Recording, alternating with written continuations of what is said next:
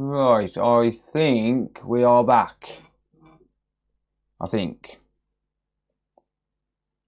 Certainly hope we're back.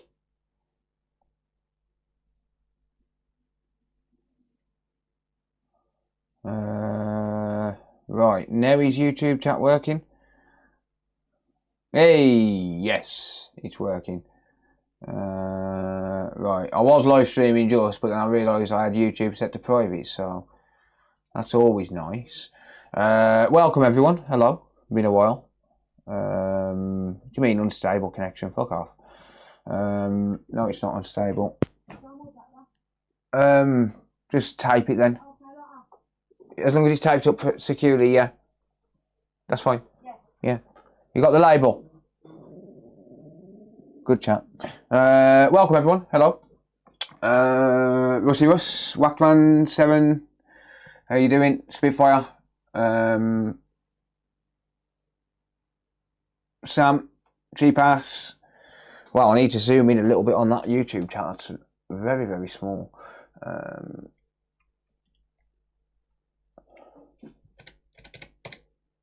There we go. Ah, will do. Been waiting to use this for a while. Thank you, dude. Appreciate you, mate. Thank you. Kempe, how's it going? Spitfire, Pushall, Schmidt. How's it going, Sam?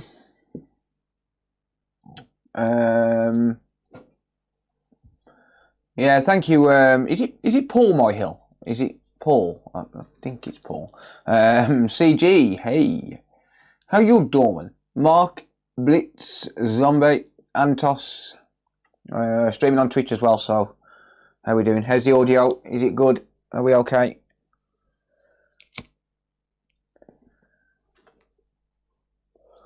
Morning from Canada. Hello. Nordic Soul. Hello. That's what you get for using 4K screens, everything smaller. Yeah, I know. I thought it was Paul, yeah. I just, yeah. Audio good. Sweet. 781 just resubscribed for 44 months. Nice. Hey, what's up, Phil? 44 months. He's saying, where is the time? Thank you, buddy. Yeah, where does the time go? Indeed. Well, I got a shitload on today, so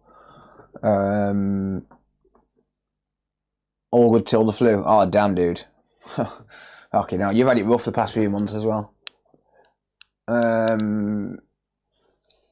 Yeah, I hope you get better, mate. Yeah, I'm just going to finish my smoke, finish my coffee, and then we'll get going. And say hello to you guys.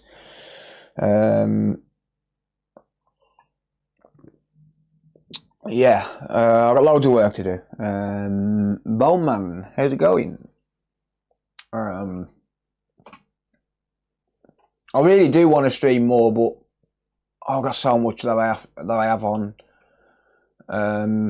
It's just, yeah. It's a lot.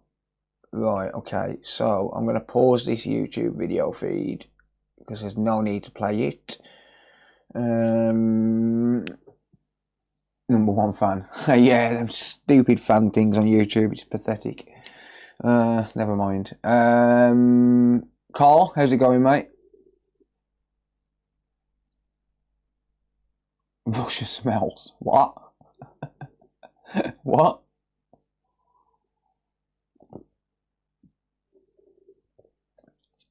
Oh dear me. Can't do anything without coffee. Agreed.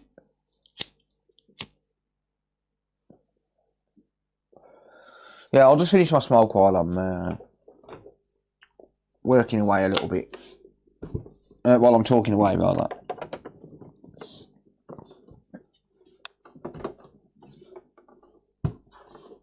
Hey, Don Pevillon. Hello. Oh, look at that. It's supposed to be no power. It's nice.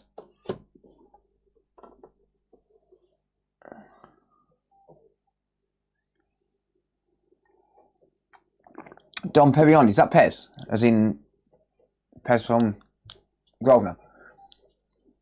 I think it is.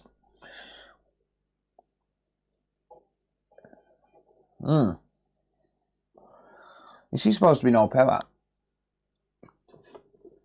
What's going on? Best poker player, you know. Yeah, man, you got 25 quid yesterday. I saw it. Oh, fancy doing a deal for 25 quid, dude. Thank you, fat man. Appreciate it, mate. Hey, Tabitha, welcome on YouTube. Andrew, how's it going, mate? Play bad, folded your hand 3-way. Nah, you never fold ace jack, mate. Never fold ace jack. Oh, no, I don't have any PS4 controllers, but Tab, have you got any PS4 controllers for sale at all?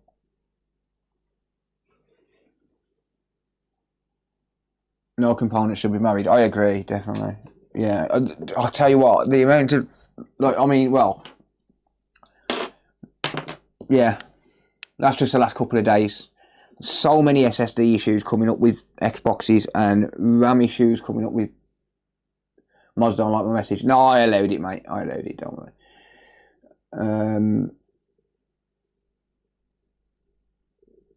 Yeah, so many SSD issues on Xboxes at the minute and RAM on PS5s, it's just unreal. No, that was the auto mod, by the way, Don. We got auto mod. We got moderators, but then we got auto mod as well. So, right, what the fuck's going on with this thing? Okay, no screen. Right, let me just see if that's a capture card issue. Hang on, blank screen at the minute. Bear with me.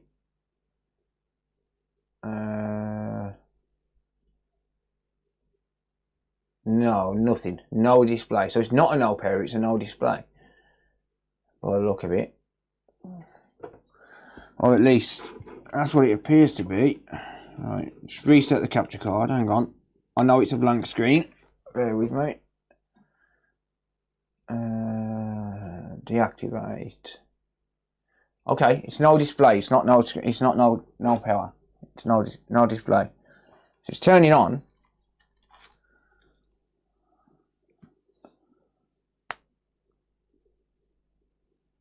Oh, that's why it blocked your message. The word 3 ways. Okay, yeah. It's pretty strict. PS5 controllers, but not PS4. Oh shit. Yeah, sorry, he hasn't got any. Thank you, Zoom. Appreciate you, mate. Ivy Andrews, thinking of doing this as a job. Is it a good income? It can be. Game Joinic just resubscribed for 17 months. Subfill. Thank you, Nick. Appreciate it, mate. How you doing, buddy? Sorry if I miss anyone, by the way. It's been a while since I've streamed. Technic Nerd's been a member for 59 months. Damn.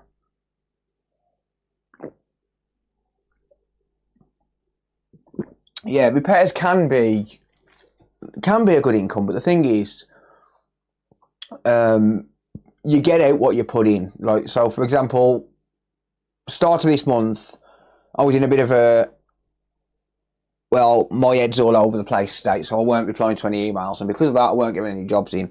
And now, past couple of days, because I've been replying to emails for the past week or so, I've had like 13 jobs coming, and it's like, those jobs, if all of those jobs are successful, it's going to be probably a grand's worth of work.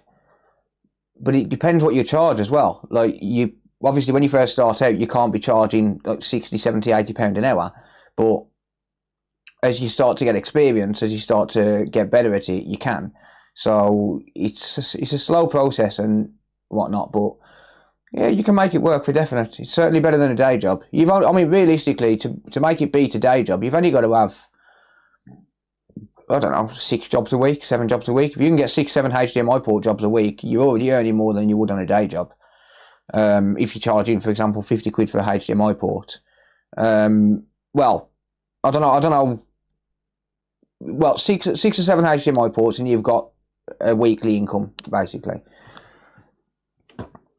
Might have 1 or 2 lying around. Can DM me on Discord. Yeah. Post a link to your profile or something, Jamie. You've got mod privileges, haven't you? Hey, thank you, Games Addict. Games Addict Cheered X100, welcome back. Smile. Thank you, dude. Appreciate it, mate.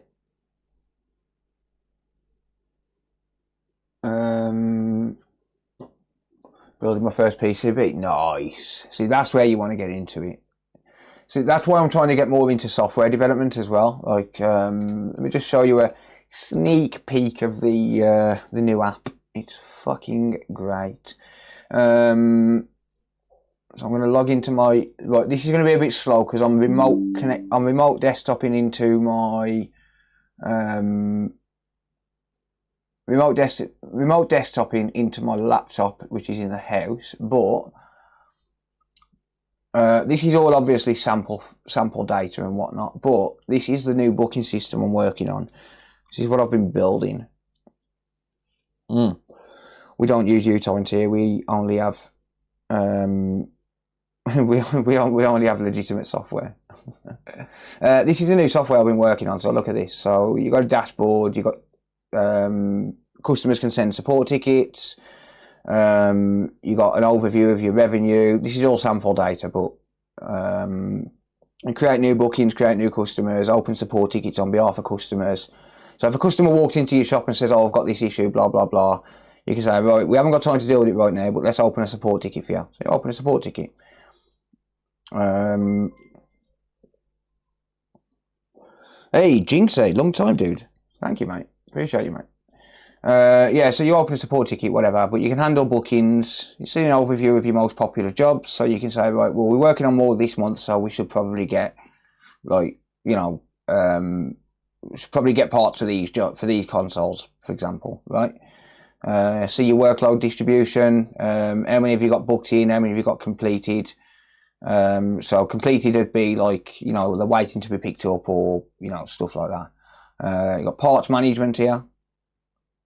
So you can see when you're low on stock. So if you've got 5 power supplies in, you can assign a power supply to that job, and then it'll tell you that you've got one less in the thing. So you go down to here, and you can attach a part to that job. So let's say you do a HDMI port. I've only got one part in the database, but yeah, attach a part to that job, blah blah blah. Job's a good one. So you know what parts you've used on the job, right? You can send real-time updates to the customer. I'm not going to show you my email inbox, but you get email notifications for all of this, blah blah blah. You can attach images, blah blah blah. Support tickets, you can see support tickets, you can reply to support tickets. You've got a calendar there, so you can see what job you've got booked in. So if someone wants to do an advanced booking, you've got advanced job bookings, there you go. And it won't let you double book. So if a customer tries to book one in for 1 PM tomorrow, they're not going to be able to because it's already booked. That time slot's already booked. But check this out. System configuration. Hang on, no, it's not in system configuration. It's in repair types, I think. You set the duration of a job, so you can say, right, this job takes 60 minutes, right? So you set the duration of the job. That takes 60 minutes. So if someone books in at 2 o'clock, that's going to block the next hour's worth of bookings. But you can also add a cooldown. So if you add a 15-minute cooldown, and it's booked in for 10 o'clock, they can't book it. No one else can book anything in until 11:15. You know, if you need to tidy up or you need to invoice the customer, whatever. You set your business hours, you can set your payment methods, customer invoicing, so you've got accounting there, sync directly to QuickBooks, you know, user management, all of that stuff. But then on the customer side of it, is that the customer side? Yeah, that's the customer side. On the customer side of it, you can create a new booking, and because you can set prices in the admin panel, you can have dynamic pricing. So okay, that's going to cost 60 to 90 pounds, because you don't know what no power is going to cost, so you set dynamic pricing. But then something like a stick drift repair, you know how much that costs. Boom. Easy. This is all a work in progress. And you can also set service fees. So if you want to charge someone for an advanced booking, you can do that. Or we come to you. If you offer call outs, you can do that. Yeah, it's all great. It's all awesome. But that's coming, I don't know when, but soon. Couple of months maybe. I need to test it myself in-house first, so it needs to go live on my own website first. But yeah, it's going to be fucking awesome. It's going to be absolutely wicked. Who said blah blah blah? Waxman. That's for you.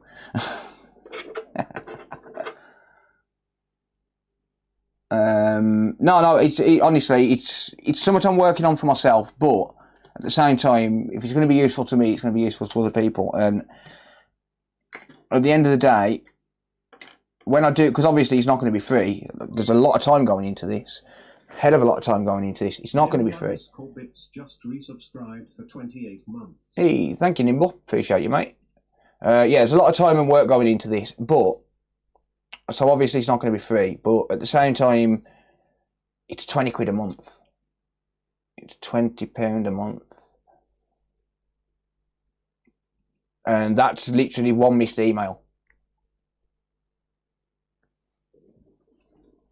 Yeah, it's one missed email and it pays for it. Like, if you don't miss one message or one email, or that saves you 2 hours of admin in one day, it's paid for. It's done. Like, it's paid for itself. So yeah, there's going to be user-based roles as well, so you can have like technicians view just jobs.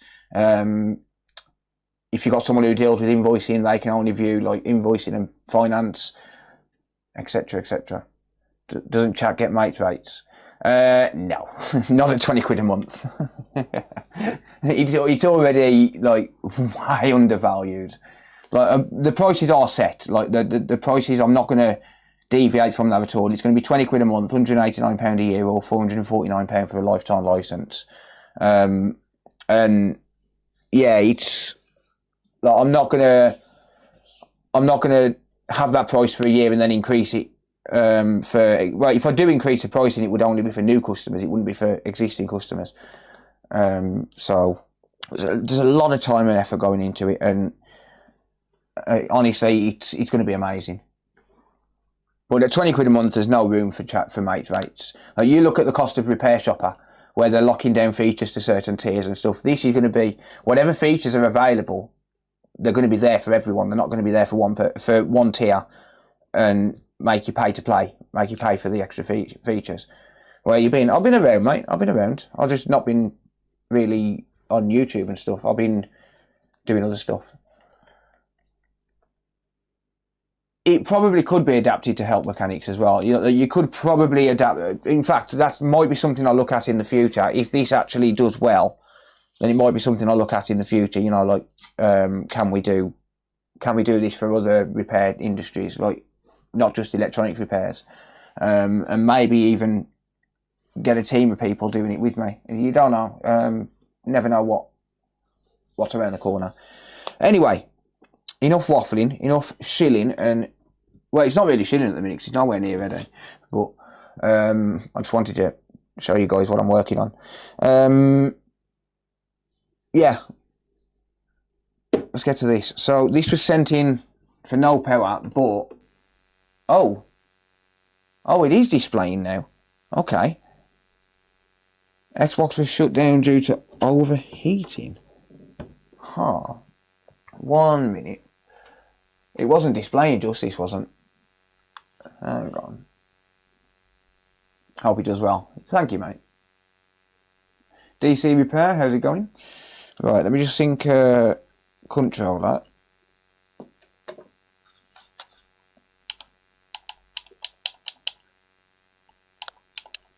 Yeah, why is this displaying now? It wasn't displaying before.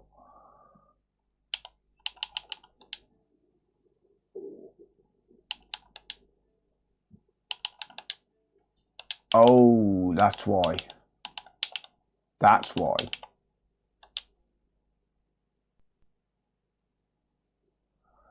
The fidelity and overscan set to manual override. Yeah, that explains a lot. Right, okay, so let me just reset the capture card quickly. There we are. Yep, that's stuck in low resolution. And we get 640 by 480. Right, so it is a display issue. It's stuck in 640 by 480. Okay. Let's get it sorted. So the issue with this, you can eat shit, Andrew. Fix my buddy's son's PS4 for overheating. Oh, nice, sweet. Yeah, nice and straightforward, and always nice to see them working properly afterwards. Yeah, so if this makes a video, I am live streaming, so I'm going to be talking to chat halfway through. Not a great start when we get the wrong screws there. So I'm expecting to see a random green screw inside somewhere, and something's loose inside here as well. So yeah, I don't know what it is, but yeah, there you go. Super Gamer, how you doing? Right, yeah, I do want to live stream more, but I've just got that much I'm working on at the minute. Okay, now I know why it's loose. Yeah, the disk drive cover's missing, so that's what's rattling around inside. Okay, hopefully that's the correct disk drive for this console. There's no serial number on that, so I can't even mark this down as belonging to a certain device.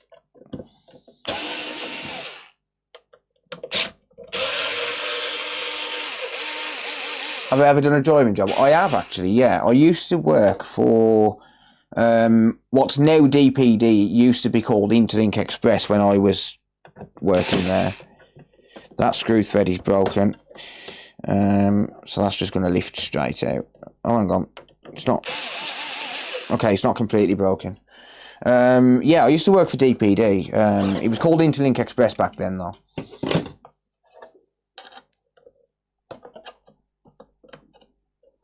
Stickers missing. Yeah, there's no sticker on the back cover. I've actually got replacement stickers. They're not. The serial number wouldn't match, but I could certainly put it on there. I could replace the sticker just to make it look a bit nicer again. Might have a PS4 V1 in need of service. I charge for the PS4. I charge £30 plus the return postage if you're mailing it in. I do take drop-offs now as well, so if you are local to me, you can drop it off. And the rubber, yeah.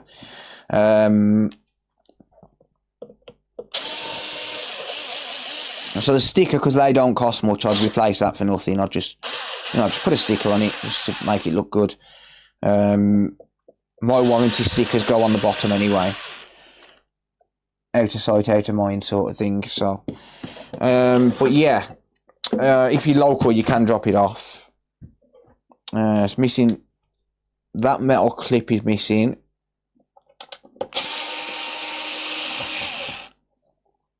And there's random screws missing everywhere. Nice. I posted since I don't drive you in WS4. I can come to you, but I do charge a call out fee, so I'd charge an extra 20 quid.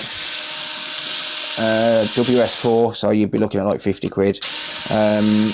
I've got a mobile workshop in a van now, so you'd be looking at 50 quid if I came to you for that. Get it done within half an hour, 40 minutes.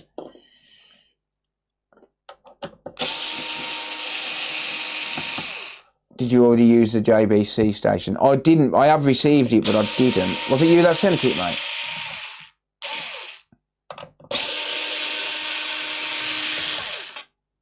A trade plate driver driving around the country delivering cars to dealerships. Nice. You get to see the country for free. I like it. Series X is really nice. They are good, but they're really unreliable. You did. Thank you, mate. I really appreciate it. I haven't had time. It's turned up broken. So the handle has snapped off on it. I don't know if it was like that when you sent it, but I need to try and find some time to fix it, to be honest. Yeah, so it's got random screws dotted everywhere. Don't know what's going on with it.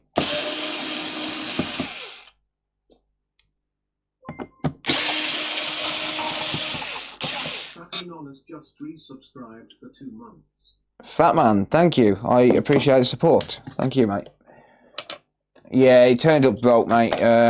So I need to try and find some time to fix it up and whatnot. But it can't really be used until then as well. I just haven't had the time. That's the problem. I've had so much on. Obviously, personal issues as well, personal life stuff, which we won't get into. But Raj, thank you. D1733 just resubscribed for 7 months. Thank you, buddy. Appreciate it, mate. Welcome back. I say welcome back. It's me that's been missing, not you guys. Still not had a service yet. To be honest, the stock thermal paste performs really well. It's more when they get full of dust that you need to get it serviced.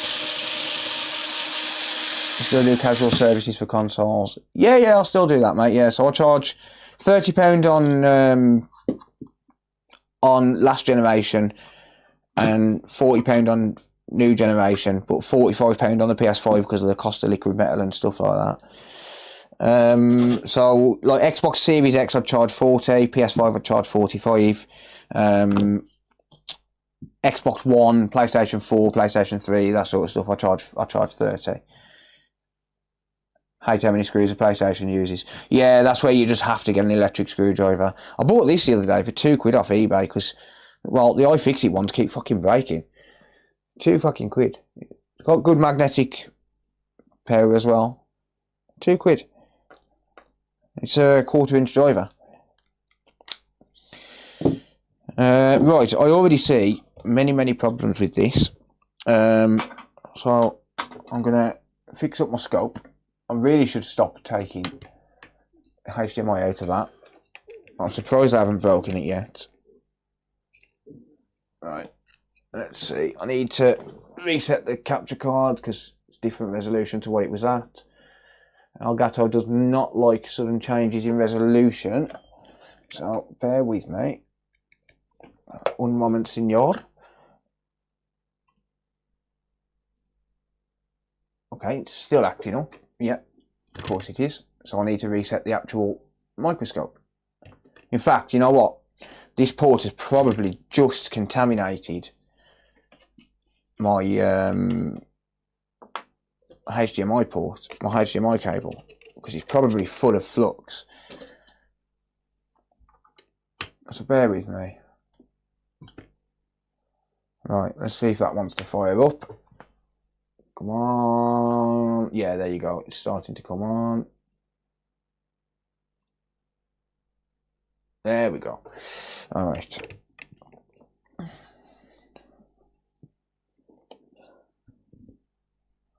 Right, so this is a mess.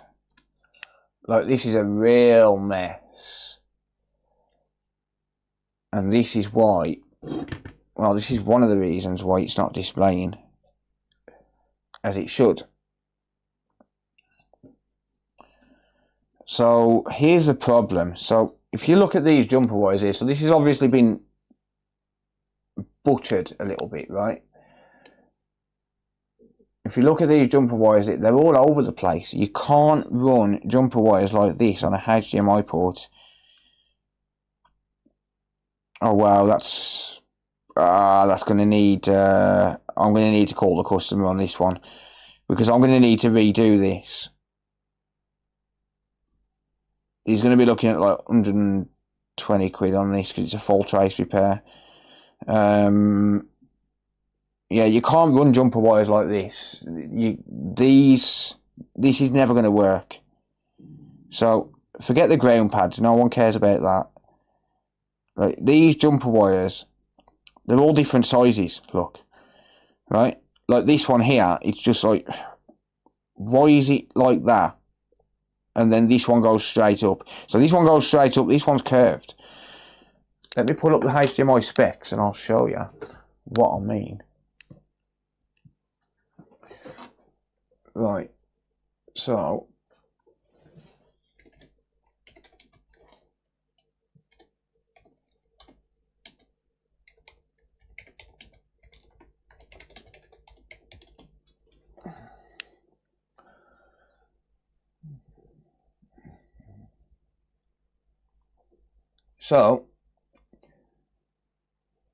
intra-pair length matching, right? So the TMDS lines, which is the data lines, have to be between plus or minus 3 millimeters of each other. 3 millimeters, just to put that into context. So 0.3 centimeters. They cannot be any more than 3 millimeters difference on the TMDS lines. So the TMDS lines are these things here. So pins 1 through 12. So this is one TMDS line. These three here. This group of three is one TMDS line. You've got plus and minus, and then you've got a ground in between. These three are a TMDS pair. These three are a TMDS pair, and these three are a TMDS pair. There's obviously more than 0.3 millimeters difference in these, which is why it's not as easy as people think to do a trace repair. It has to be within 3 millimeters. Did Lee do that? Oh. So this is why this isn't going to work.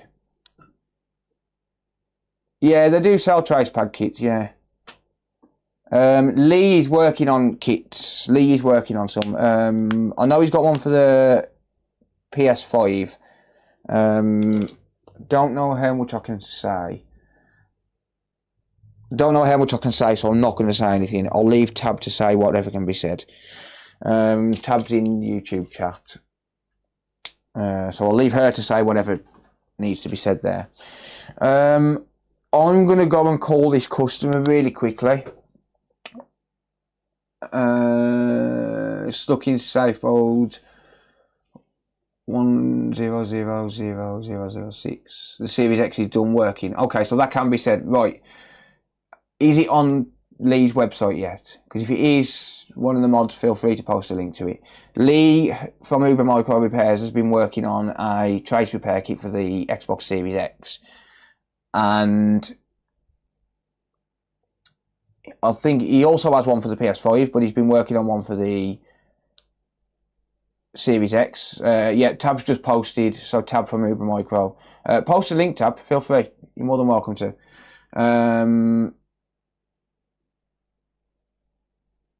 I hope that's not my partner's. I don't know who this belongs to. I haven't got the details in the workshop with me. They're in the house. But I am going to give the customer a call now because I need to give them a quote on this because I can't do it without permission. It's going to cost them a lot more than they thought. This is a full trace repair. This is a big job. That's definitely not mine. Well, if you don't get a call in a minute, then yeah, it's not yours. Right, I'm going to go call the customer. Give me a couple of minutes. I may as well fill my coffee cup up. You've persuaded me.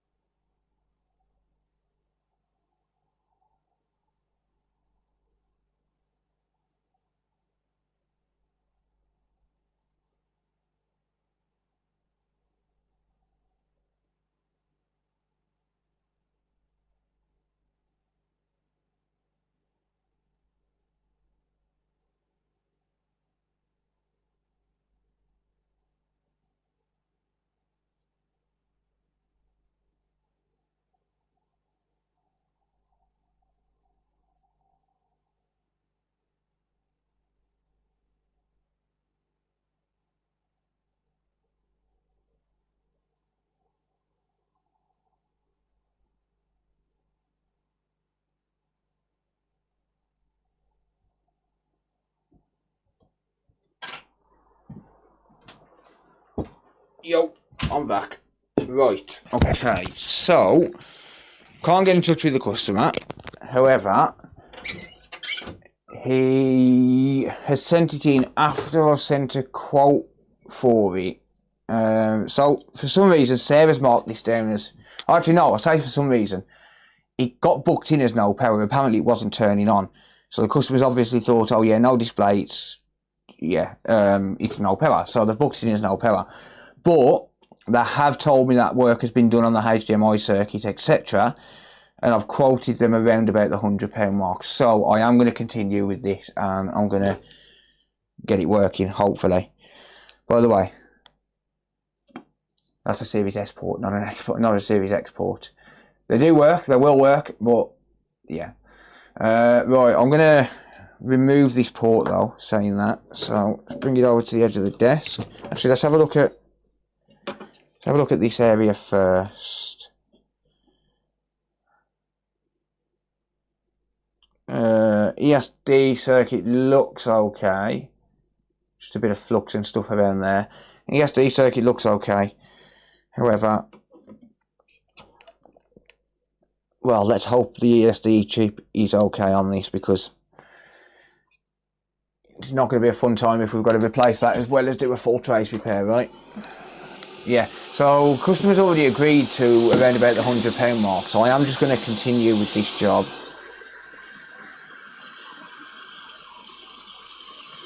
This is what my brain looks like before caffeine.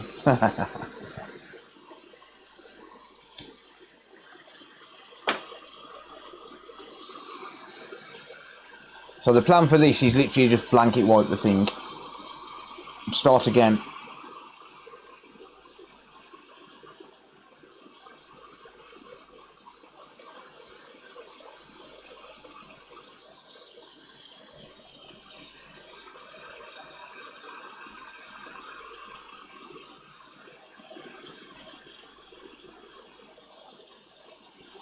I don't know what solder's been used on here, but it's not good.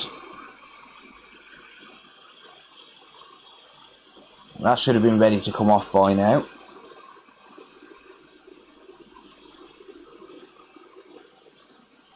This is where I could have done with getting Lee to send me one of his kits.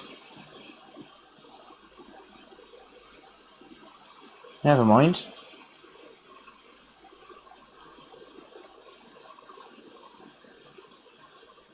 Okay, there we go. So that's that.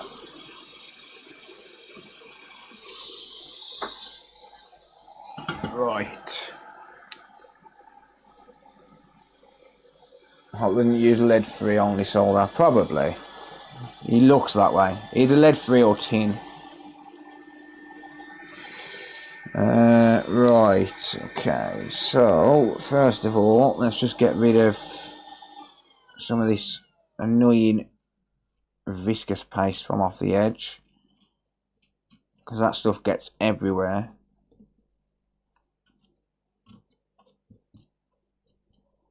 Okay. Yeah, this stuff just gets everywhere. Well, you can already see it's all over the place, but it'll be fine. It'll be fine. Cut the bodies first. Yeah, once I've cleaned up though. Once I've got rid of all of this flux and stuff, so I can actually see what's going on. I mean, they're going to break away anyway as I'm doing this, because there's nothing protecting them. Right.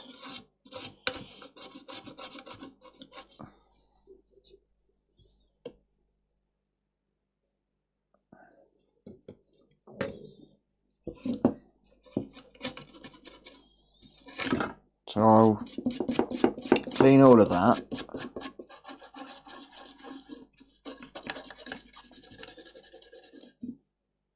We have got a TPS diode missing.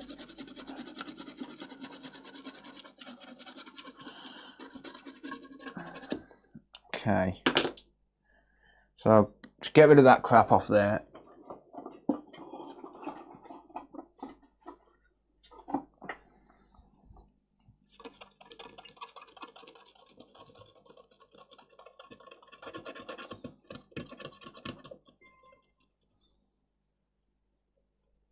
The Dark Knights just subscribed on Twitch. The Dark Knights, thank you for the subscription, mate. I appreciate the support. Thank you, buddy. Yeah, guys, if you go on Amazon Prime account, you can subscribe for free on Twitch. It does help me out.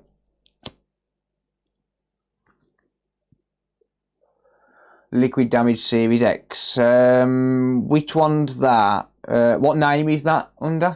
Don't give me the full name, just give me first name and initial. Actually, can I log into Sarah's laptop from here? No.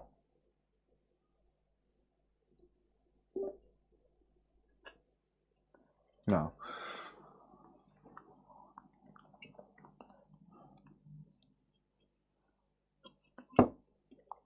So I've got like, I think there's, oh, Emma, yeah, I know which one it is. I'll ask Sarah when she comes back. She's going to take the mail round to the post office, but when she comes back, I'll ask her how far Larry's in the queue. All I know is there's 13 jobs in the queue at the minute. Right, I'm gonna grind a little bit of this crap away. I want to clean it up, but I don't want to sit here for hours scraping because it looks a mess.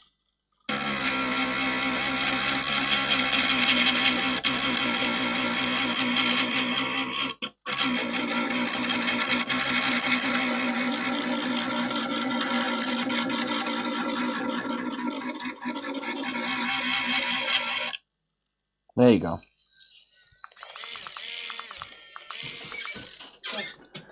That one. Yeah, how far is that in? That 4. one's 4. So it's 5 in the queue then? Yeah. At the minute. Okay. That's the right one, yeah? Yeah. Next time they'll every parcel you can take them. Oh boy. My box has been dead. Sorry. Thanks. It's number 5 in the queue, so if I don't get to it today, I'll live stream tomorrow and do it tomorrow.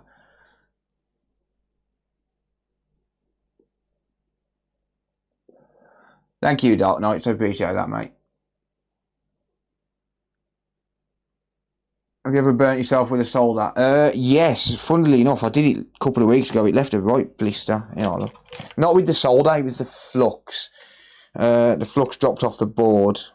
There, look. Still got the mark. Left a right blister, that did. Yeah.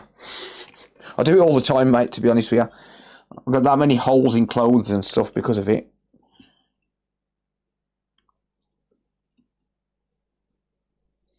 I'll definitely be watching. No worries, appreciate it. Yeah, if I don't get to it today, I will get to it tomorrow. It's number 5 in the queue according to Sarah, so.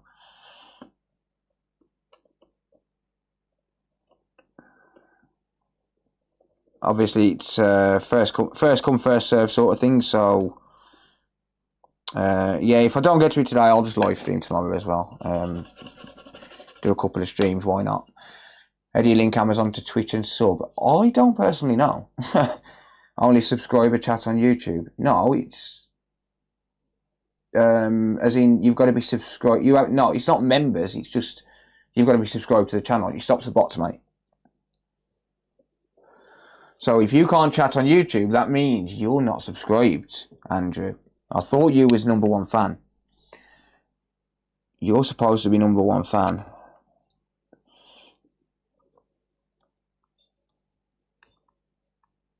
So if you're not subscribed, I'm not mad, I'm just disappointed. Okay? I'm not angry, I'm just disappointed.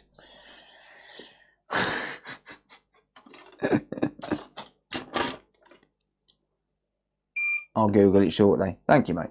Yeah, I don't actually know how to link Amazon Prime to Twitch. I'm not sure. Alright, we're going to flux this up good. Sounds silly because I've been streaming on Twitch for like what, 4 or 5 years.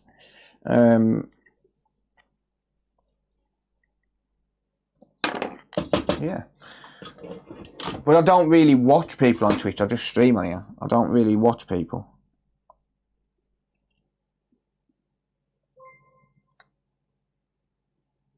Hey, Dan, thank you, buddy. Appreciate the support, mate. Right, okay. So, yeah, I don't know what kind of solder this is, but it's that the customers use, but it's certainly not. It's certainly not leaded. Because the iron is set at 400 degrees Celsius and it's struggling.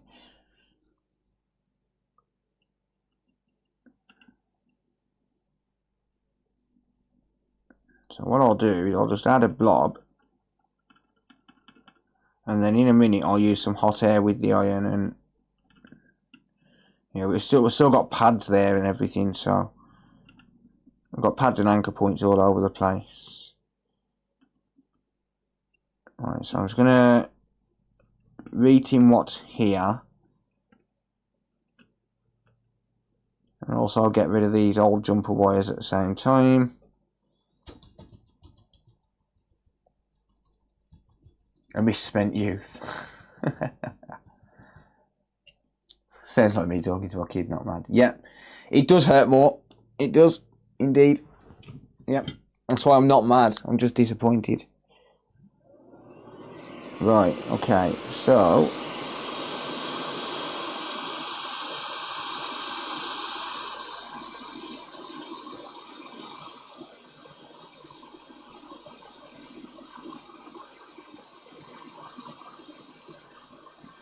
Oh, that's part of the anchor point which is damaged there.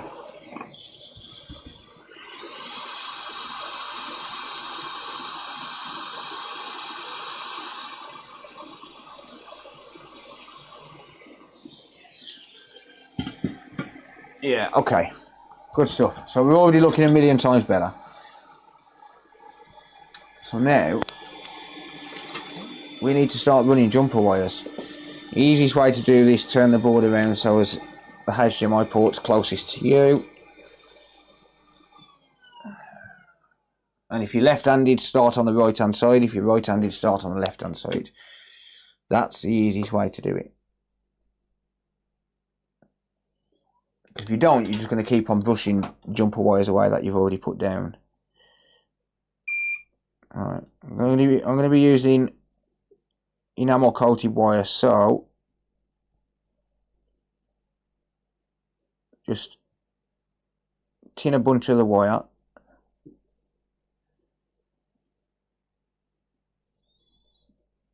ready to go.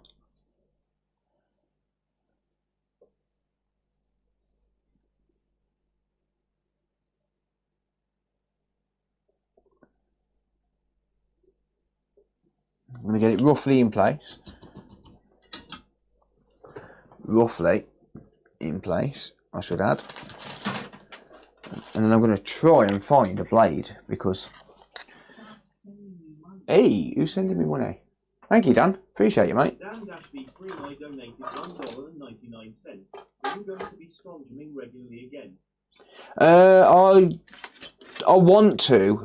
The problem is I have to prioritise, obviously, getting work done and other things like that. I want to stream, and I want to. I wake up every day thinking I want to stream today, but unfortunately, it doesn't pan out most of the time because it's difficult to do streams during the day, and I've stopped working at night.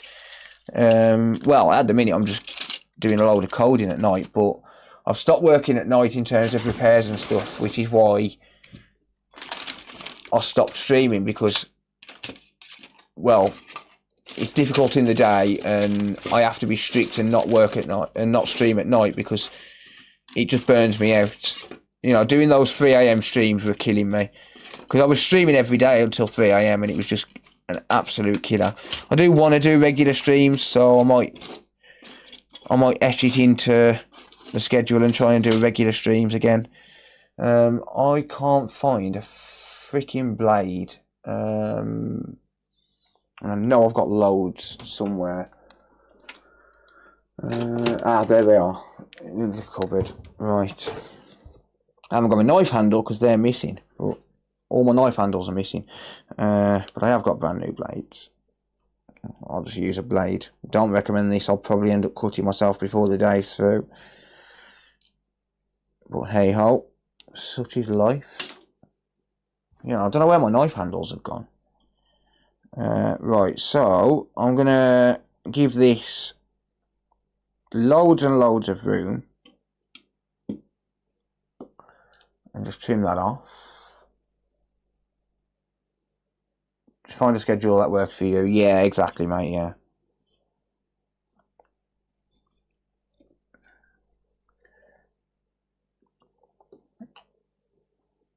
Right, where have the rest of my tweezers gone?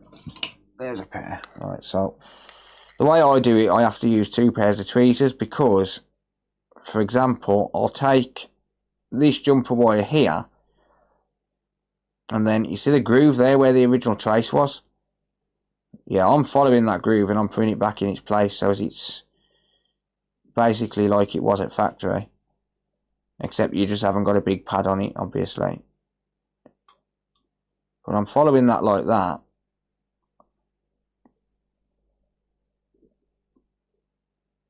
Because that way then, it's not just within 3mm, it's exact.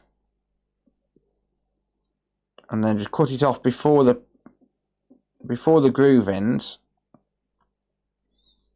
And that jumper wire will now sit in there nice. Sit in there flush. And that's what we want. We want it to sit flush in there. So then when we put some coating over it and protect it, we can just drop a port over the top of it and it should just work. Well, I mean, once we've made sure all of the pins are soldered.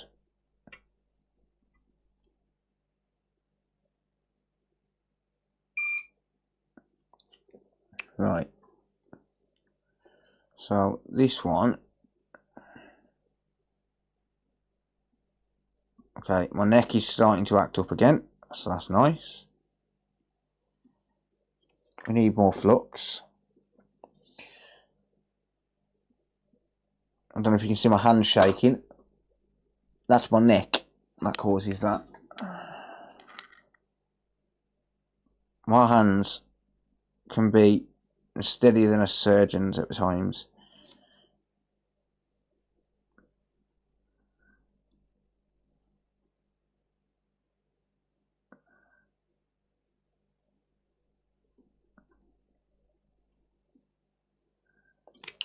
These ground points don't have to be restored, but if I'm there doing the rest of it, I may as well. Right, this one I'm going to leave a little bit of an edge, just for somewhere for the coating to bite to.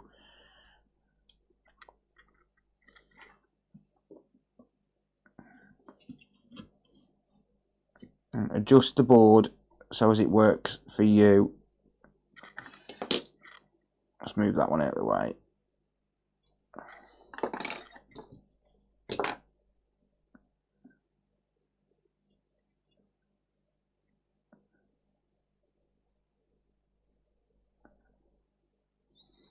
Here's the problem when you're doing TMDS lines. They're incredibly close to each other.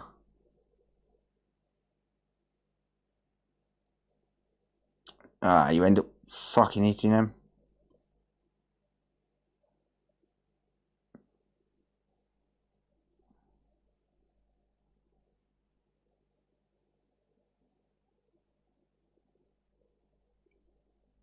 Just make sure that's soldered nicely.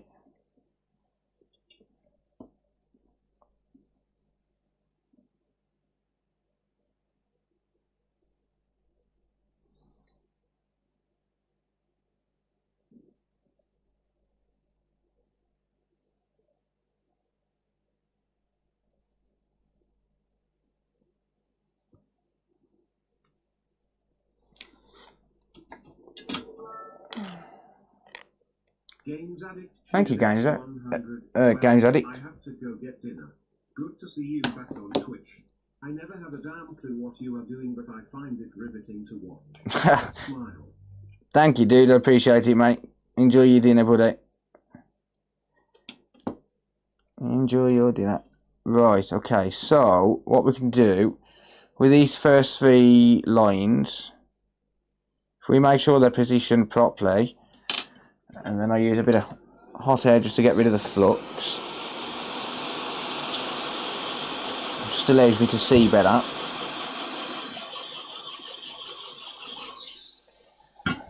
what we can do, we'll get this one positioned.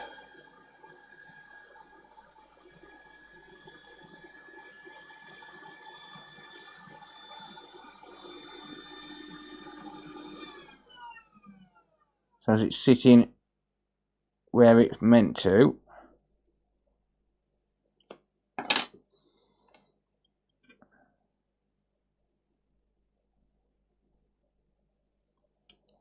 And then trim it off.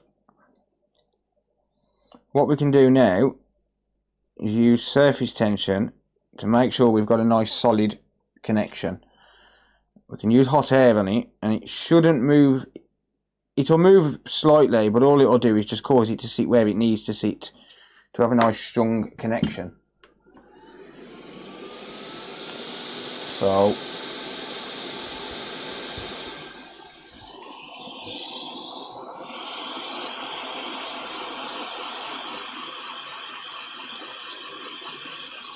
use hot air until it melts the solder that's on the jumper wires.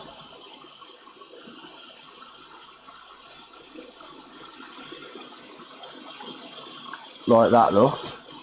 It's not going to blow them away. Surface tension will hold it there in place. But it just makes sure that it's got a nice solid connection on the trace itself. Then every so often you want to clean up and just start afresh with flux and stuff, because the flux gets burnt and all of that stuff. You don't want to be working with burnt flux, you'll never get it done.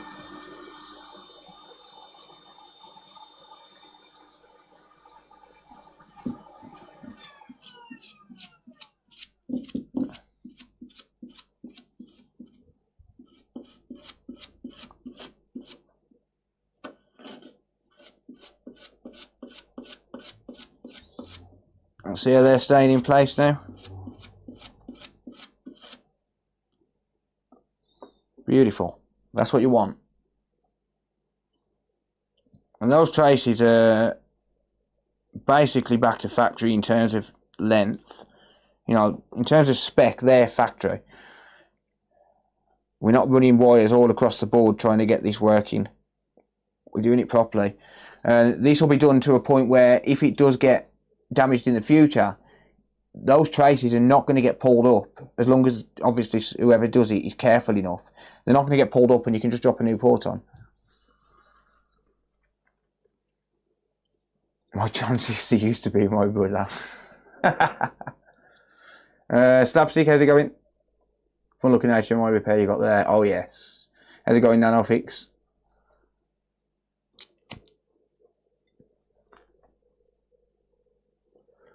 Right, more flux. I am the king of trace repair. No, people can do it better than me. I do like to do it properly though. So don't forget, I've got to put my warranty on this. I don't want this to fail in a month's time.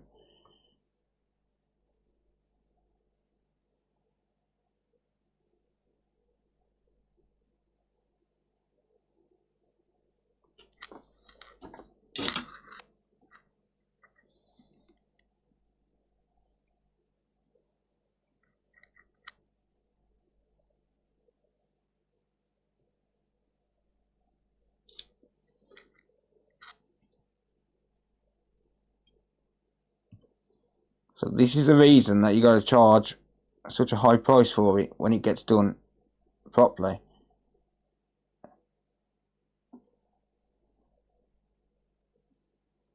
We're not hacking this together, we're doing it right.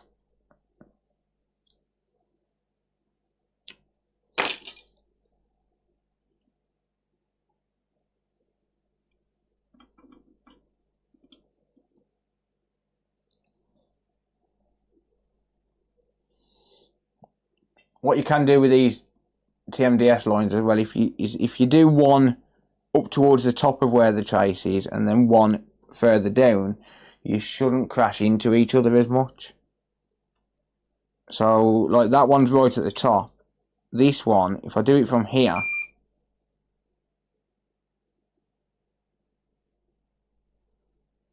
like that, I'm not going to crash into the other one. right? I'm still going to follow the trace. I'm still going to do it to exactly the correct length. I really do have the shakes bad. And here's an example as well. If I can do this right now with my neck acting up the way it's acting up today, then it can't be impossible for other people to do it. Takes practice. Hyacinth just resubscribed for 18 months. Hey Billy Wanker, how are you and the family doing? Thank you, mate. Appreciate you, buddy. How you doing? We're good, thanks. Hope you're well, mate. Yeah, but you won't crash into it. I'm still doing it the same length, look. You'll see it once I move. Obviously, you get reflections and stuff off the flux, but you'll see it all properly in a minute.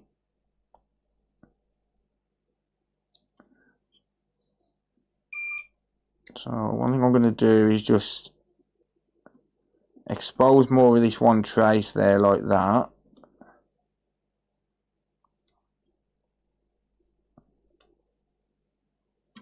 Just expose more of this coated wire.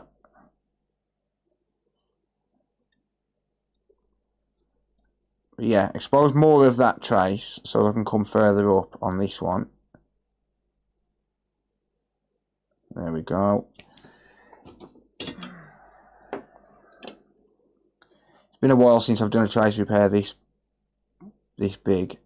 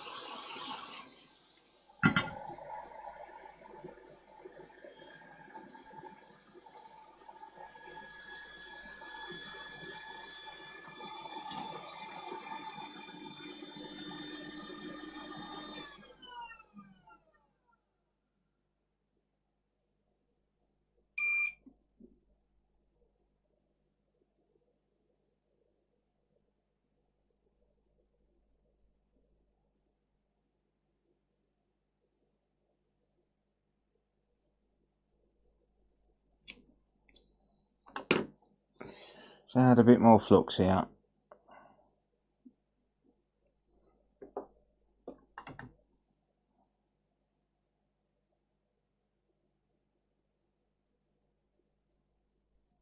No, I'm going to need to clean it. We've got a bit of contamination there.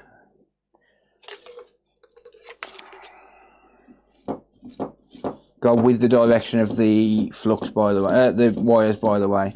So don't be brushing all over the place because you're going to rip the wires out of place. Go with the direction. And then we'll dry it off.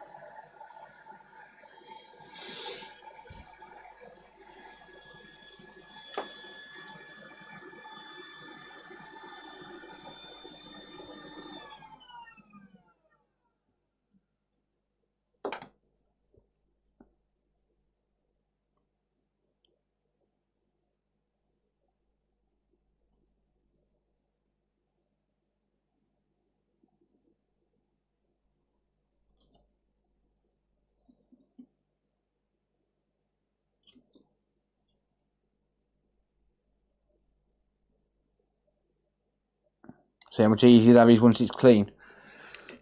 Just tap it.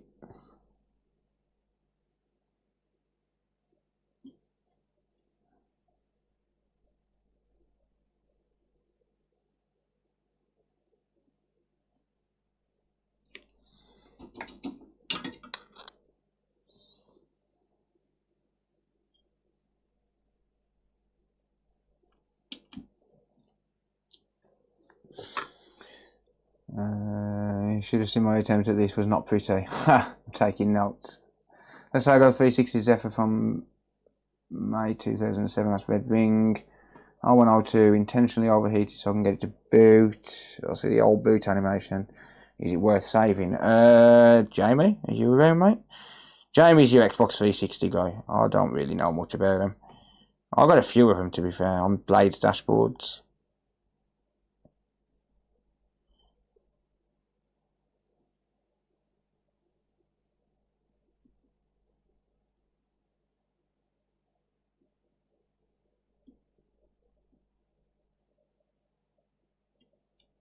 Right. So I'm straightening these wires up as I go along. Just because, like I said, I want them all to be the same length. I don't want to have any zigzags in my wires.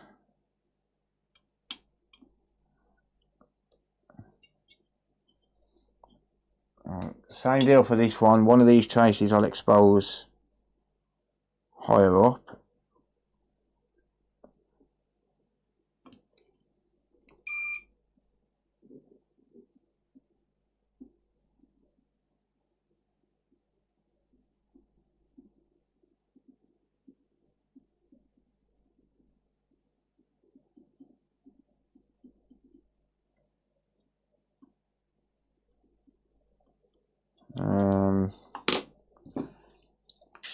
That one don't want to expose with the iron, so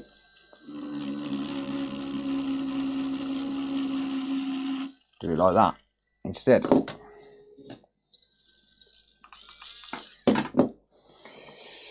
Do it like that instead.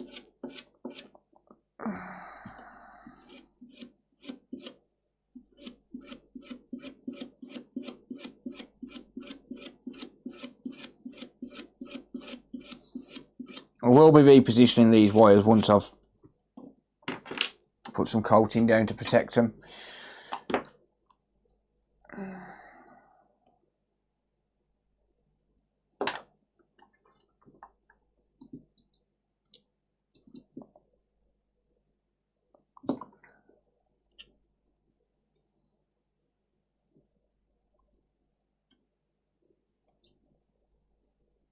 There we go, that's better.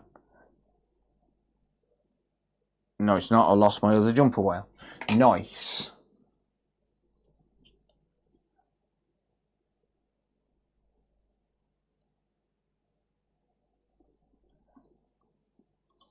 Nice.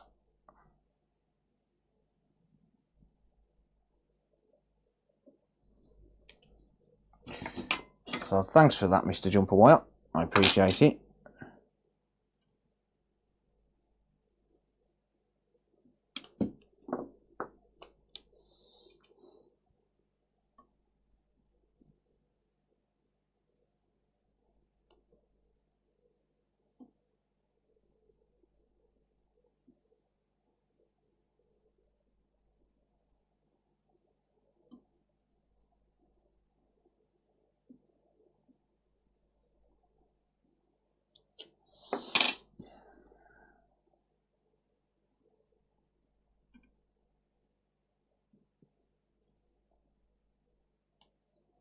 The ones I've already done, I'm not really that fussed about positioning at the minute. You know, if they've come out of place a little bit.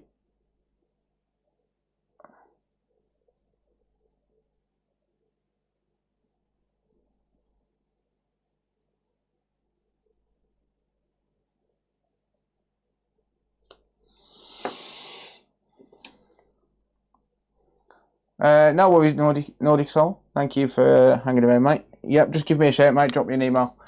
I will get back to you. Beep, you bastard. I said beep. Thank you. Ignorant fuck.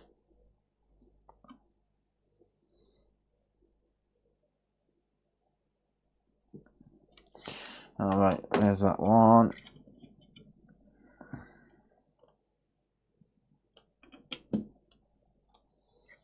And then I may as well do this one at the same time. So this one's going to be a long wire because it's the trace is torn off fairly high up.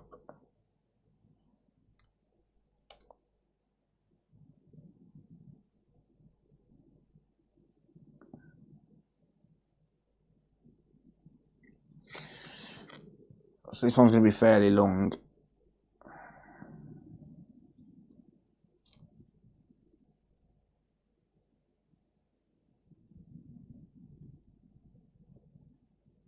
At least they're not done all the way to the diode though.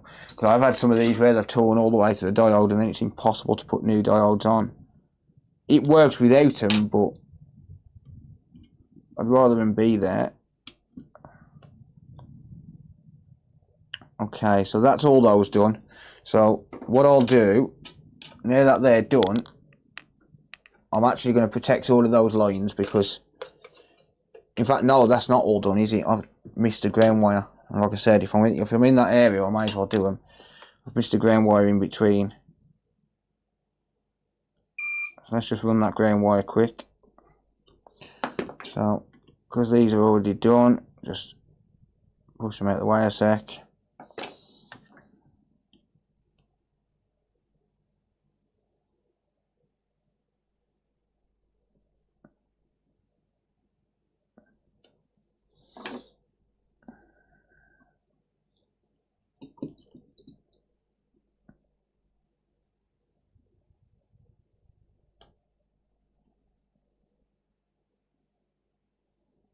Drop a ground wire in.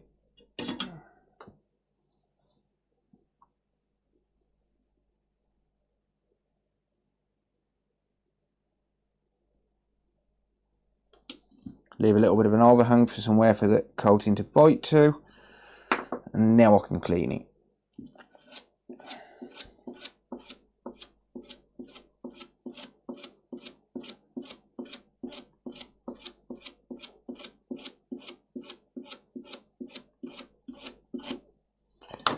Okay.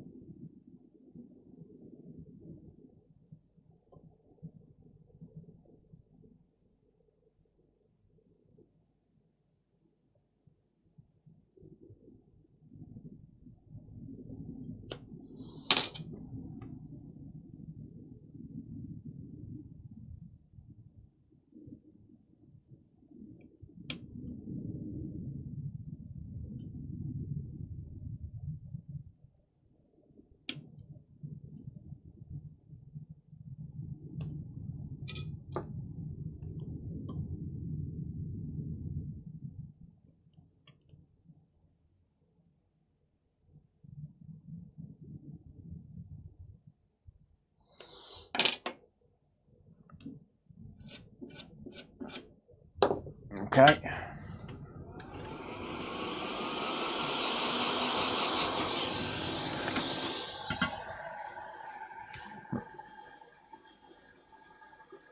Right. I'll tell you what I'm going to do. I'm not going to put any coating on it yet. I'm going to do the rest of them first. There's only 6 to do. I need a solder point there. There's nowhere near enough there on the edge for that to go on, so I'll just go to the via. Pin 14 I can just go straight to EG24, not bothered about that. And then the rest of them are tinned. Alright. Fine.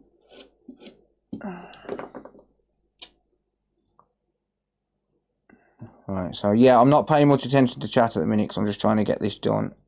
It's not a fucking, it's not an easy job. It's definitely not an easy job. Motherfucker, I just dropped my soldering iron. I tried to catch it with my freaking hand as well, like a dick.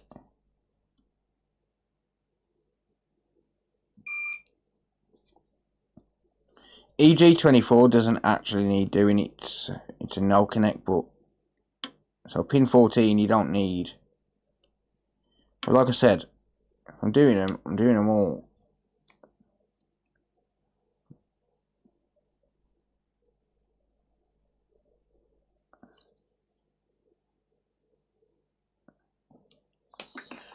If you're doing one, you might as well do all 19.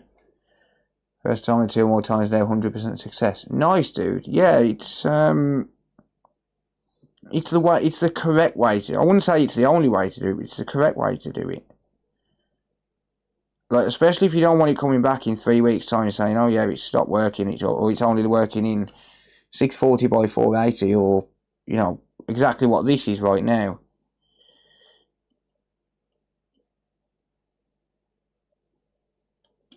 It's certainly not the only way to do it, but you want to do it right. And you may as well do it right first time. But this is the thing as well, is the customer gets what they pay for, right? So they're paying me to do it, and they know it's going to be done correctly.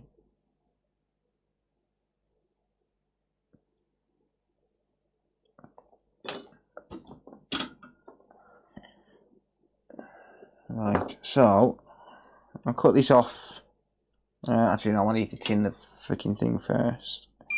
I'm going off wire tinned. I'll just tin that.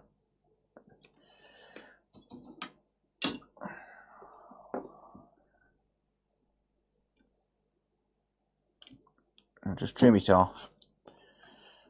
And then I can shape it into the original trace length. So it comes on a curve there. So that's exactly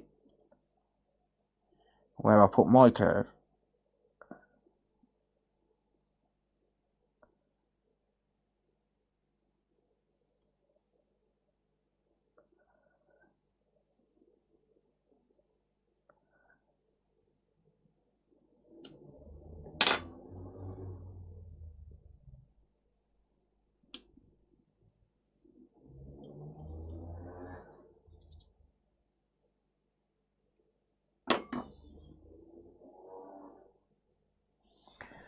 Nearly done.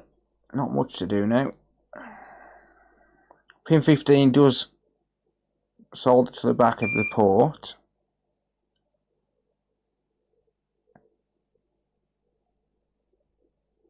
Like that.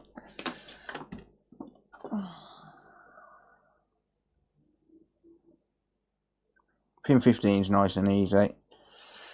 I'm going to leave a little bit of an overhang there though for that.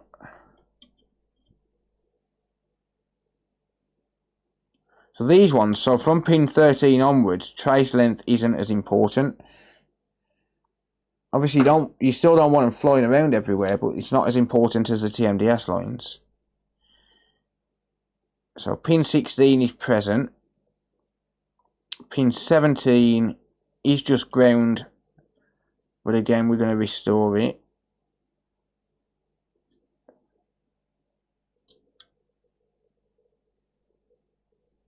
But again that's nice and easy because it's just a ground pad.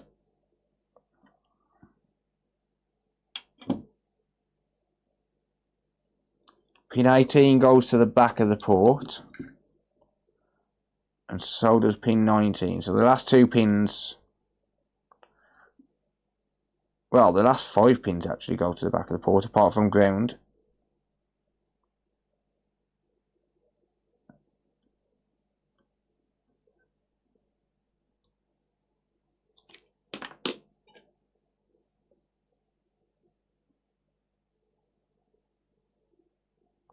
These ones I don't worry too much about following the curve.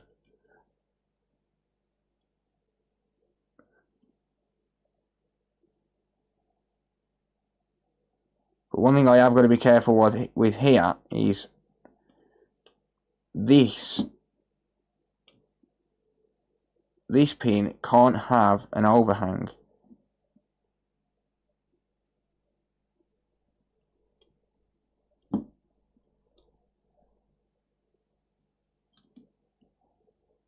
Because we've got an exposed ground right by it.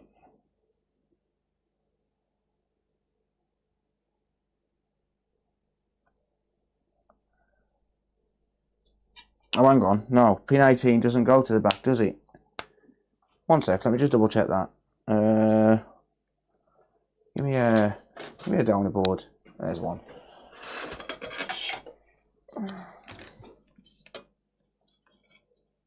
No, pin 18 doesn't. It goes to the bottom. I'm such an idiot. Absolute moron, Phil. Right, I just nearly connected that up to ground like a tit. Pin 18 and 19 go. Pin 18 goes to the bottom.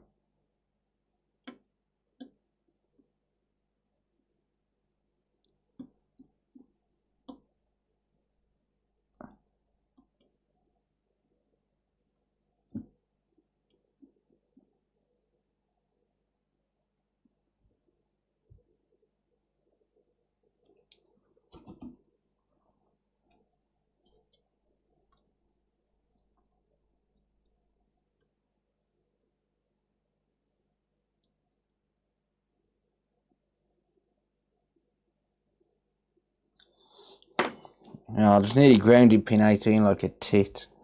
So I should always check your work.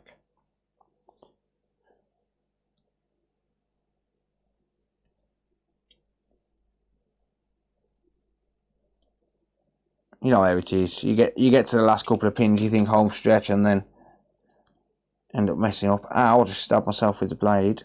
Of course I did.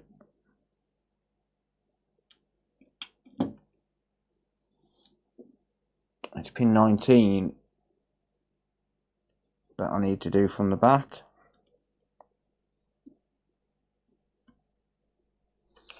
We need a tad more flux. Just enough.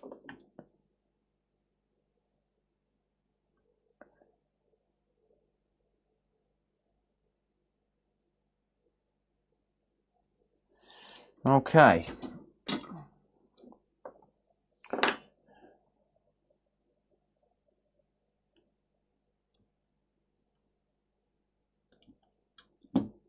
Right. So, I'm just going to use a little bit of hot air.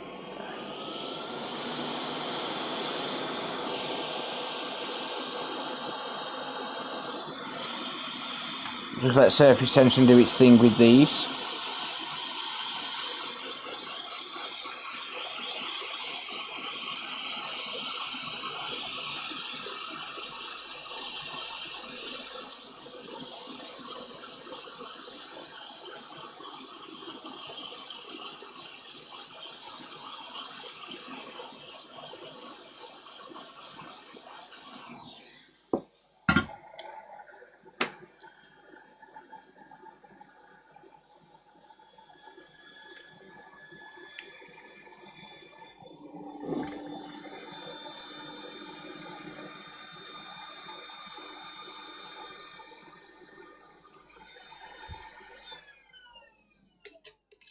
Flux is going to clean up easier when it's warm as well.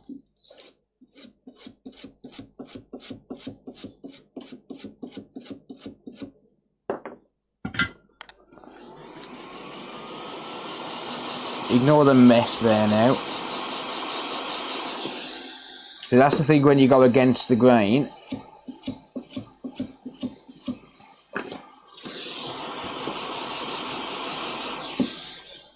wires end up going everywhere.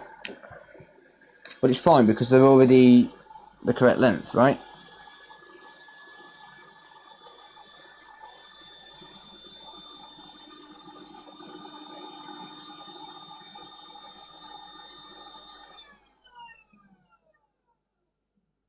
I'm burning myself on the SSD connector as well.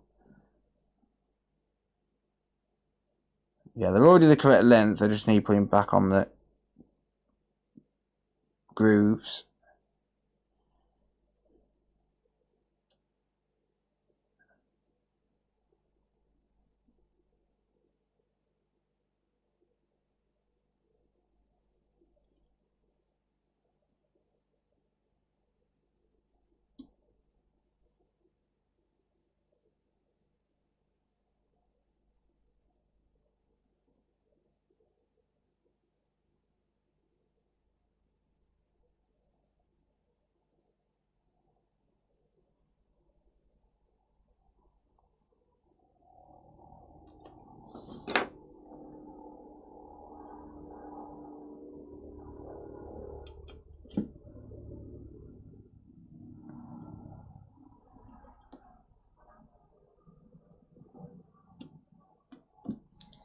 Just trim that very slightly. And now I can add some conformal coating / solder mask, whatever you want to call it. I can add it to this now. And get this thing locked in and secured. If I can find my freaking conformal coating. Come on, where have you gone? Oh, I got a coffee. I forgot I've got a coffee.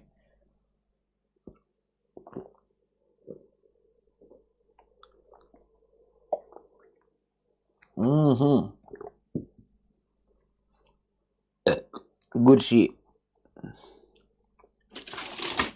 There's my conformal coating. Right.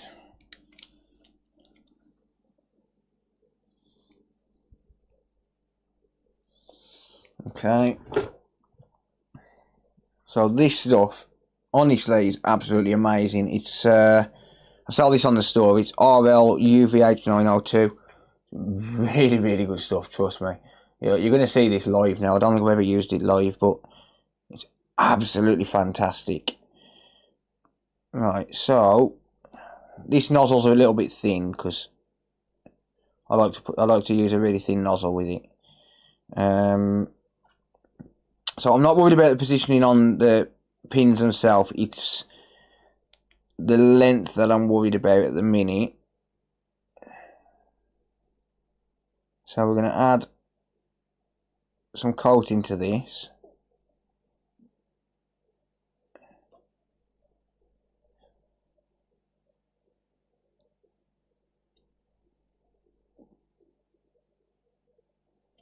Like that. And then I'm just going to, well, I've missed some. Right.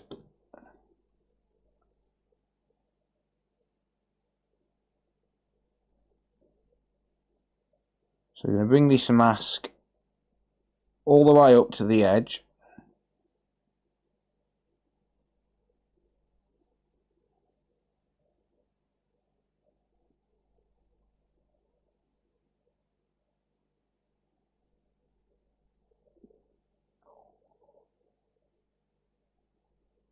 We're also joining this so as it's all as one as well.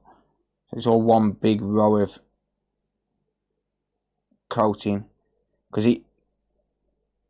it'll strengthen everything to the same strength, right?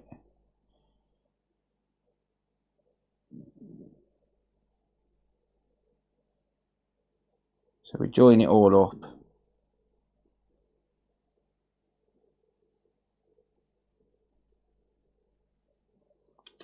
There is too much on the back. There's far too much on the back. I need to clean that up.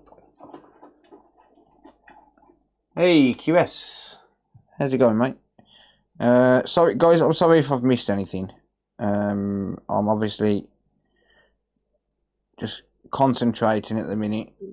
I'm going to clean up the back. Just get rid of that.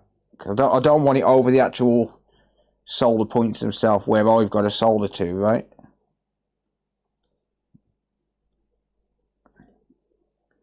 So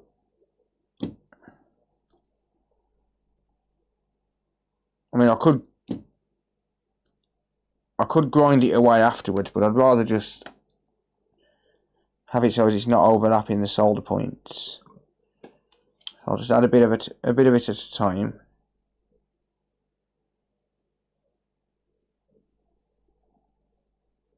This one I'm not gonna, run it all the way across. I'm just gonna add what I need for the pins I've got here.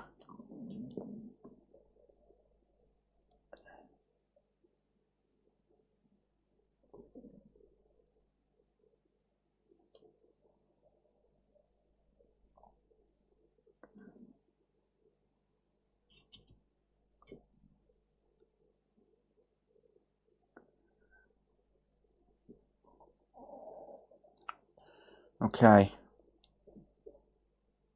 we'll join these ones together.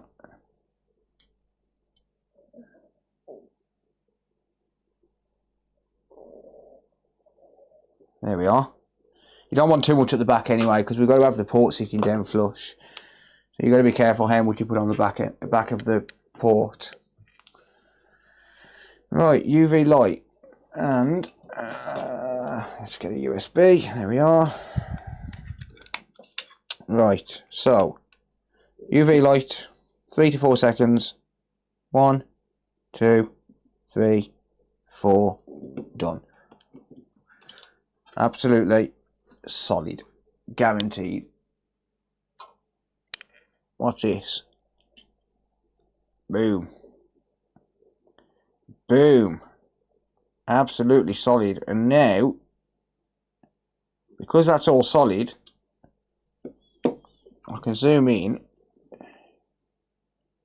and I can manipulate these wires now however I want them. Right, let me just get this in focus properly.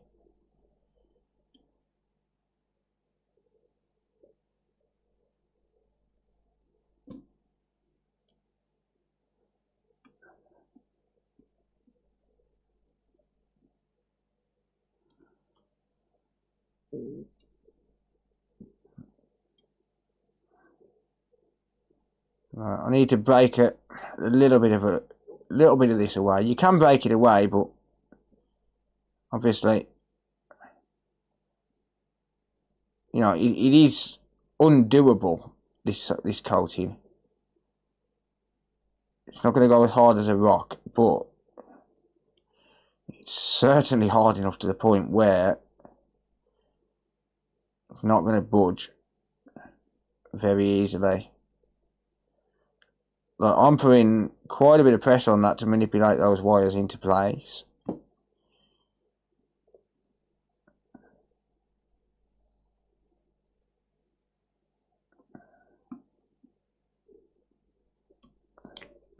It's absolutely solid. Really need to get some. I'll set it on the store, mate. It's amazing, honestly.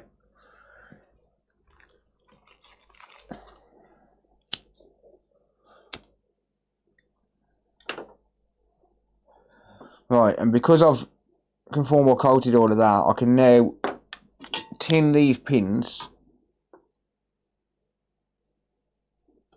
or tin these wires rather,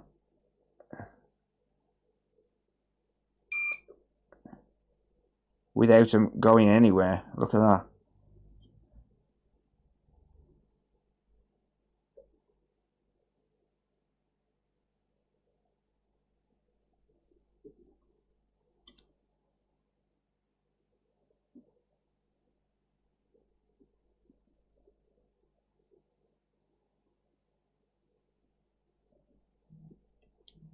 Good stuff. Get them all nice and shiny, ready for the port.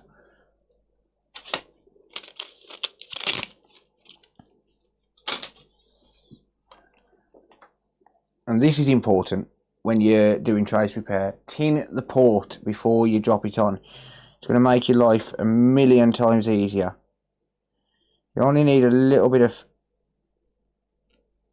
flux there. But tin your port first, because you want somewhere for the jumper wire to actually solder to. And you need solder on it for that to happen. So just run the iron across, just a little bit of solder on each pin. Just preps it ready for the port, ready for the jumper wires. And then I can go ahead and just drop this in place.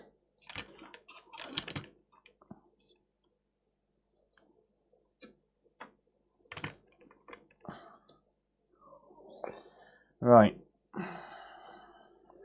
Hot air time.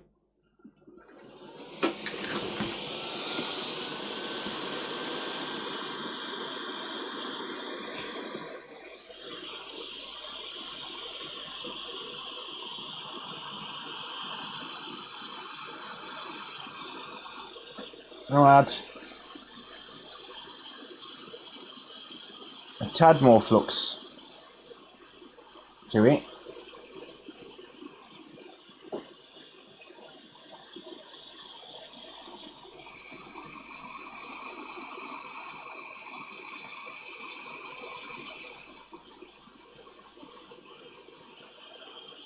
Wait for that solder to be fully flowed down.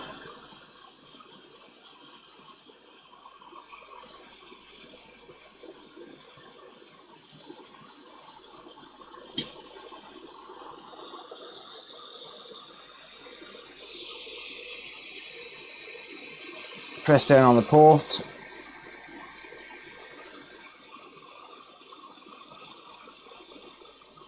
I'm also pushing up on the port as well. I'll show you in a second.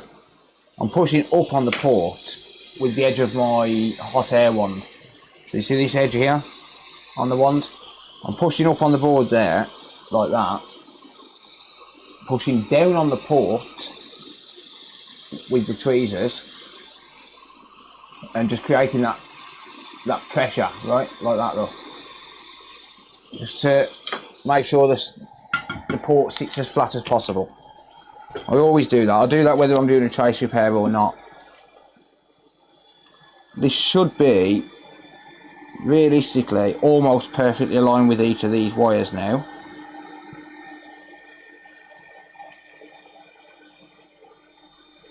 You're not going to get perfect alignment on all of them. The main point is to get enough alignment to where the soldering iron is going to come across and actually make a contact and solder each of these wires.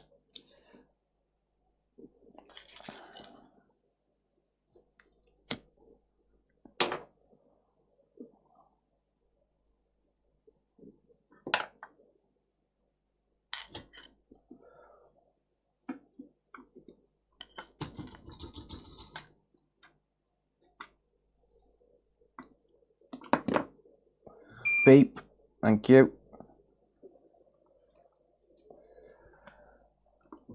Right, so now a tad of solder on the iron.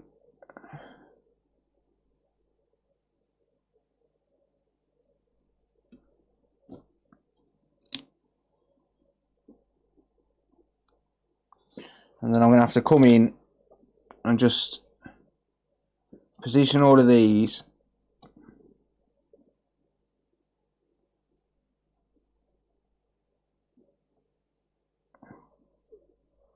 just so as I'm making a contact with the pin. I've got a blob of solder there. If I just clean the rest of the iron off, I can now use the drag method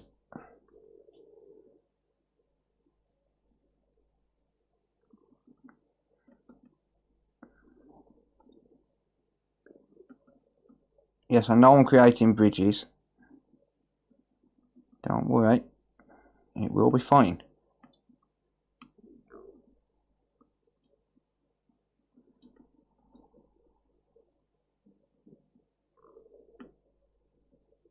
So just use the drag method.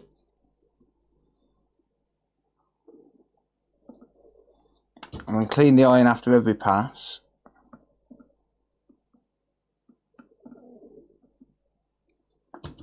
If you don't all clean up, just wick it away.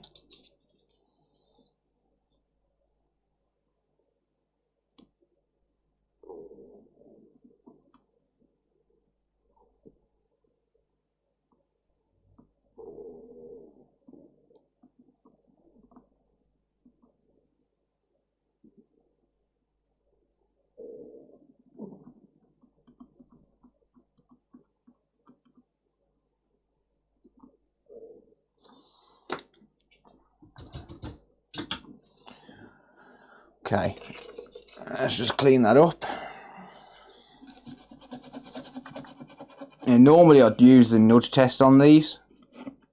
We might have a bridge right at the back of this on pins 1 and 2. I'll check that with the multimeter though, because it could just be the edge of the wire. Right, so normally I'd use the nudge test to make sure the pins are good. Instead of that, I'm going to use diode mode, red probe on ground. I'm not going to touch the wire at all. I'm going to go red probe ground, diode mode. We've got beep mode enabled. Okay, that is bridged to ground on that pin. Right, I'll deal with that in a minute. That one's reading as ground as well. That one's reading 0.72. So I'm touching the back of the pin, not the wire. Because if we touch the wire, we're going to get a reading no matter what, because the wires are connected. That one's reading 0.72. That one's ground.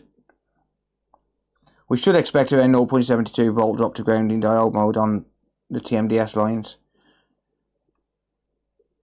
That one's 0.72. That's ground. 0.72. 0.72. Ground. 0.72. Pin 13. That one's not soldered. I'm getting an open line there. I should be getting a beep. It should be around about 0.65 volts. Pin 14 is open line anyway, but if we just connect, if we just check pin 14 to this point here, where the wire is, yep, that's connected. Not that that matters, it's open line anyway. Pin 15 is 0.58, that will beep because the resistance is lower. That one's 0.6, that's ground. That's 0.57, and that's 0.62. Okay, so we've got pin 13 which isn't soldered. However, the jumper wire is intact, so it just means that the pin itself isn't connected. So we've got pin 13 and then we've got a bridge on pin 1 and 2. Okay. So we just need to fix that. That's not bad for the first run across.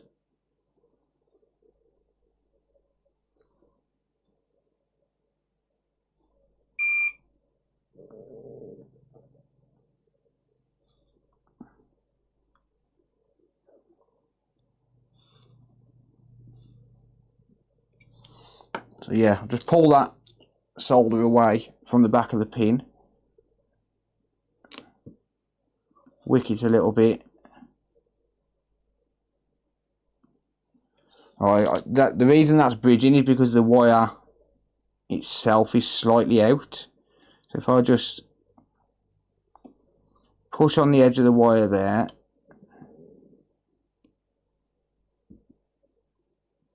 and just move it manually into place,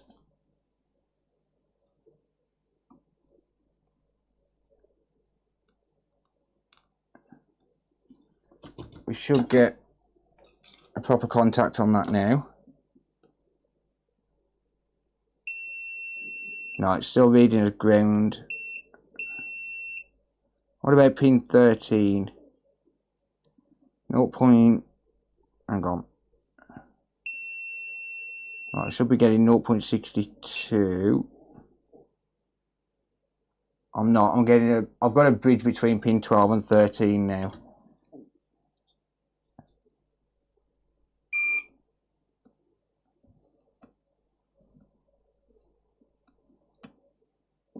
Try that.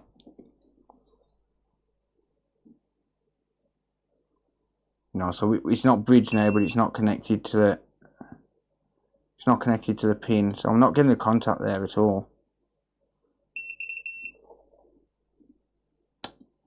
Damn it! Did not want to do that.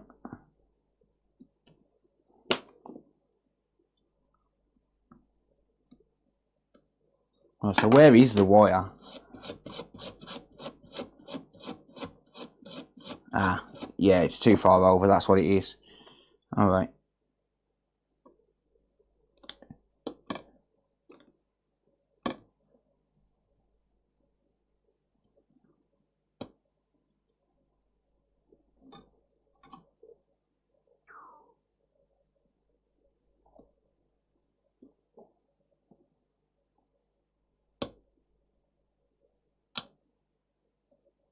Right, now that should make a contact once I resolder it.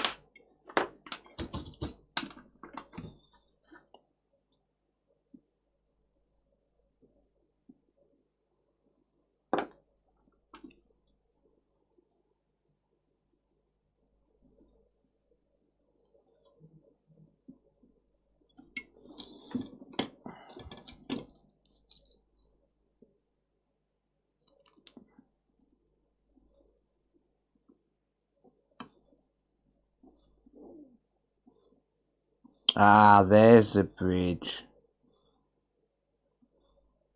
There you are. There's a little bit of stray wire on the pin there. Let's have a look at that. Oh, there was a little bit of stray wire under the pin. No, it's still bridged. What?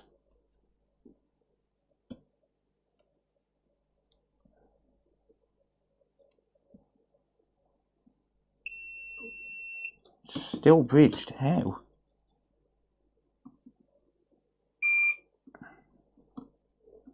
Oh, there must be a bunch of solder under there then.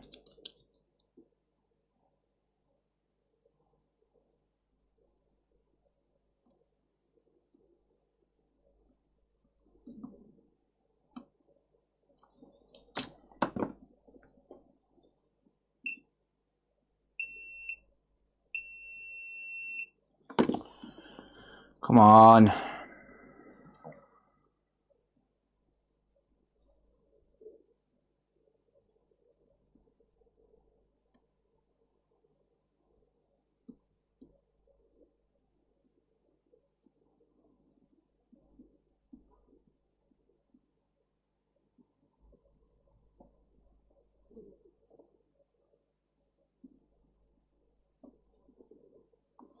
I might have to take this wire out. I don't want to lift the port off and do them all again. This wire might need pulling out and redoing.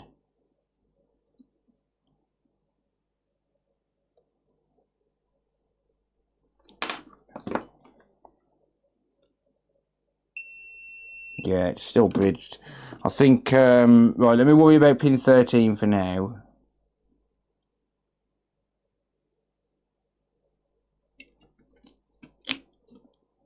Yeah, there's too much wire bent on that one pin.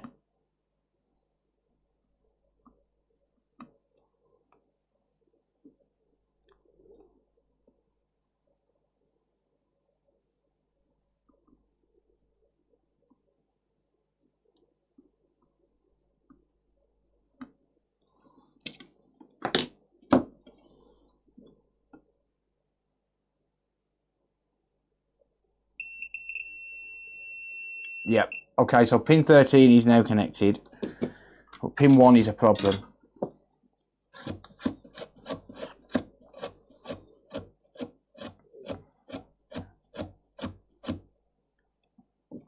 I wonder if I can pull it out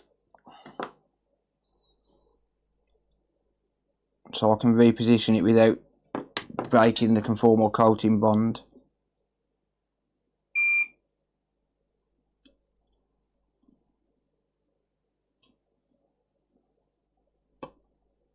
Nah, yeah, it's had to come out. Okay, it's fine. I can always run that one wire.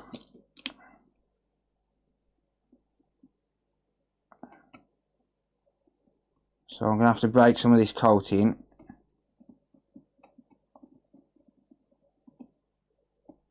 Funny thing is, with that one wire missing, it would actually still display.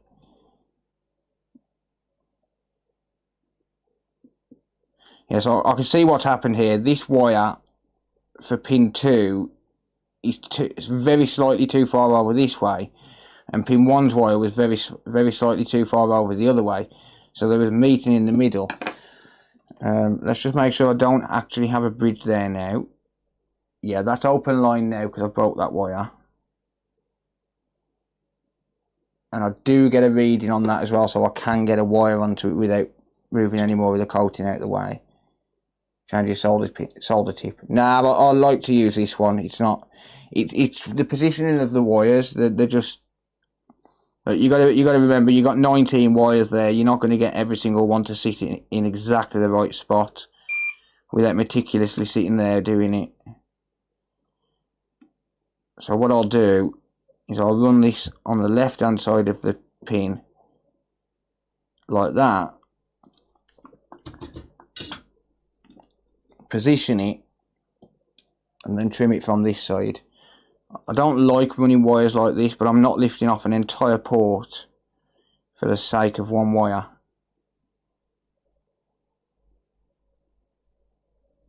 So there was only really, what, 2 or 3 wires out of 19 which was causing issues. That's not bad going.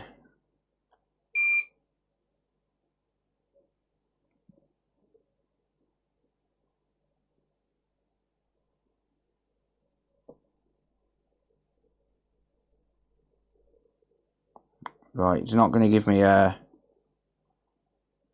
contact here, so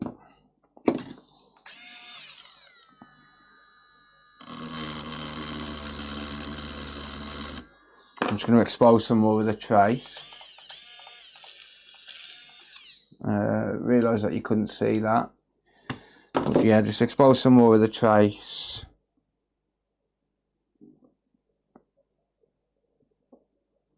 And I'll just add a touch of coating to protect that wire.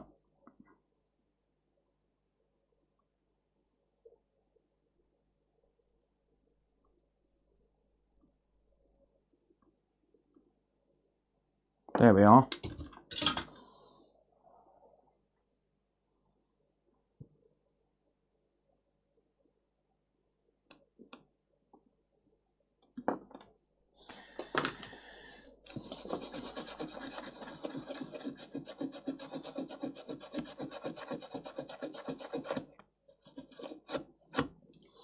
Alright, so before I coat that for the final time, 0.7, yeah, okay. So now I'm going to go into continuity mode, so the meter will only beep now if I've got a bridge between 2 pins. So we're going to check that.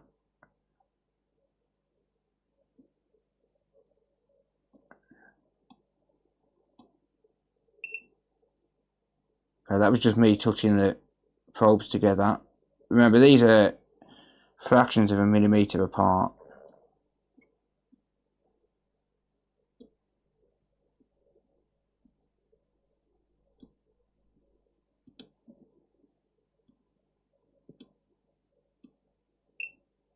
Perfect.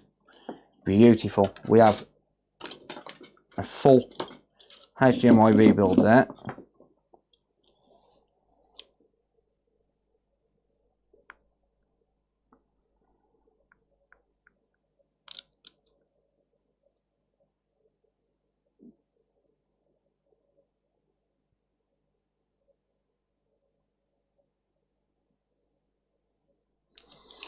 Okay, so this is why you have to charge a high price for this, because it's just so tedious and long.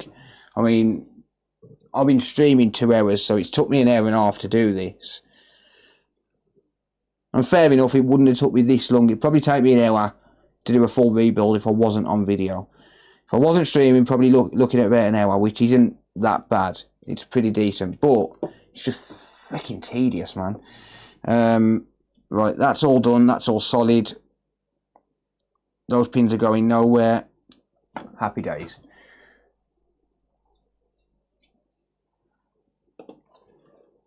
and we're getting really good readings on that. I bought these from Amazon, mate. These probes, but these unscrew so you can change them. So obviously when I break these, I can just replace them. I'll see if I can find a link in a little while. Guys, I'm busting for the toilet. I'll be back in 2 minutes. I've got to run for a pee. I've been sat there for an hour and a half doing that, squeezing my legs.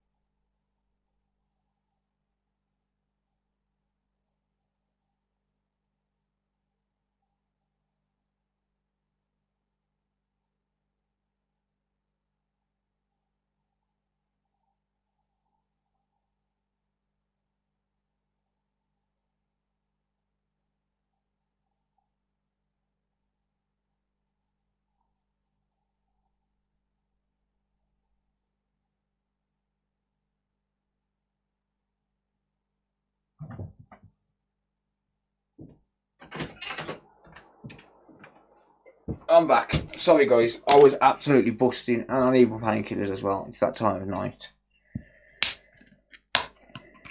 Right.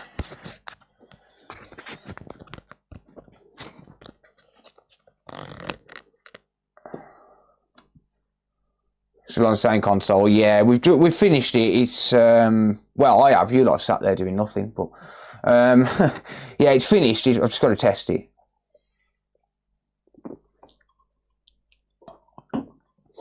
Test it and hope the ESD's not fucked. All right. It was a full trace repair on this one.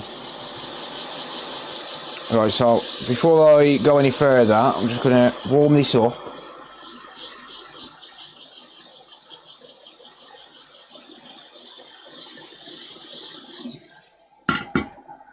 So I can clean it.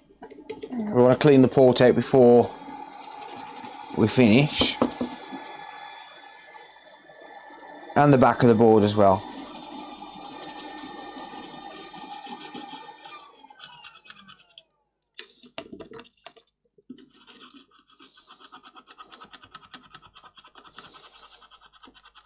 Clean inside the port.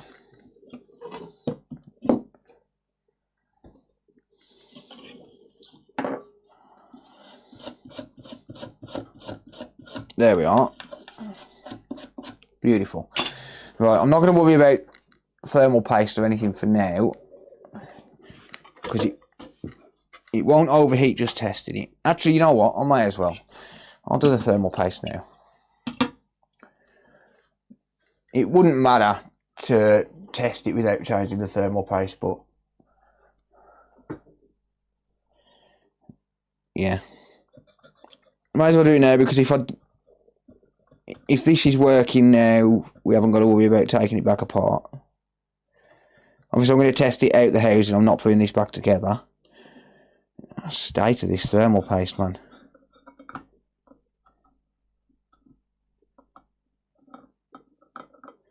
Don't know what thermal paste this is, but it's not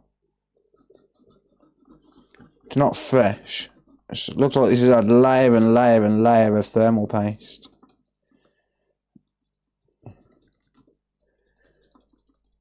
Not that the edges matter, but like, the thermal paste around the capacitors don't matter so much. It certainly hasn't been cleaned properly. It just needs a little bit of IPA.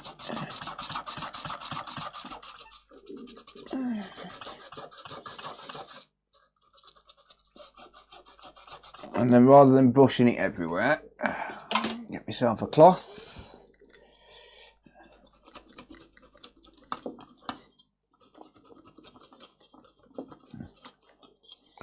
And that's already a million times better than it was.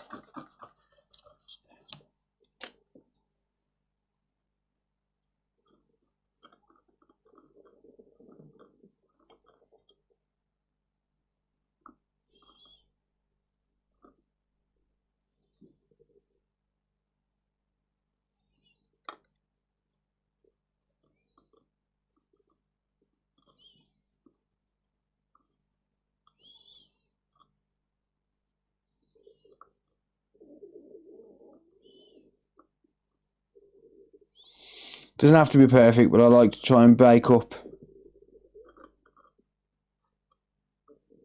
as much of it as I can. Because if all you do is keep putting layer after layer of thermal paste on, it's just going to build up, and you're going to end up with one big rock solid pile of thermal paste, and not make a full contact with the APU because of it. The thermal paste is supposed to bridge the gap between the APU die and heatsink. It's not supposed to create more of a gap.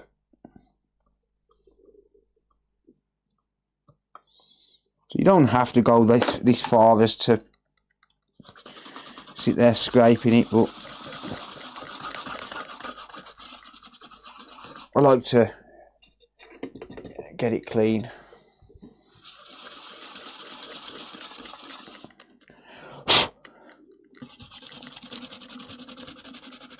You shouldn't blow on a console either.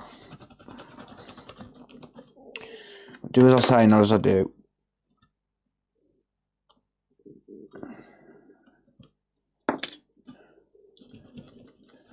There we are. That's good enough. That's more than sufficient.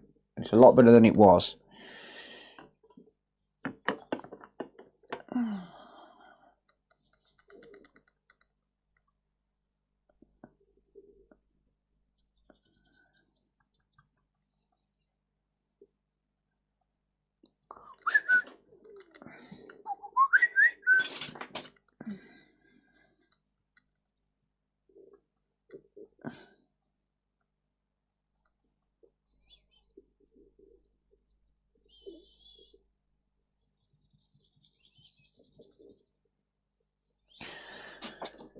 Nice. There we are. Beautiful, mate.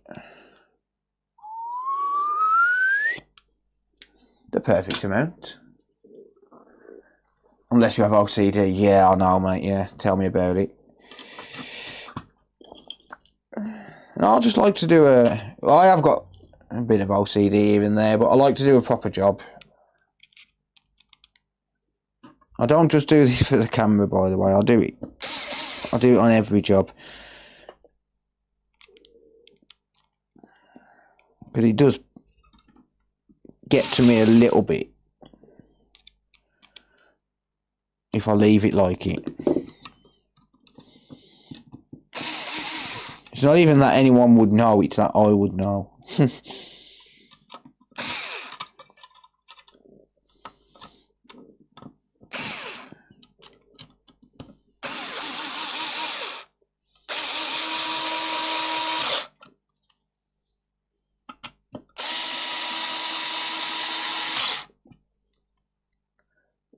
Was that a Sam Fisher whistle? What's a Sam Fisher whistle, mate?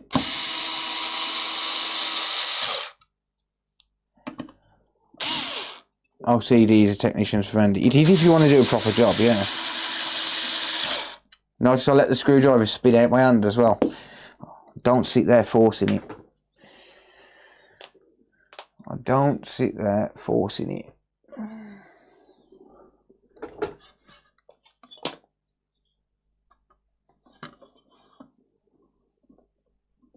Right.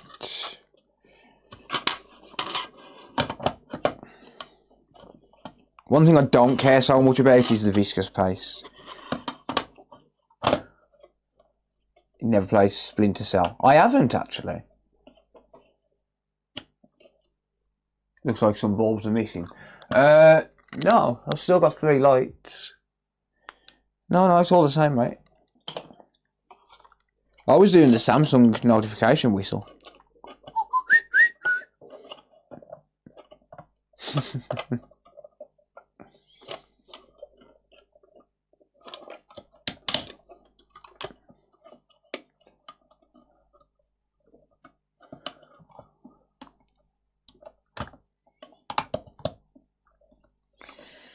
Right, we're going to give this a test without reassembling it. I'm just going to put a screw there.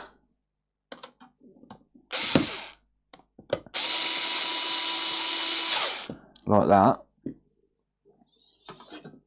I am going to hold it together with a couple of screws just so as it don't go everywhere in the case.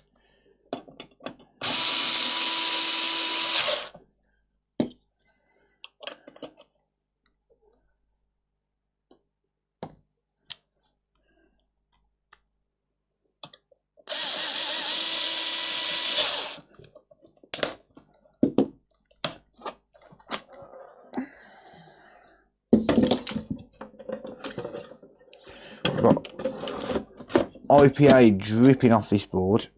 It's fine. It's all good. It's all good in the hood. Blood.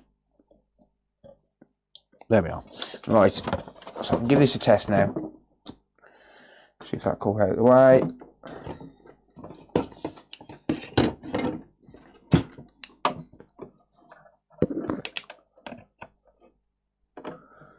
Okay, capture card.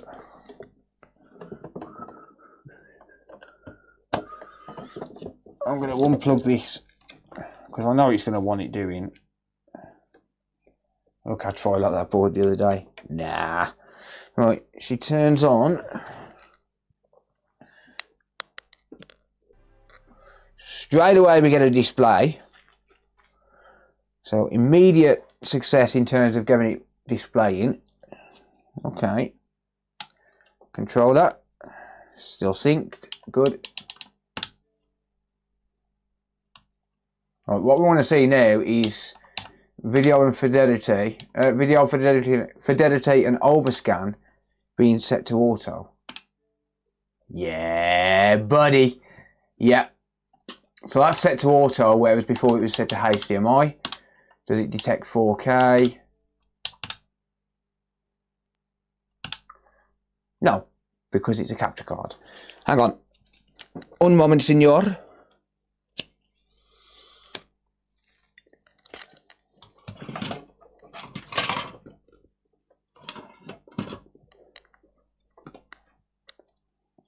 Switch to another capture card. One where it should in theory work on 4K, but if not I can always hook it up to my monitor. Right. Why did I unplug that one? I don't know. Switch to that capture card. There we go. Right. Does it work now? Yeah. Let's enable all the options it'll let me enable on this capture card. This is just a cheap £30 capture card, but it worked great for testing consoles. 30 quid. It's awesome. Yeah, let's just enable everything that we can. Obviously, it doesn't support everything on this capture card, but 4K. Boom. Yes. First time, baby. Let's go. Yeah, buddy. Thank you, Nana. First time. 4K. Full restoration.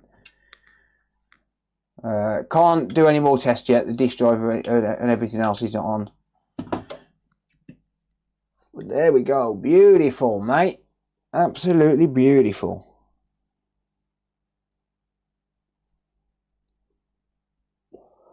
Yeah, less reflection. Yeah, less. You got a few shadows and stuff, but yeah, I need to empty this workshop out and redo the workbenches and stuff. To be honest. Happy days. Right.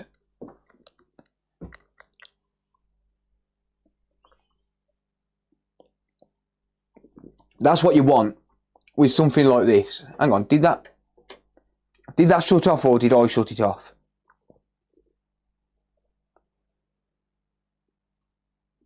Did I shut that console off then? Someone rewind, just see if I shut it down. 'Cause I don't remember. Yeah, that's what you want. When you've got something like major trace damage, like full trace damage, you need it to work first time. I shut it off. Thank you, dude. Appreciate it.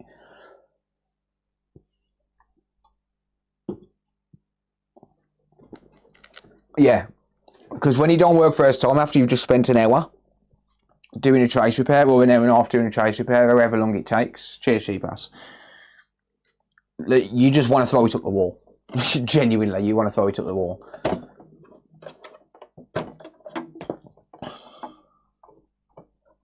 I swear I screwed this in. I swear I screwed that power supply cable in. Oh well. Who's that? Just resubscribed for 25 months. Thank you, bud. Thank you, dude. Welcome back. Good to see you, mate.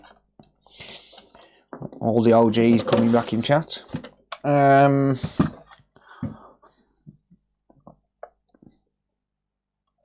Did I not screw that in? I thought I did. No. Oh well.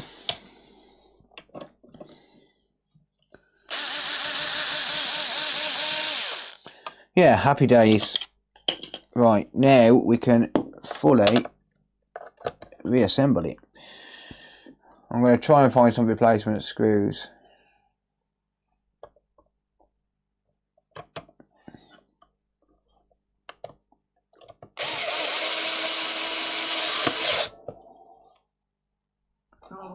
Carlos_Yomar, good evening, mate. Hey, now there's an OG. Thank you, Carlos. How's it going, mate?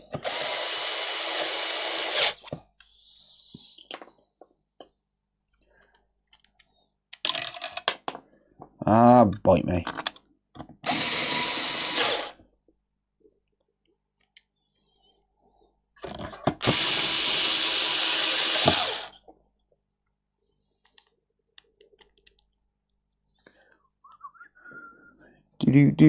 Do.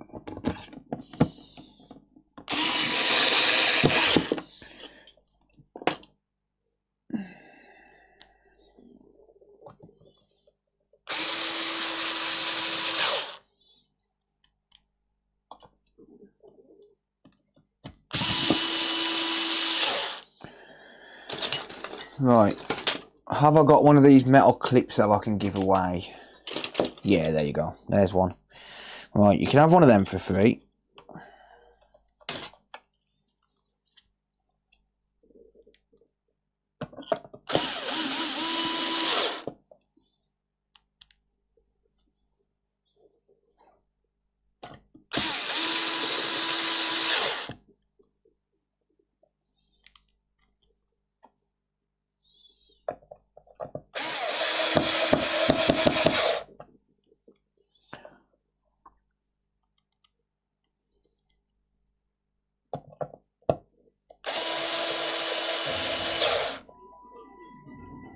Oh, damn.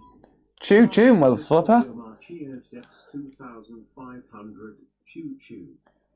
Choo choo indeed. Thank you, mate. Good to hear you're busy, dude.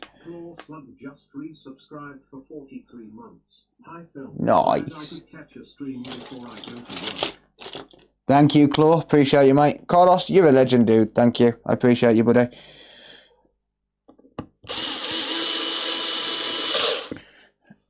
Always coming in with those hype trains, causing trouble. And I love it. Beautiful. Right.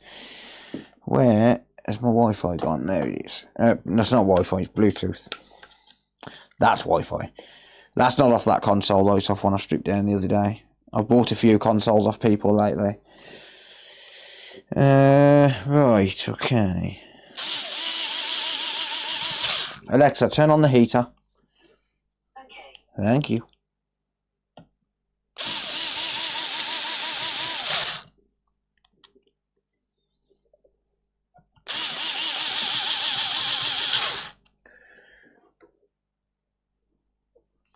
What was that noise then? I don't know. Something made a noise. Right, what have we got missing here? I need a screw for there. Is it just one? One more screw? I know there's a couple missing. I have just put one replacement in. I need one of them silver ones as well. There you go. That's why I keep these screws. I don't mind replacing screws. If it was a full set, I'd have to charge for it because I can sell full sets. The odd screw here and there. Yeah, the odd screw here and there I don't mind. Right, I don't think I have a spare rubber strap. The thing is, those straps are actually, they're not necessary, but they are important for vibrations. It's the same as the disk drive. I'm going to have to replace the disk drive thing, one of these, because the disk drive is not going to work properly without it. It's just going to keep falling out of place, and you're not going to be able to load discs. I don't have a strap, or at least not immediately to hand. I'm not going to go on the hunt for one. So, yeah, I can't see one around that I can use. Meh, not bothered. I am. It does trigger me, but I'm not going to concern myself too much with that.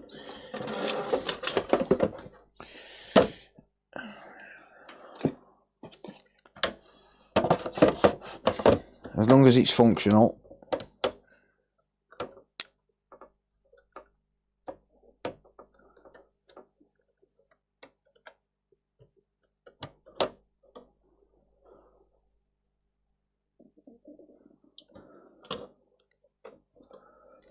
It's been a nightmare. Working on replacing EVAPs on some cars. Need to remove the console for the repair. Damn. Yeah, that sounds like a right nightmare. Yeah, rather you than me on that one. I have been speaking to someone who wants me to do some industrial work for him. Well, yesterday. Like servos and stuff like that. In the factory he runs or works in. He's not the owner of it, but he's pretty high up.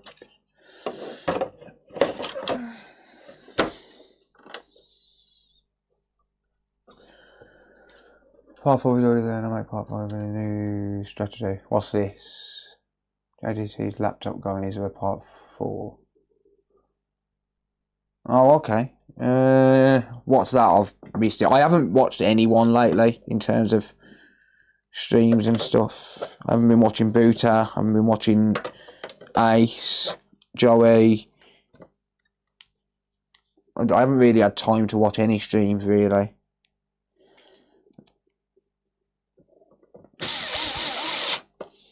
Right, so I've replaced that because that is very important. That's holding the disk drive in place.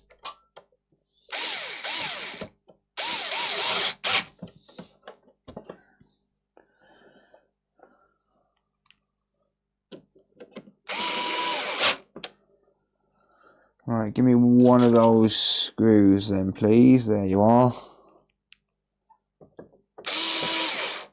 Yeah, that thread is knackered, but at least it's holding it.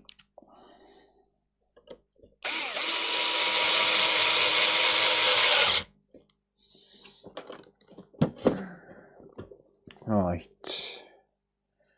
We are missing a green screw as well. That's fine, I've got plenty of them.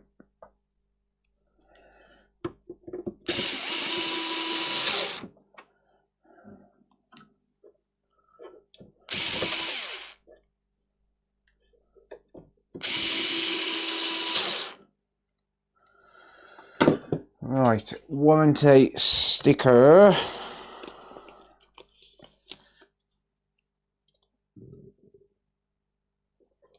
Still using my old warranty stickers because, well, still got some. Bought too many of them. Get yourself custom warranty stickers. Ah, that's not in focus, but who cares? Yeah, get yourself custom stickers, guys. It certainly comes in handy.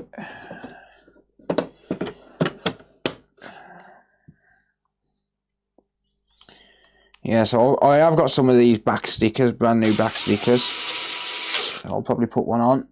I'll ask the customer if he wants me to stick one on for him.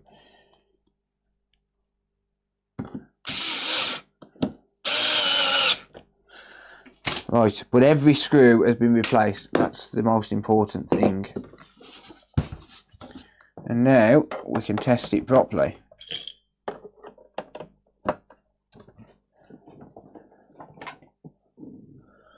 Yeah, catch you later, cheap ass. Take it easy, buddy. Alright.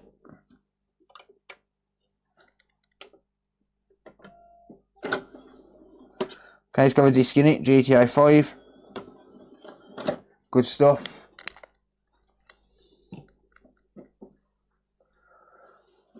Show me that boot logo. You're only just finishing this Xbox, driven all the way to the other side of Redditch and back. Yeah, it was full trace repair tab. All 19 pins. No, there was like 17 pins.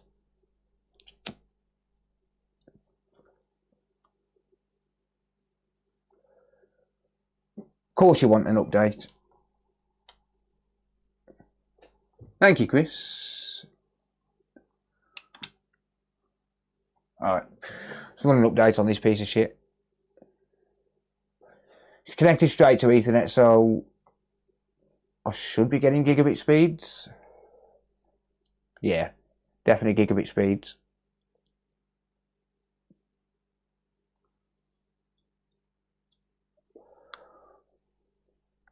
Chris, how's it going, mate? Sloth Tech, how are you doing? Nerdy, thank you for the sub, mate. I appreciate it. Playing GTA 5 right now on Xbox. Nice. I'm not a fan of it, but I see why people like it. Yeah, so while this is updating, just remember, if you're doing trace repair on these, you've got to match the specs. The inter-pair matching, like the TMDS pairs, have to be within 3mm of each other, which is why I go to such trouble to make sure that they are the correct length. If you can't do that, Lee and Tab from Uber Micro Repairs have just started selling a trace repair kit for the Series X. So if you go to their store, I assume it's going to be under Xbox console spare parts. Tab, it says your trace fix flex are out of stock, mate. But yeah, if you look at their image there of this trace fix flex, and I will get one of these off them just to try out on a video. But yeah, Lee for Uber Micro Repairs. He's on YouTube as well. Just check him out. He has done a demonstration on this, but I'll get one or two off him just to try out and have some fun with. But if you look at their traces as well, you'll notice the routing on the traces, right? So look at the routing, how the routing is exactly the same length for each one. If you was to get a ruler and measure these, they'd all be exactly the same length. I'm sure he's probably got the spec of how long these traces are. He probably won't give it you, but yeah, these will be exactly the same length. And the reason for that is because it is absolutely critical that the TMDS pair lines, the length on them matches. Because if it don't, then signals are going to arrive at different times, and it can't have that. But yeah, they sell those for £7.99. I'm going to get a bunch of them off them at some point. Obviously, that's for Series X only. They are doing a Series S one. But, yeah. Oh, no, hang on. Right, that's just rebooting.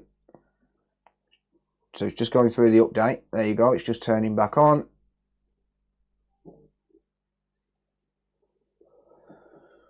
Disk drive accepted. Good.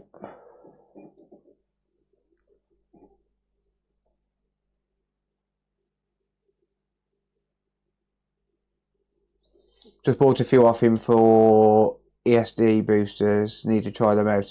I've tried his ESD boosters. Absolutely fantastic. Work perfect. Yeah, they work absolutely perfect. More should be stocked by the end of next week. Nice. No worries. Good stuff. Yeah, so they'll have more in stock next week, so I'll just keep checking their website if you are after some of those fixed flexes. Highly recommend them.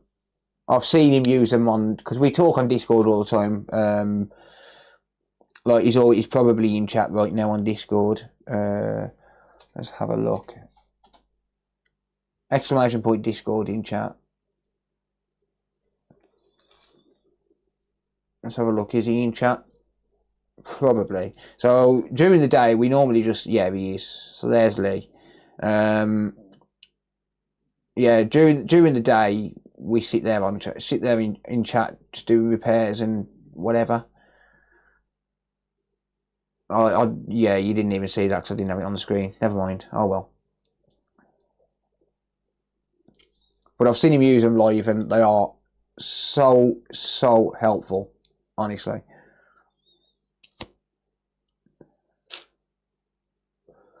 Alright, hurry up and update your piece of shit so I can move on to something else.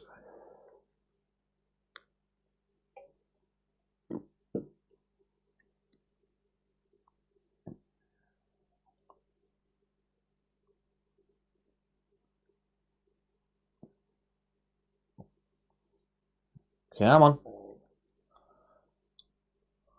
No worries, Tab. My pleasure. Honestly, anything that I see as helpful, you know me, I'll shill the shit out of it. Anything I see as helpful.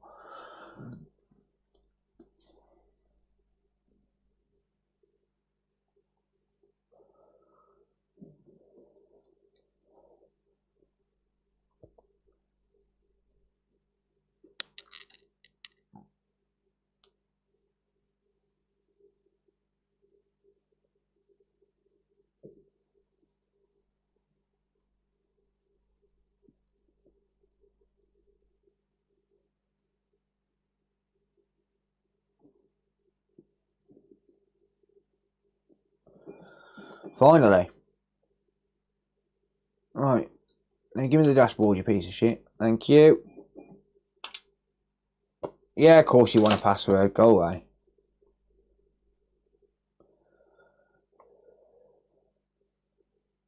No. Go away.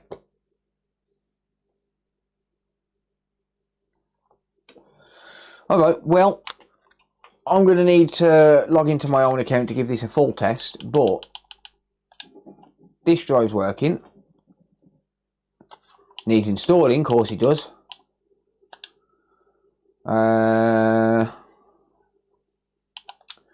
Network settings, test network speed.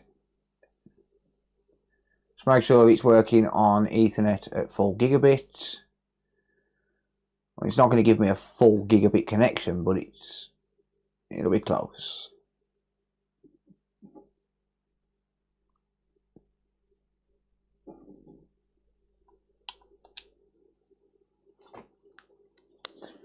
I'm not updating GTA for you. Okay, yeah, it does give me a full gigabit connection. Nice. Latency's a bit high though. Hey, welcome to Xbox, eh? Yeah, 1054 megabits per second, 107 megabits per second upload, 0% packet loss. Yeah, that's all good. Let's just check Wi-Fi. So unplug that. Set up wireless.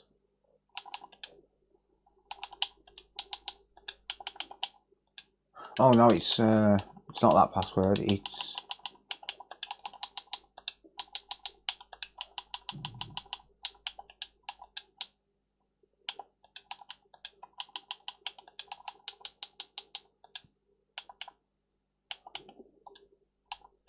console fix.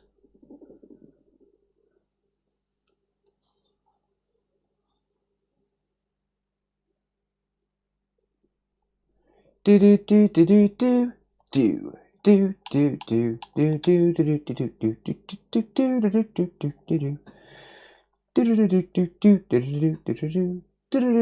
do do do do. I might play some Mario later on my laptop. Come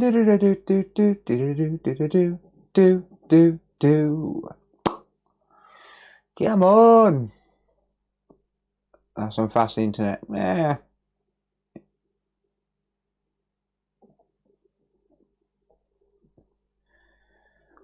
Only 100 megabits per second on Wi-Fi for some weird reason. What's it giving me on my phone on Wi-Fi? What's going on with my Wi-Fi? Because that is not normal. That is definitely not connecting to the pod I've got in the office. Yeah,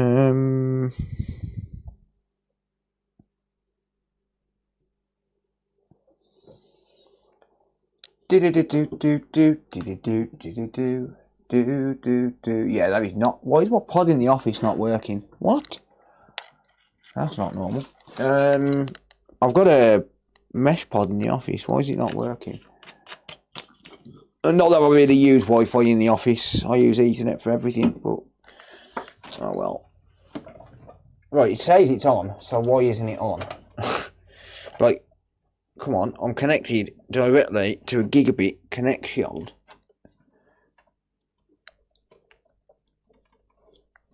So why are you not working?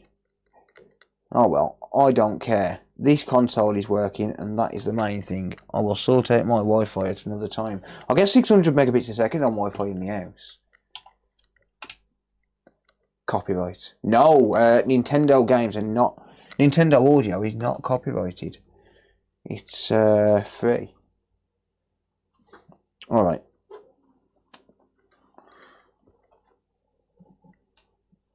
Yeah, my normal Wi-Fi password is MV5PQ, capital D, CN, capital R, PMW. That's all random. It's an old password from an old router from time ago. And I'll just set it to the same thing. But yeah, there we go. Job done.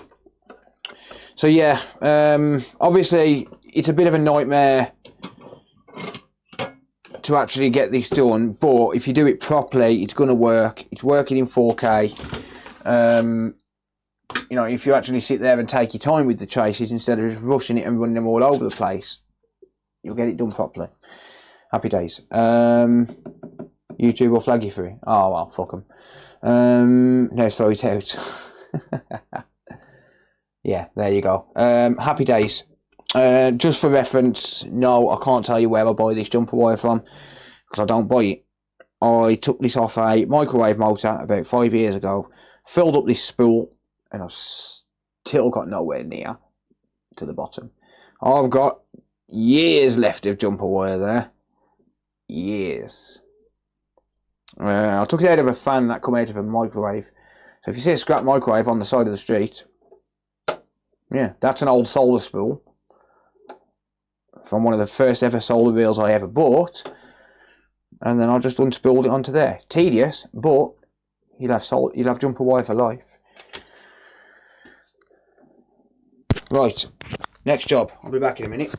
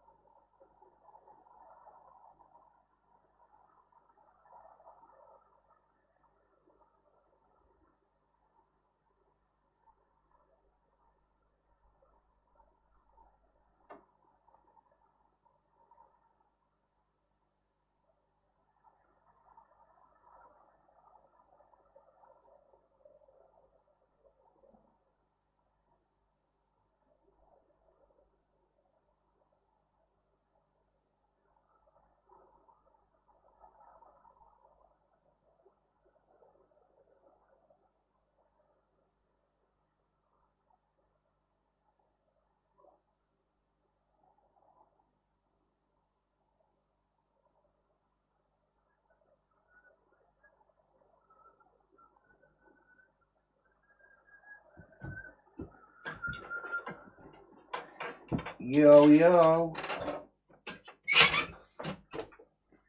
Do, do, do, do, do, do.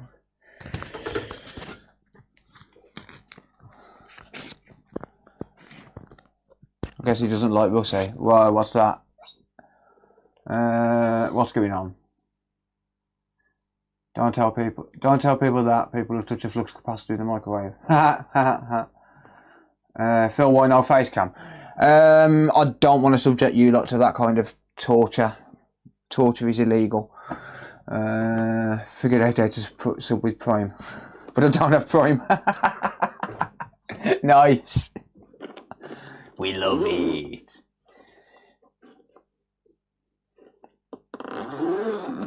Right. No, I just haven't got a face cam set up. We have a very, very different unit to work on next. We've got a mini PC. And it's a very expensive mini PC, apparently. Yeah, so this is some sort of mini PC. What's the model number for this? It's a UM773 Lite. Let's have a look at the spec on this thing. Let's have a nose, shall we?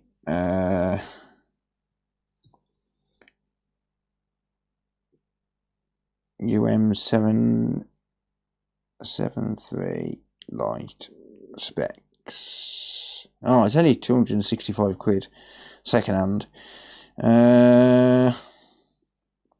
Ryzen 7 7735HS. And Radeon 680M graphics. Okay. Cool, good stuff. Happy days. DDR5, nice. Does 4K at 60 Hz as well. Okay. Right, so the issue with this is apparently this power brick flashes when it's plugged into the unit. So first things first, let's check for a short on this 19 volt connector. So multimeter in continuity mode. There is no short on the 19 volt connector. Okay. So what is going on? I need to plug this in. Bear with me.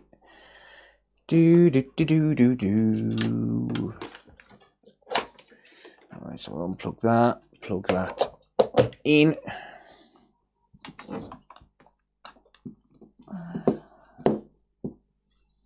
Okay, so we get a solid green light there.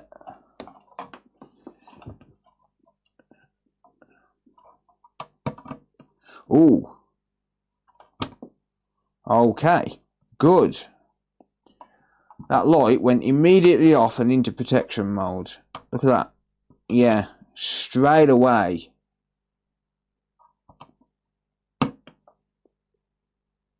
Can we hear anything? No, I can't hear anything sizzling and popping. Okay, so we've probably got an issue on the board. What I'll do, really quickly, before I do anything else, DDR5 probably worth the whole mini PC now. Yeah, tell me about it. Before I do anything else, right, this takes 19 volts, right? So, I'm going to set this at... Oh, my bench supply's just crashed. What? Okay, that was strange.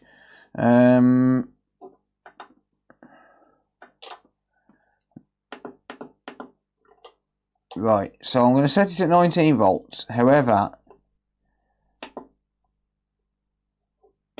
I'm going to limit the current on this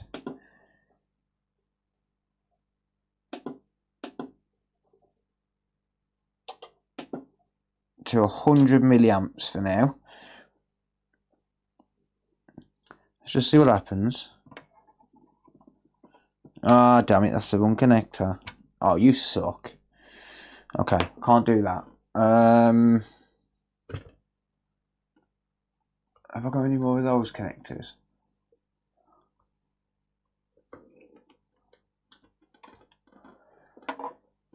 One sec. Pico, Emilia, Andy, Dave. Welcome. Have I got any more of those DC connectors? That's the question. No. No, I do not. Okay, so we're going to take it apart and I'll have to use the bench supply probes. Alright, cool, good stuff. Right, I assume there's screws in these two corners here. Cool. Where's my screwdriver?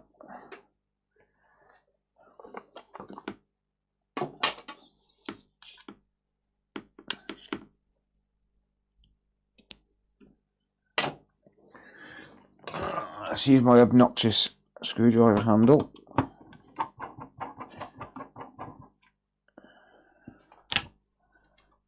Why do these things always lose the magnetism? Unless I've got something on the inside to stop him from falling out. Right, is there going to be... Are they going to have screws under these 2 feet? Yeah.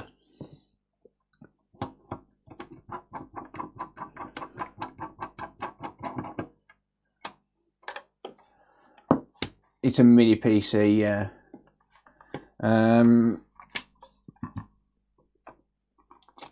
Stop spamming chat. With what? No one's spamming chat. No chatting in chat. What? What the fuck are you all on about? What are you all on about? Are you all lost your mind or something? Yeah, stop sending me money. Don't give me money. Thank you, Sloth. $3.33. Rusty Russ is the best. I agree, Rusty is definitely the best. Unless someone else gives me money. And then they're the best, officially. Thank you, dude. Appreciate the support. Right, we have... What do we have? 2 16 gigabytes DDR5. Where's my power supply connector? There it is. Okay, so let's just have a look quickly. I'm not going to take the board out just yet, but let's just have a look. I need to plug that back into there.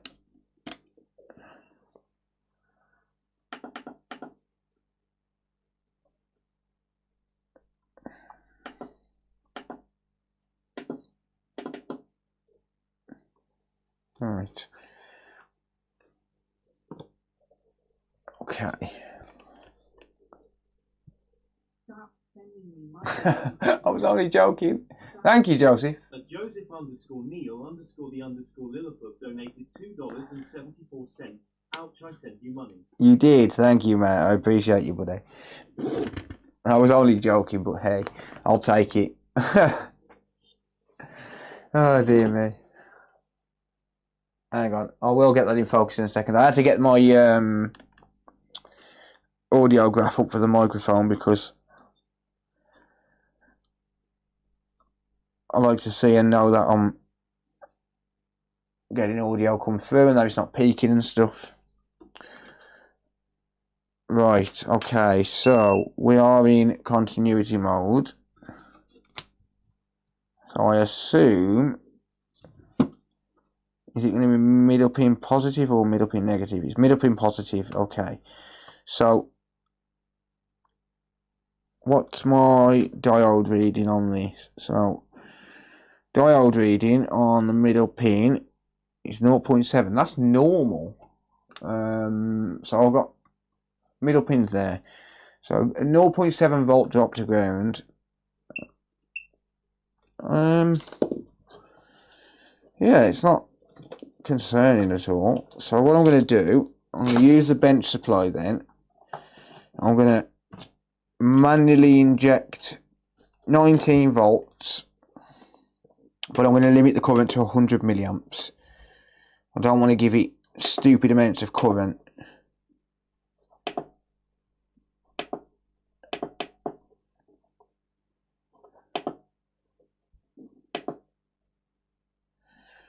Yeah, I don't want to give it stupid amounts of current because that'd be a stupid thing to do. Right, so yeah, we're limited at 100 milliamps.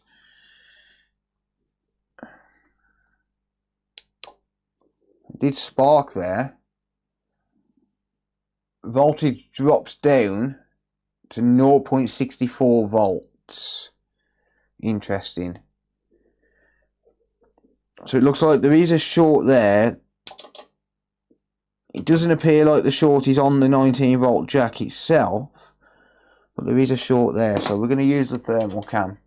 I'm going to see if I can see anything before that. In fact, no, I'm going to just take the board out because it's going to be easier to work on. So we didn't want to give it stupid amounts of current because it can end up frying something. This is likely going to be a bad MOSFET or something like that.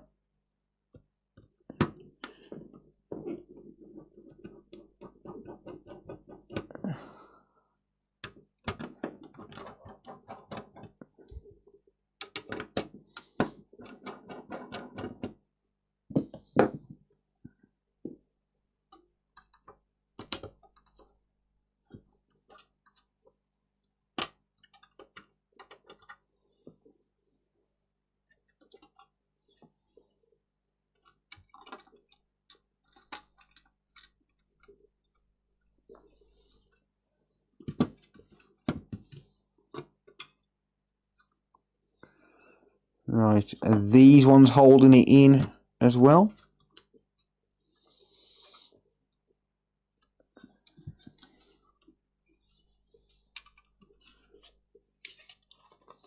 Oh, this is going to be, I would imagine, fairly difficult to get out.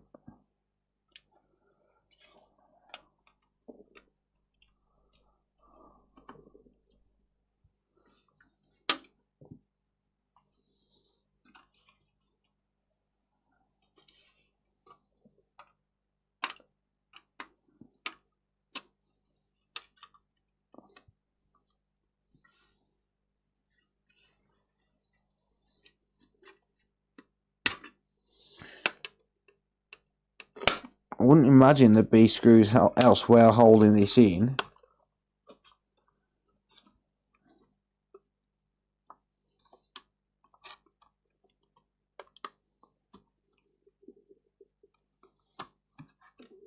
Don't know if these screws are going to be holding it in or not. I'll tell you what.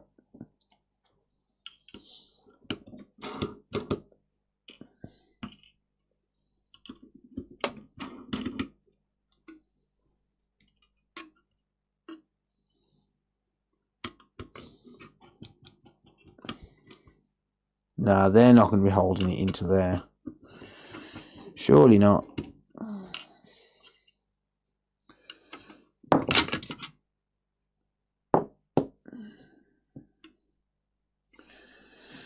Right, I'm going to remove the SSD because we don't want to cause any damage to that. Yeah, take it out for precaution, yeah. So that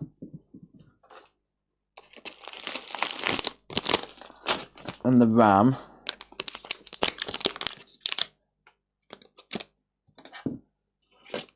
goes in there like that.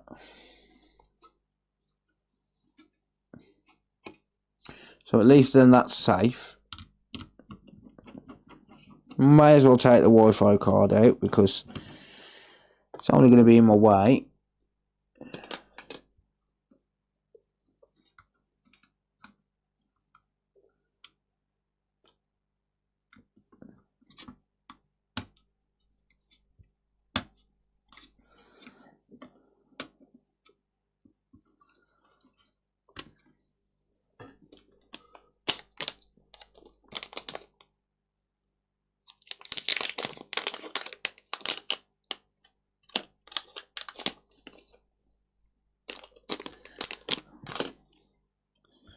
Right, any more screws?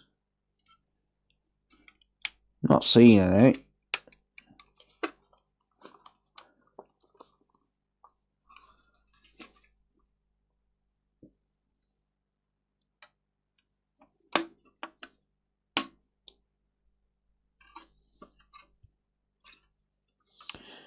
However, there's no obvious entry point here to get this board out.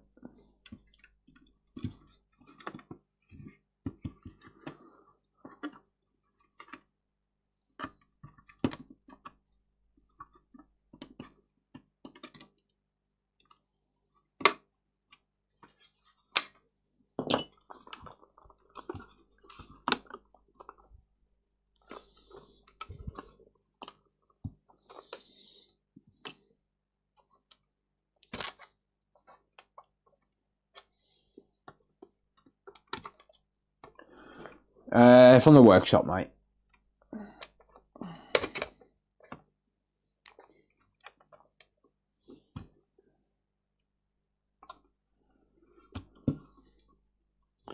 There's no obvious entry point here. It's loose. I don't want to force it. Let me see if I can find any teardown guide. Yeah, there's no seam in the plastic at all. It's like there's nothing, but that's just design based. And this is a solid unit on the top, apart from this bit here, which I'm not going to peel off because that'd be reckless. But yeah, the case don't break away anywhere.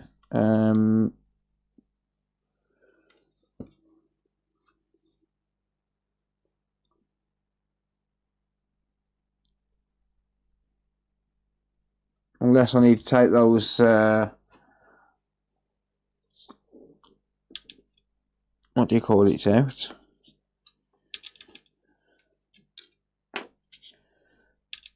These standoffs.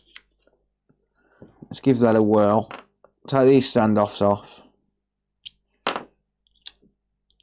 Damn it.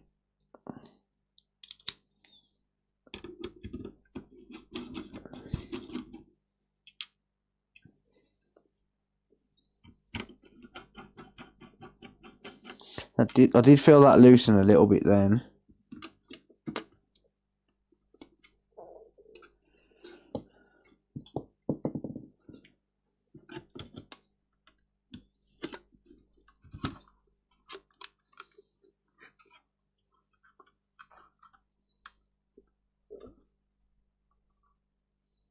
Don't see any more screws.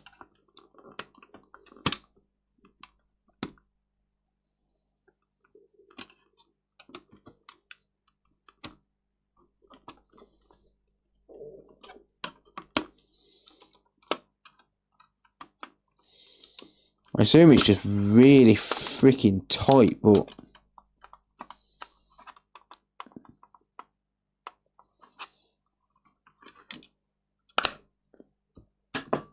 I'm gonna have to see if I can find a guide.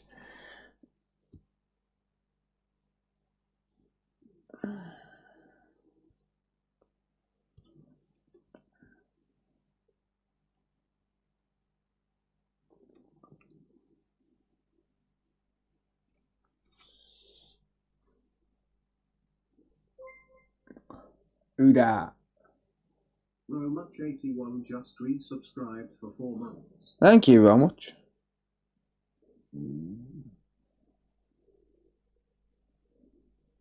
Right, I'm not interested in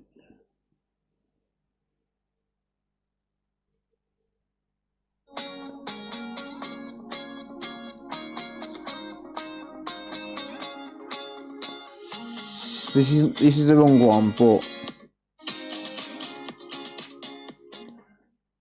just in case it's copyrighted. What the fuck?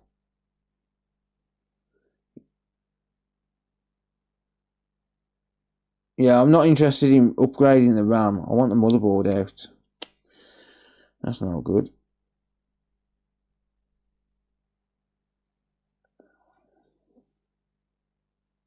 Well, someone else is struggling, look.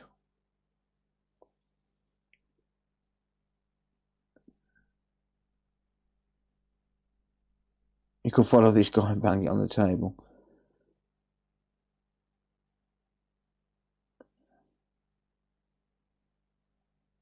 Back port end first and you just pull, apparently. I can't really grip onto a port without breaking the tape that's on there.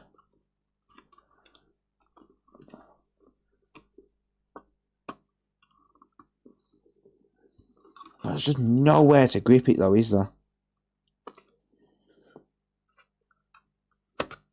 Right.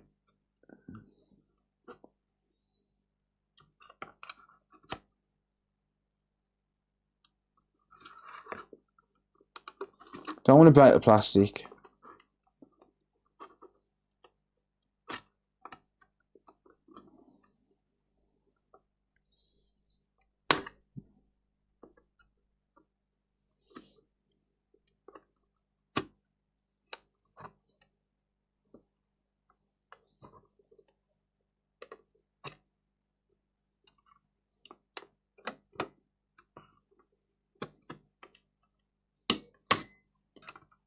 Hey, you lifted up then. You lifted then. Very slightly.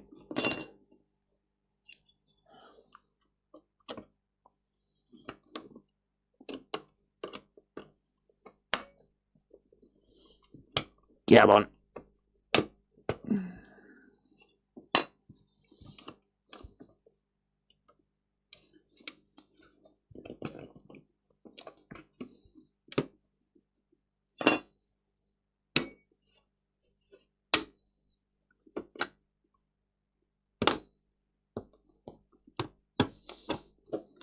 Yay, got ya. Where there's a will, there's a way. That is tight inside there. Seriously. Oh, it's got liquid metal on it. Oh, wow, okay.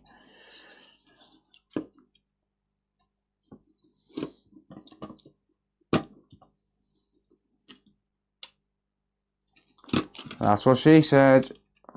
I knew that was coming. That's what she said as well, funnily enough. Right, let's just have a quick inspection on the board, just see if there's anything obvious here. Now that I've finally got it out after 15 minutes. Alright.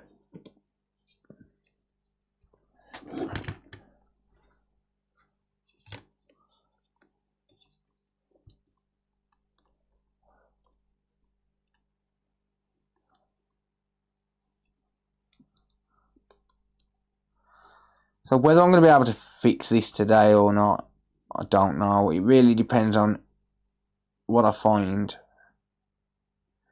It is always important to do a visual inspection first though, before anything. Not likely to find anything on this side of the board.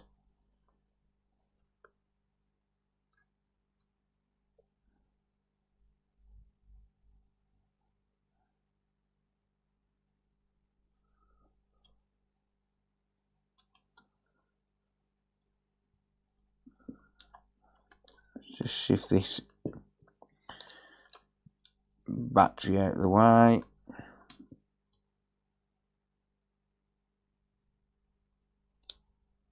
Yeah, not likely to find anything on this side of the board, really. Okay, what the hell is that? What's that? Is that just foam or something? Yeah, just a bit of foam, whatever.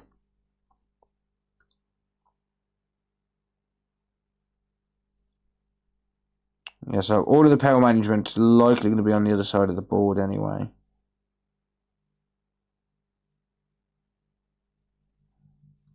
Okay. Right.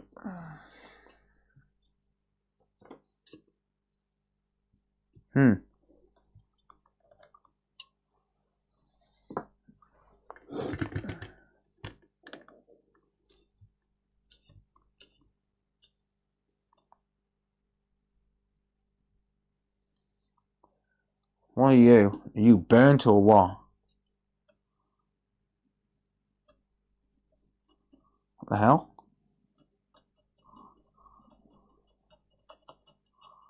What's the deal with that? It's not a burn, is it? Surely. Right, we'll come back to that.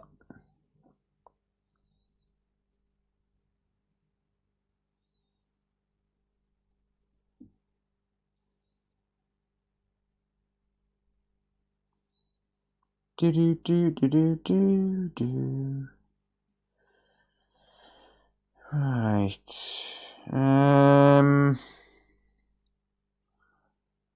Apart from that one component. Oh no, it's not, because we've got the same on this one as well. It's just.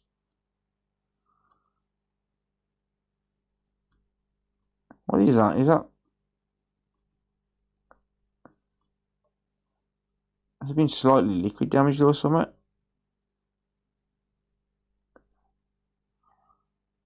Could get a dump of the BIOS as well, by the way.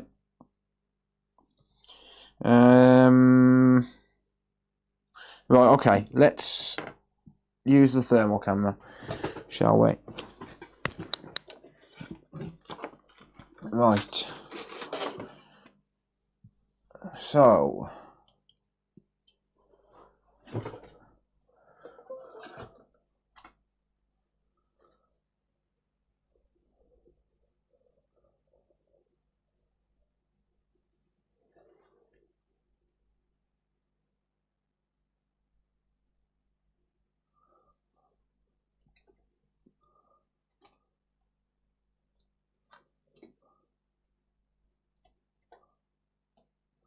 Right, I can't remember what my thermal cam software is called on here.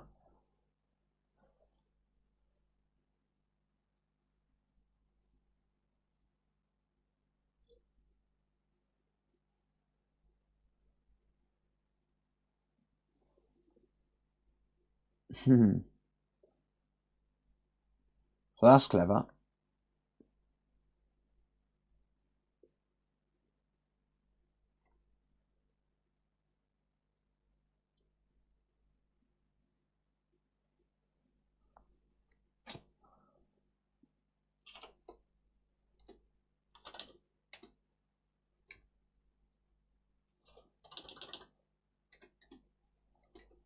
Temp master, that's it.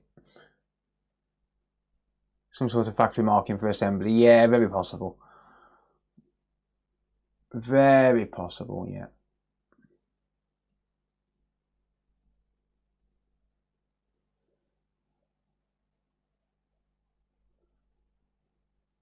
Right.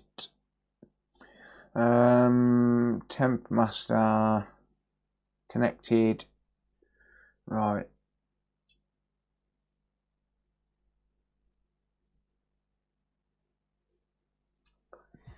Okay.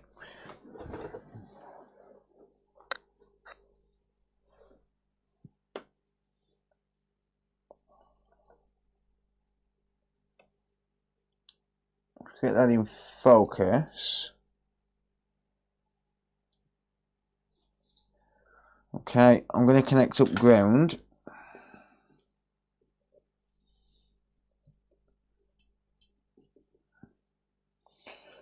So I've got a ground probe connected.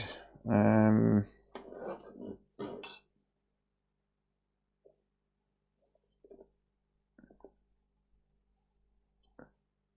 bear with me. I'm just getting the focus right.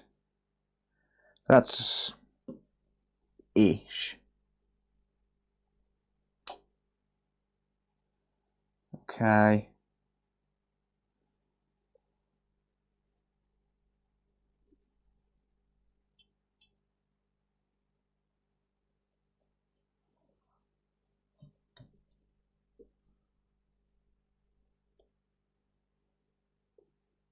Possible signs of heat on a capacitor right there.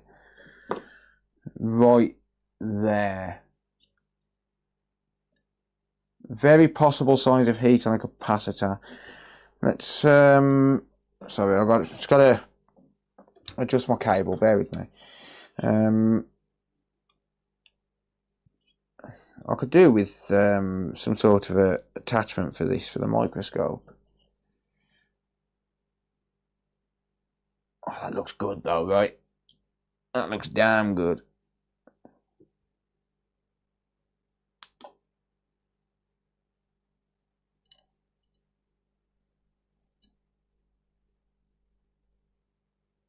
Yeah, so very possible there's signs of heat around there.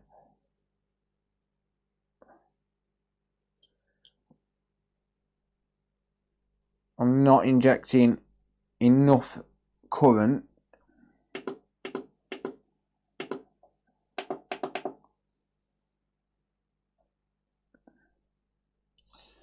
to get a proper readout.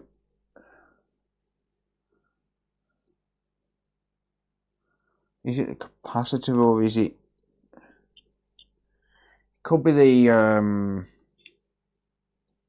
could be that MOSFET there.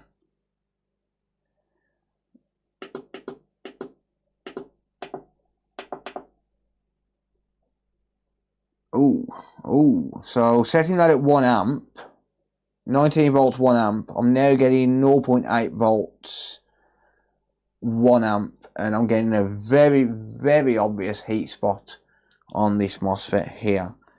So just there, that thing right there. Been a while since you streamed. Yeah, welcome, Dylan. No worries, Nordic. Thank you for hanging out, mate. Appreciate you, buddy. Yeah, so that MOSFET right there is getting very hot right now. So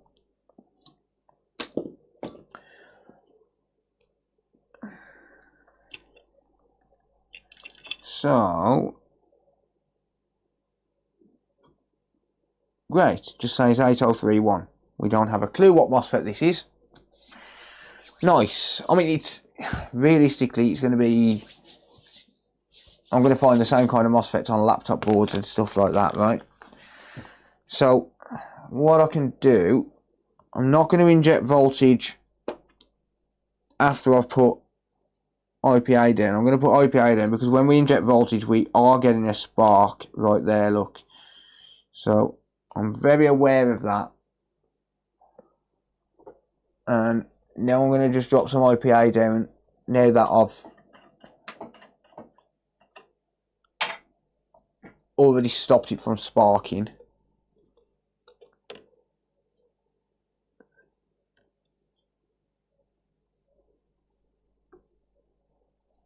Yeah, look at it. That MOSFET's bad. Very obviously that MOSFET is bad. Okay, good stuff. Happy days. So I'm going to remove that FET. Whether it'll power on without the FET, I don't know. I'm going to try and find a suitable replacement. One thing I've got to be concerned about is there's a lot of plastic around here. I'm going to drop my airflow down and I'm going to go to 400 degrees Celsius for now.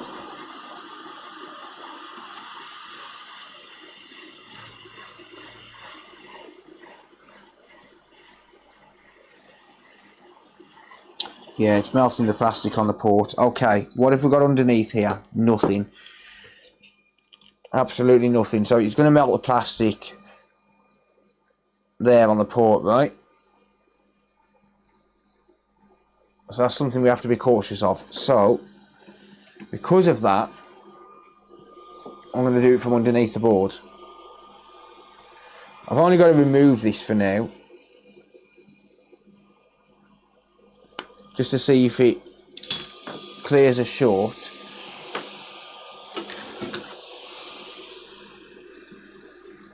So heat up from underneath the board. I can turn the thermal cam off now. Hang on.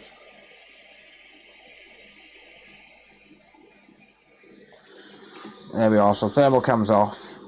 I'll set my hot air back at 440. 40% airflow.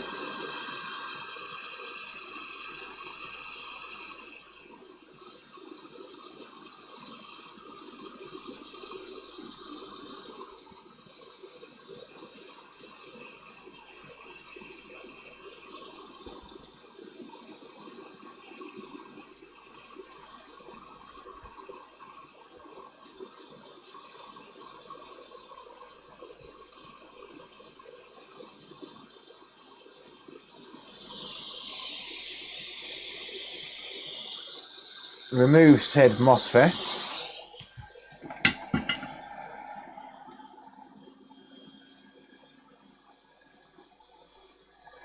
And we'll check voltage injection once more.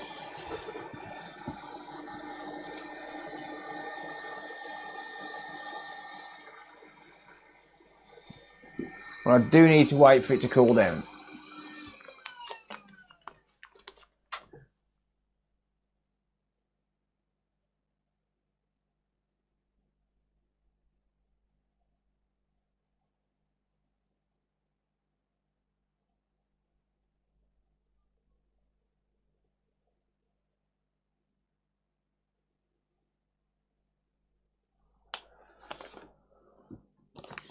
Always enjoy a stream. Sweet.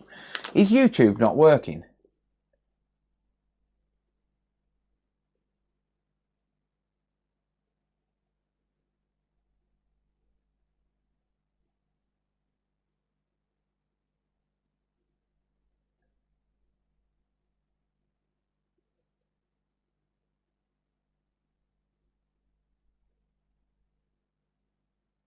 Wait, why is YouTube now suddenly asking me to log in?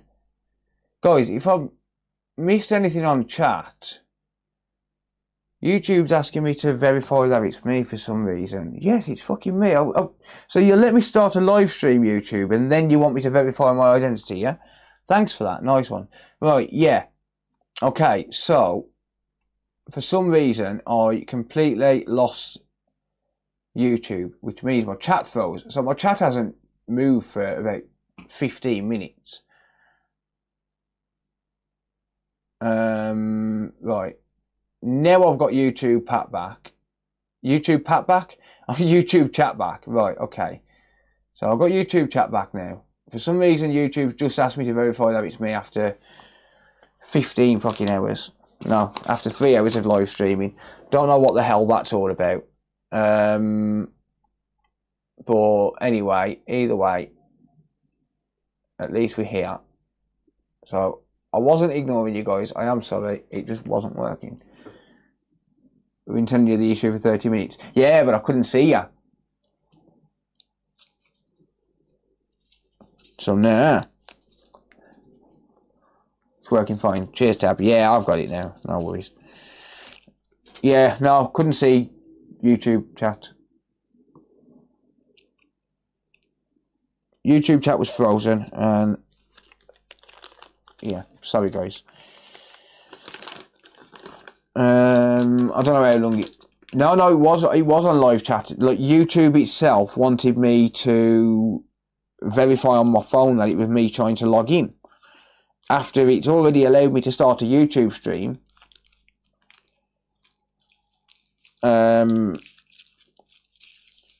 Yeah, fucking stupid. No, I've already done age verification a long time ago because obviously I'm monetized on YouTube. I mean, I've been monetized on YouTube for 10 years, 12 years, longer than that even. 2014, I think it was. 11 years, or just over.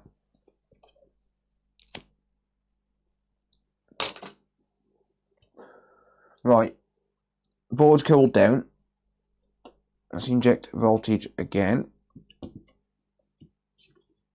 Okay. Yeah, now there's no current draw. There we go. Now there's no current draw. So now if we plug in the charger, I'm not going to power it on. But if we plug in this charger now, in theory this green light should stay on. Yeah. So that MOSFET is definitely bad. Unfortunately, there's no identifiers on that MOSFET. It's going to be the same as what's on a laptop. You know, it's all 19 volts. It's basically a laptop in a little box with no screen. So I'm going to grab some laptop donor boards, I think, and just use a MOSFET off one of those. It should be absolutely fine.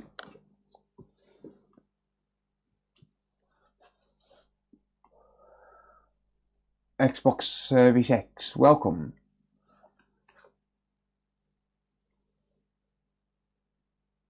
TPC 8031-H. Okay. Uber Micro coming in clutch. You planning on any live stream, Uber? Right, let's have a look at this. Damn it, no, I didn't want to select all. Fuck off. What, have you got schematics for this, Uber, or have you just managed to track that down? I haven't Googled it, I haven't checked anything, but, right. Toshiba. Datasheet coming soon, nice. Right, okay, they do sell them on DigiKey. Well, apparently.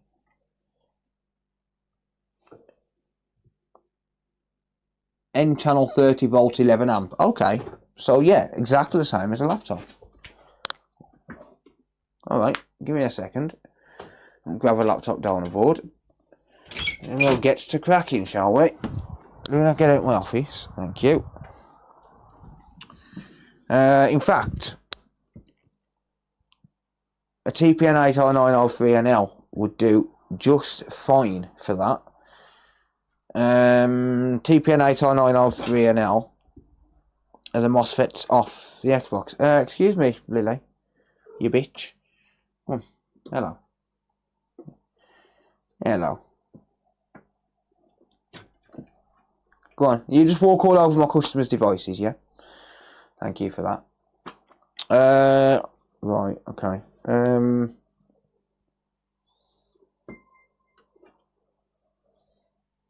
Good to see you on here. Thank you, Elvis. Welcome, mate.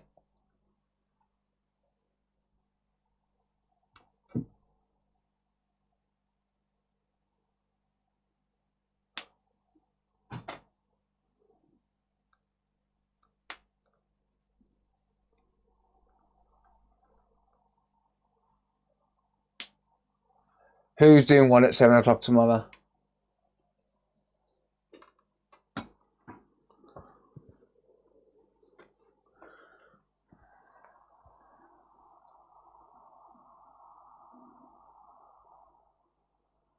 Right. One moment. I need a laptop board, that's what I need. Yeah, good luck finding one of them, Phil. You know what? A TPN 80903 and L will do.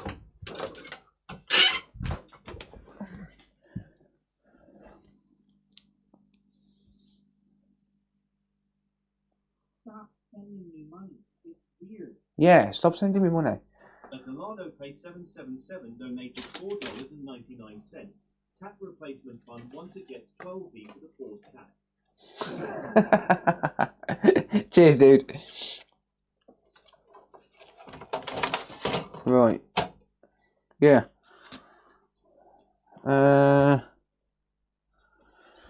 So I'm not using a donor part at all. I'm going to use a new one.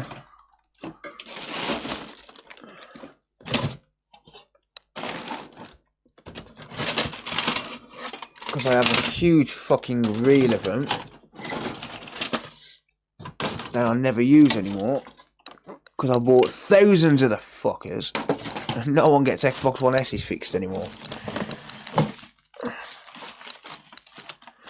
I've got massive reels of Xbox MOSFETs. And I don't really have much use for. I do sell them on the store, but even they don't sell very often because, like I said, no one needs them. Oh, I found a magnet to my iFixit kit. Nice. Come on, I know you're in this box somewhere.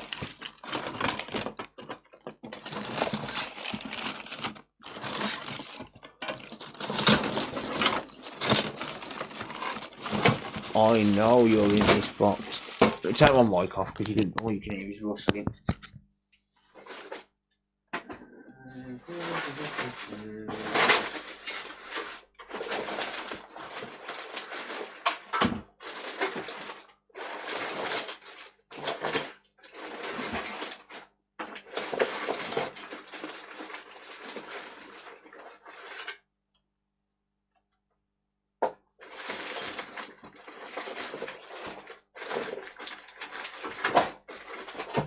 Come on, I've got a big ass spoon of them. Where are you?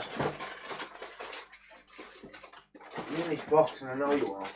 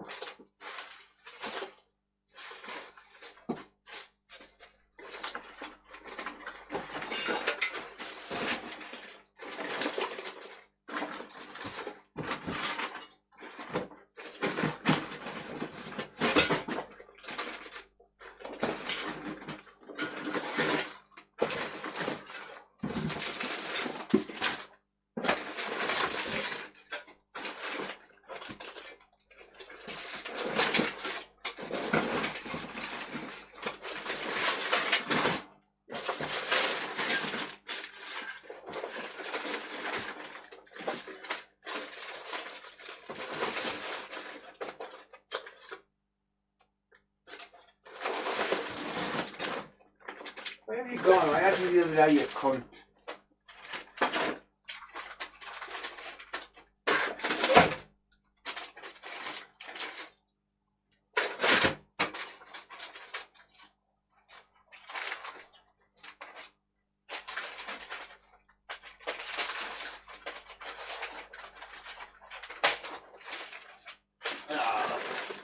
Difficult.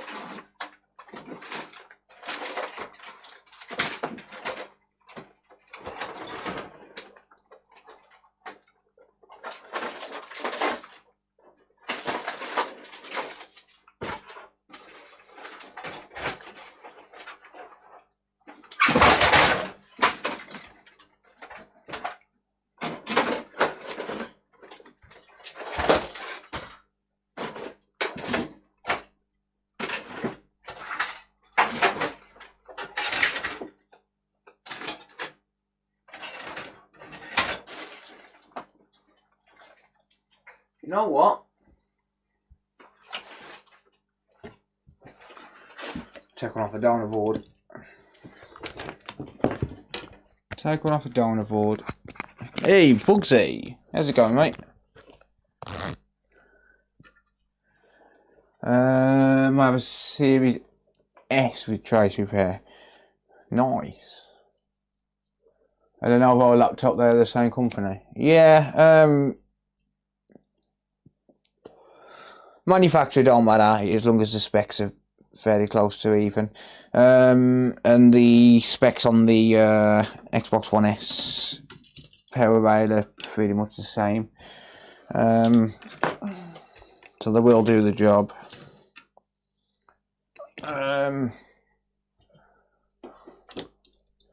So that's going to be the plan, is to get one of those off here. Organised much? Hell no, dude.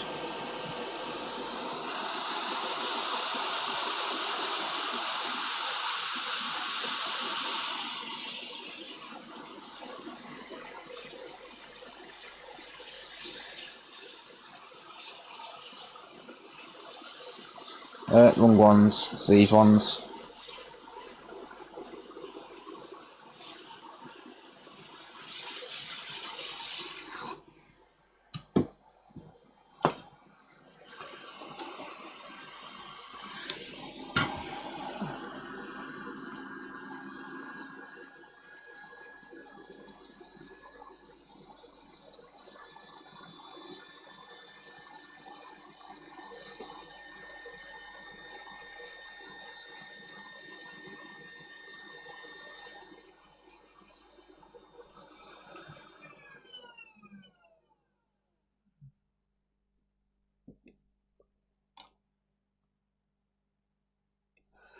No, it's because it's very, very rare that I use those MOSFETs. So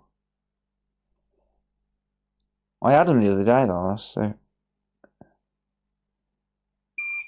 That's the strange thing.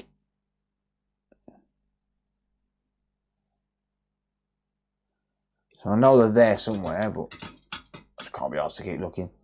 Where have I been? With your mama. Do do do do do do do do do do do do. Damn it! Where's that gone?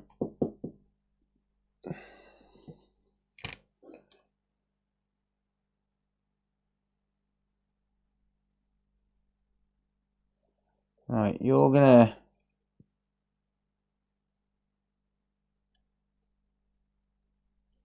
sit there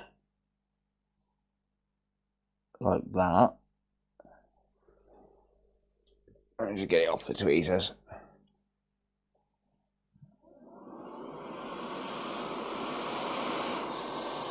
Damn it.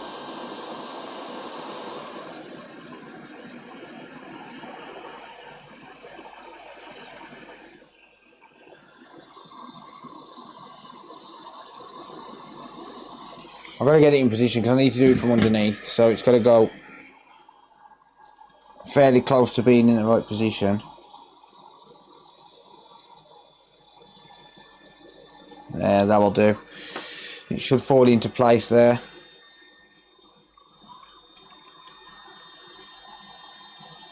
There's just too much plastic around to risk doing it from above the board.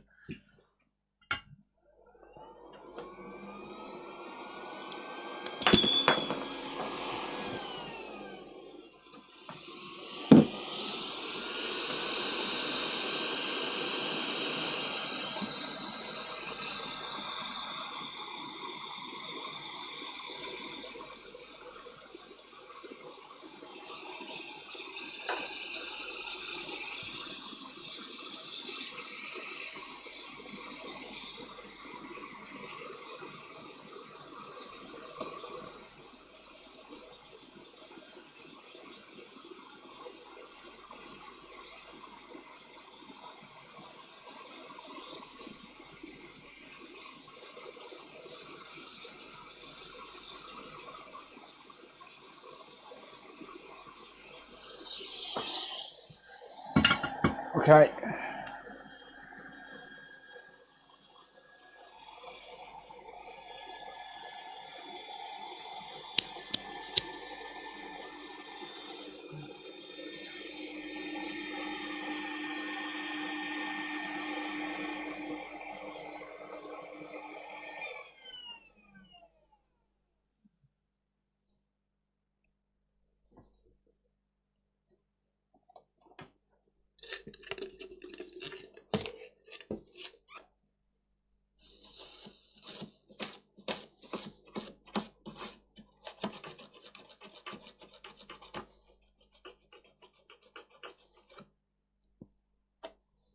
good.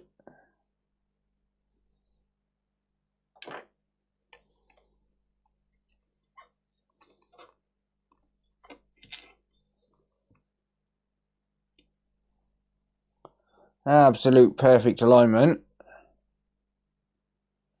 Whoa, happy days.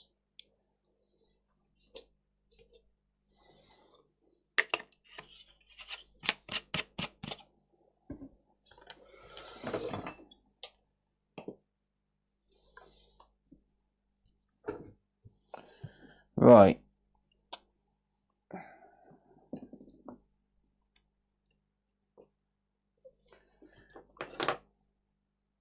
Stays on.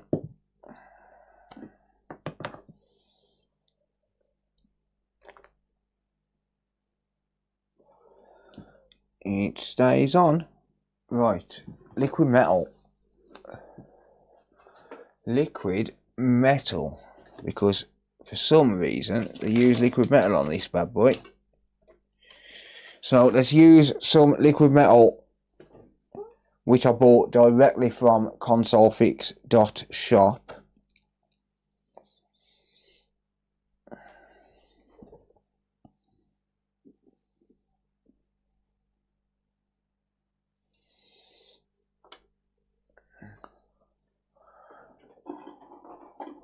And this is not Conductonaut. It is not any other brand. It is my own brand. And of course the APU is oxidized. The CPU, sorry. Of course the CPU is oxidized. Why wouldn't the CPU be oxidized?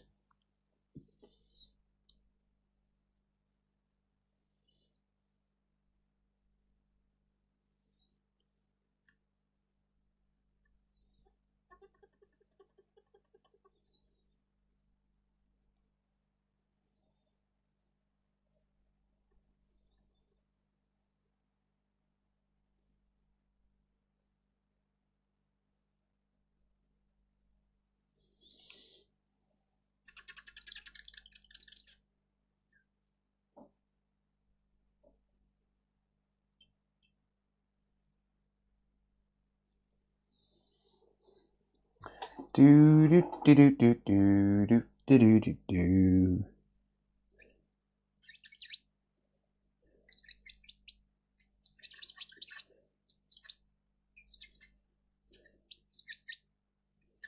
Man, these CPUs are small.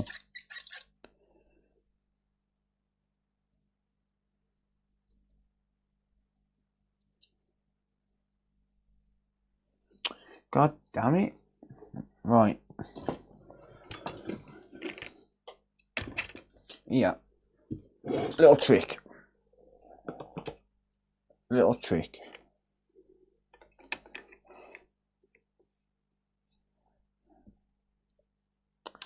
Oh wow, the foam gasket's actually breaking away as well. Oh wow, you suck. Right, little trick for you.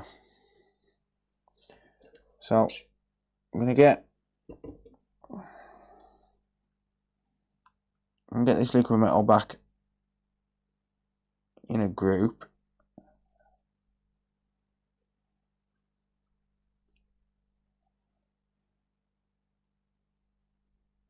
It's a damn good job there's Captain tape and stuff around this.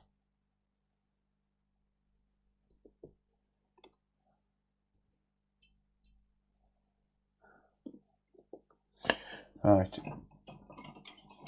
We have fiberglass pen.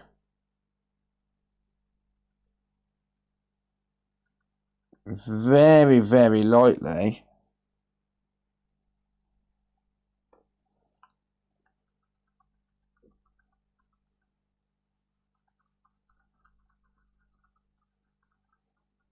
I'm going to use said fiberglass pen to clean the CPU.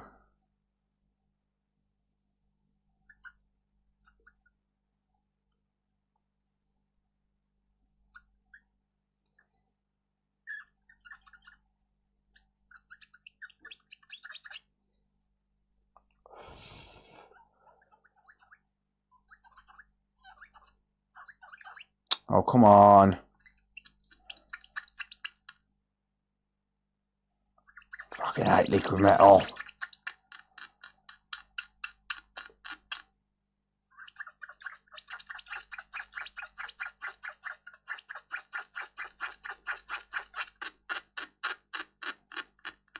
Wow, this is really oxidized, this is. Oh, that's annoying.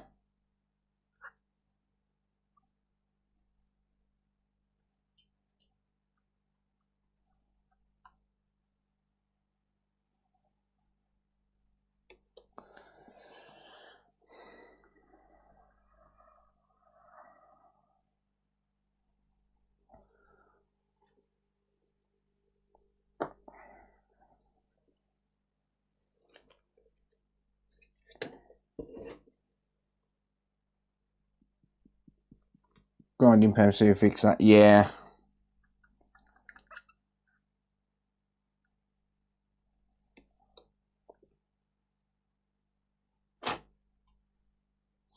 Right. Fuck that liquid metal off. Because that's a mix between the liquid metal that was already on there and my new stuff anyway. Alright. So.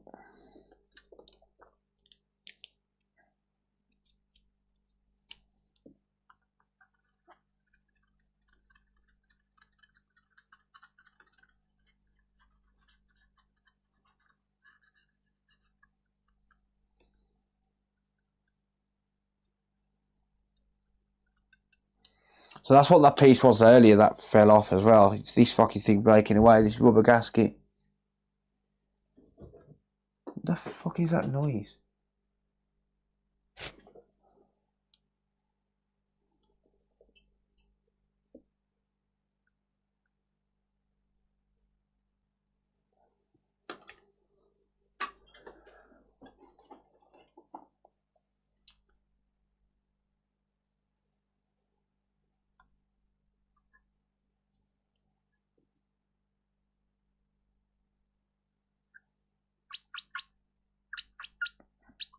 Why is there so much grease on the fucking die? What's going on?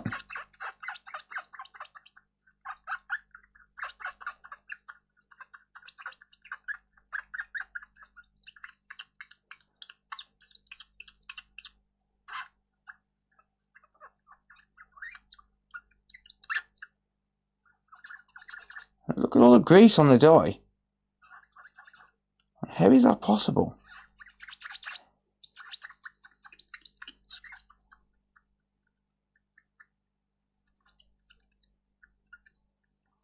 Well, that's better, but how? Just how? It's on here as well, look. The state of it. Well, that's awful.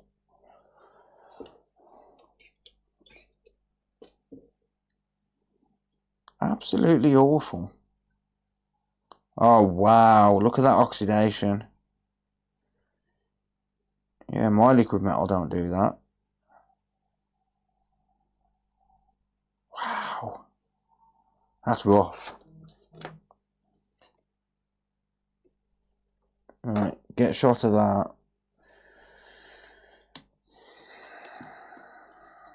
Look at this.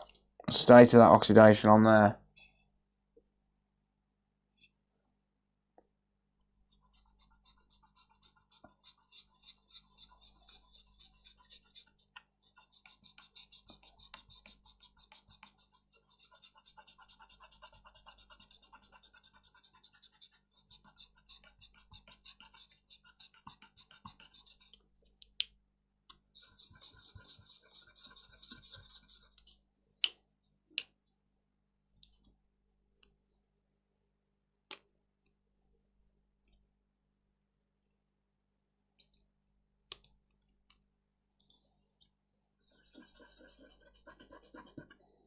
Right.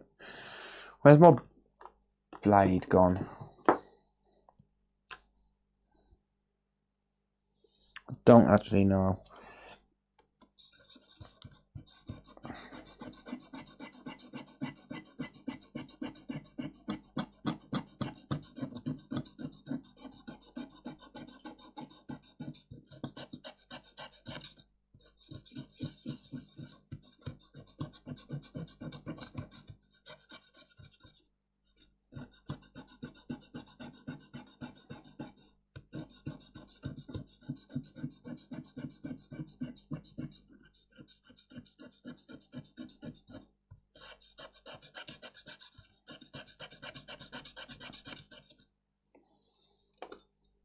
Right. Are you good now, bro? Are you going to take my liquid metal? Of course you are. Because my liquid metal's fucking awesome. That was oxidized like a motherfucker.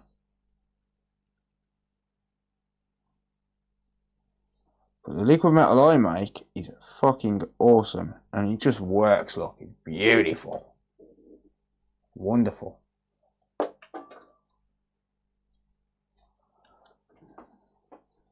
Yeah, it's fine, Carlos, don't worry. Bye-bye CPU, it's FUBAR. Never. Never. Some of us know what we're doing.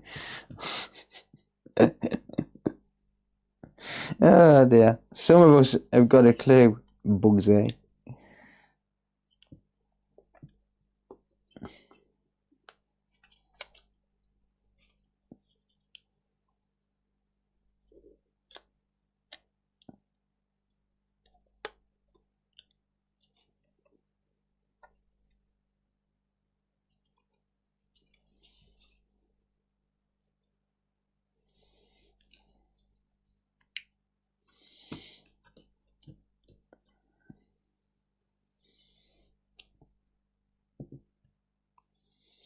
Right.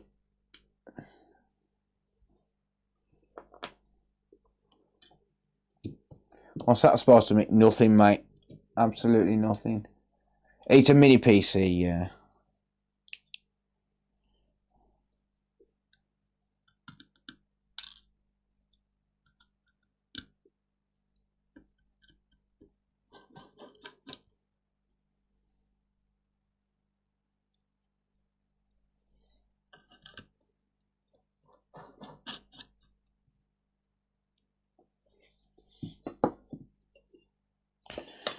Right, now.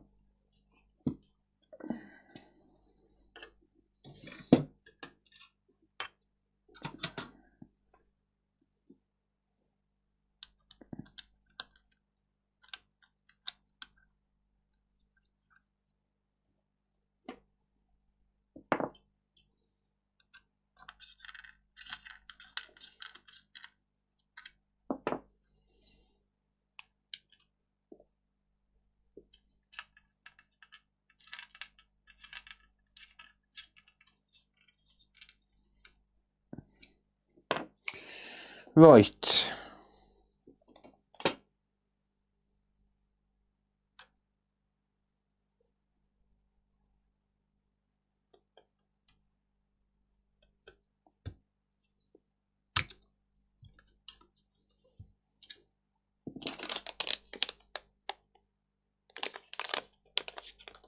Wannabe text. Yeah, tell me about it, mate.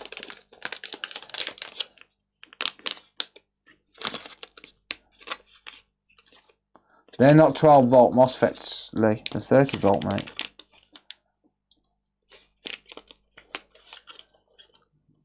As in the you mean the ones that I'm on that I'm using now?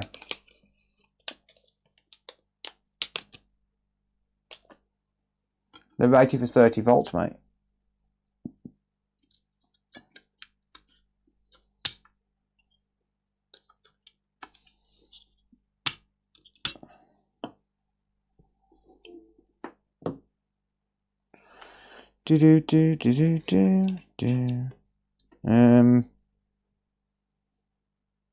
No, that can't be right. What?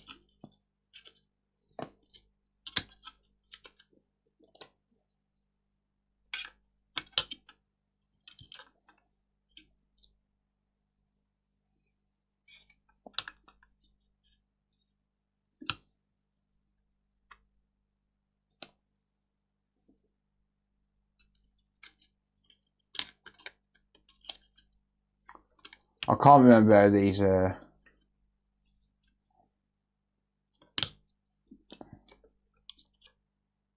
Oh, fuck it. I'll figure that out in a minute. Let me just put the RAM in.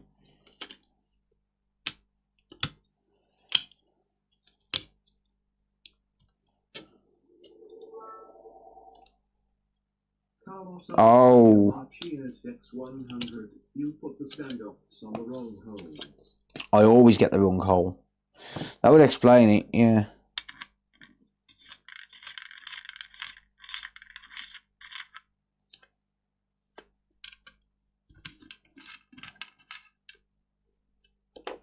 See, why can't I just use normal mounting fucking techniques?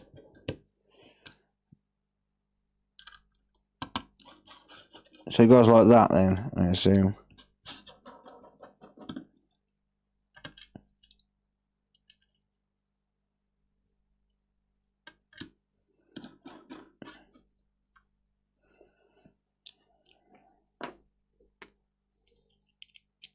Yeah. Cheers, mate.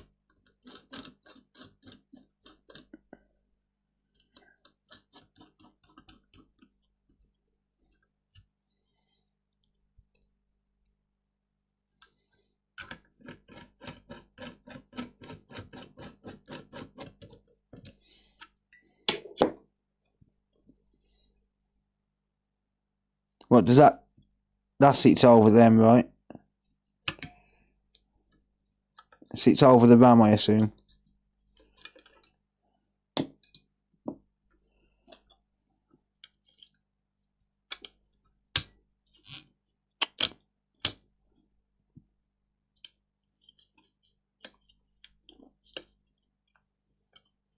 Oh, it sits. Oh no, it sits over the SSD, doesn't it? Yeah. Never mind. Ignore me. Yeah. Ignore me. I'm not with it.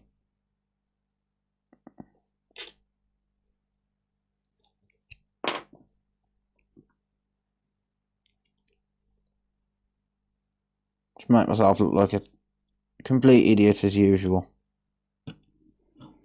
But it's fine.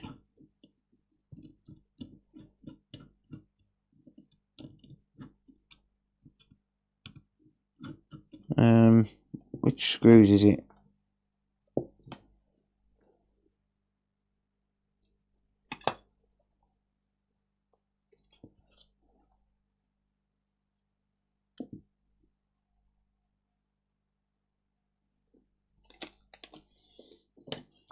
Them ones?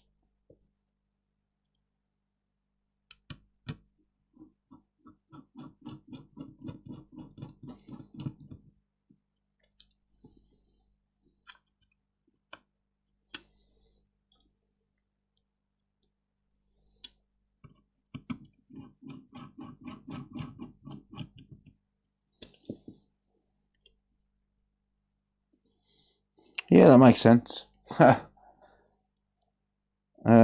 Yeah, I've got to put that on in a minute though, but I'm gonna just check this first and just see if it powers on.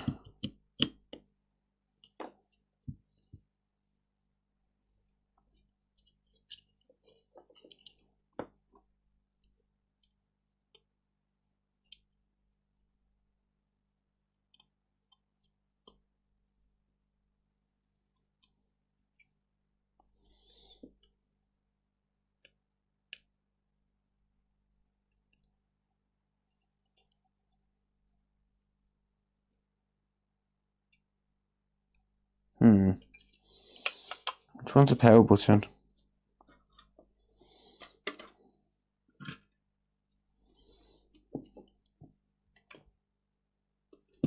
That one.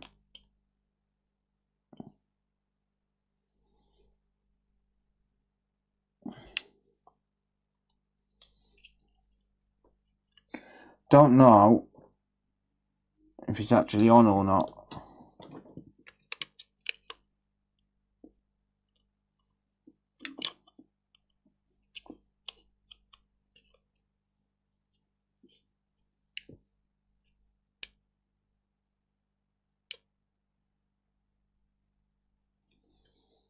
It's meant to be an LED on it.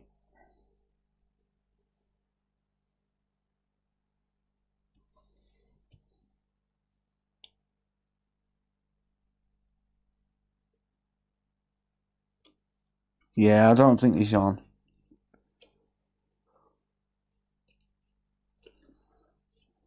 I'm not giving any LED activity. Use the guy that lady below coming on from a rave.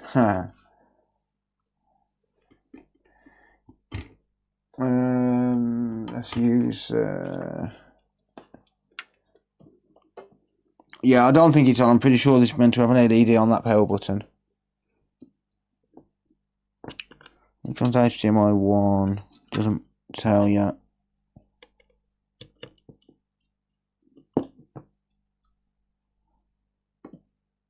Nah.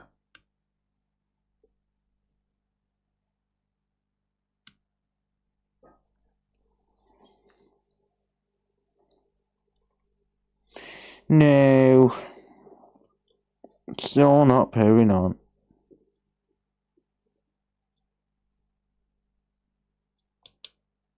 Damn it. Alright, let's have a look. Hang on.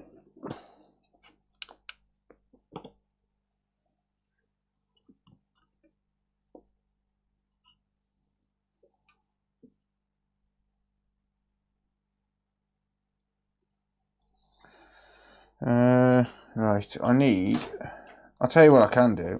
I can manually give it 19 volts and just see if you get any activity on the bench supply. So 19 volts. I'm gonna uncap it.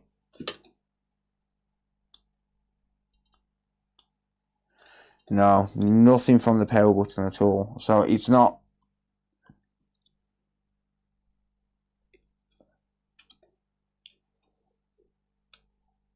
It's not even attempting to power on.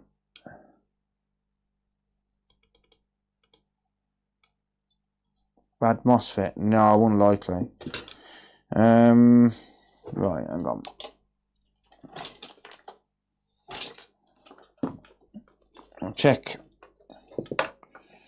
I'll check for power coming in.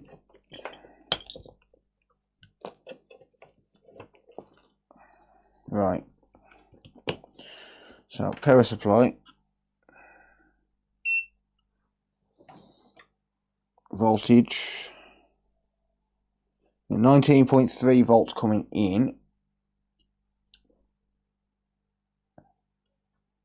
19 volts on that cap.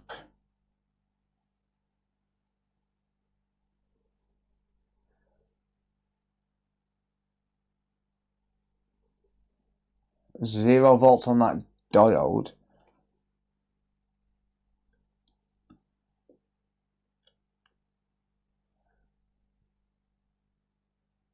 Yeah, 0 volts on this inductor either.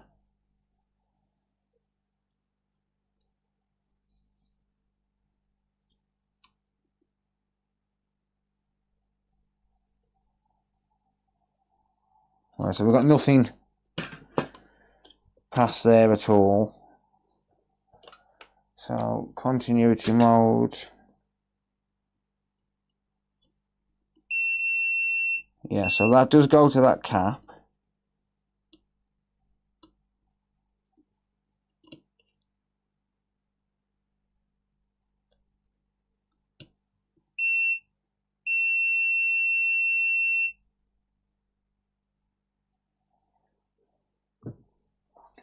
Right.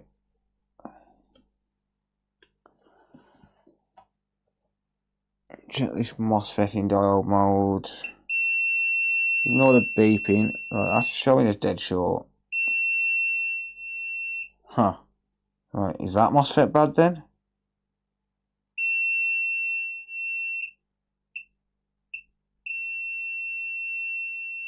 I think this other MOSFET could be bad as well.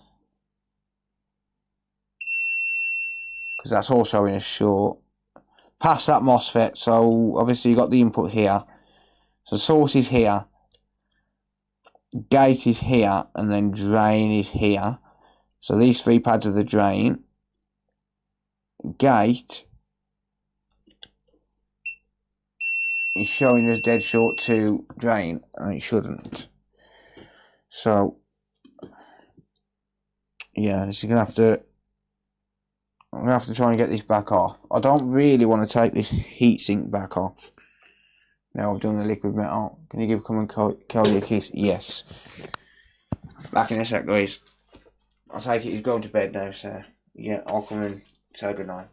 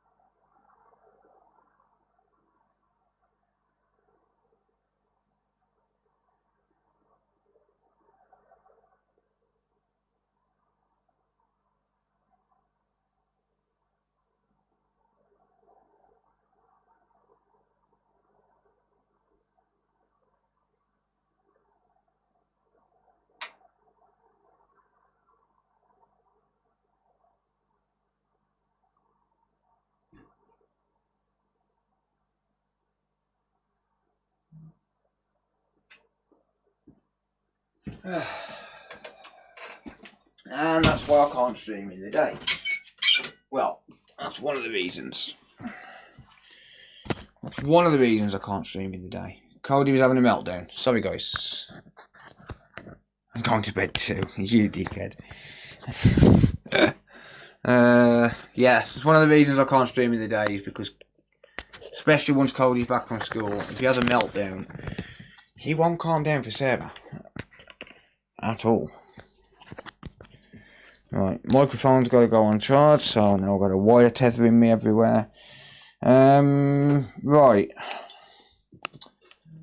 Let's have a look.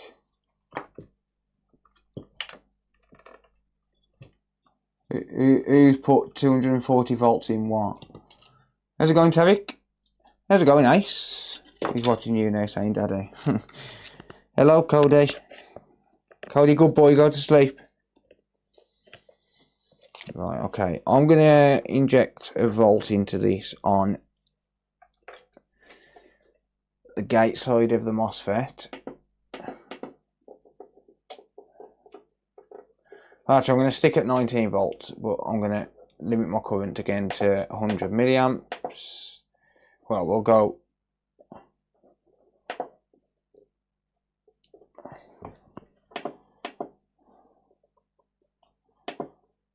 We'll go 400 milliamps max.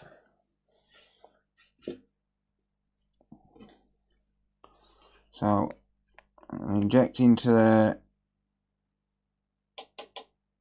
Oh yeah, that's drawing current. Right, okay. Thermal camera again then. So there's a short on the other side of that MOSFET now. So that MOSFET was bad. There's also a short on the other side of it. For whatever reason, it wasn't showing before I put the MOSFET on. So annoying sometimes. Right, let me get my thermal cam back up. Hang on. Temp master.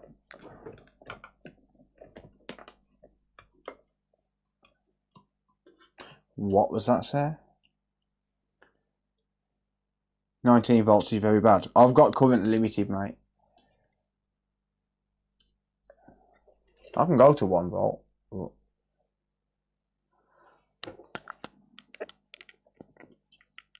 Go on, I'll go 1 volt.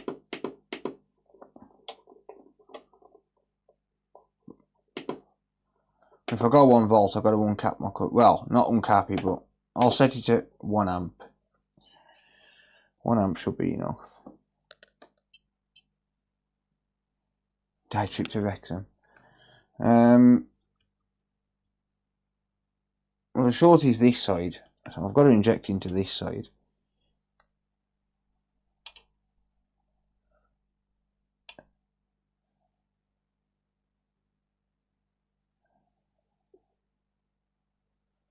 Of course, I'll get absolutely nothing on the thermal cam.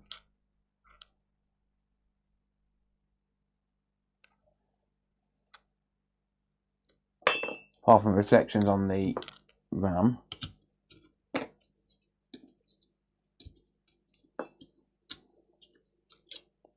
Tell you what, let's just remove this other MOSFET.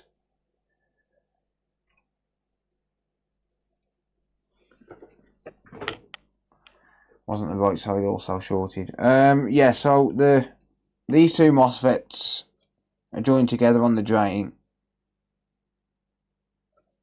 and this one's short as well. So for some reason that wasn't showing when I first checked it, but I'm going to remove that other MOSFET because I know the MOSFET I've just put on is not shorted. I don't really want to take the heatsink back off and fuck with the liquid metal again, so I'll just put a really thin nozzle on.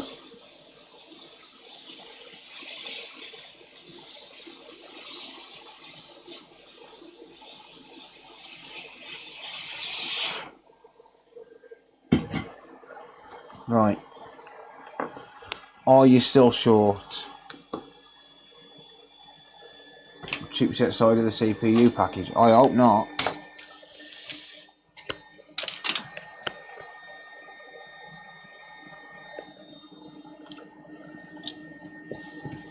If it does, I'll write it off and just say no fix. Alright, let's have a look. It's still short? Nope. No, you're not. Right. Give me that MOSFET a sec. So this is the MOSFET I've just taken off.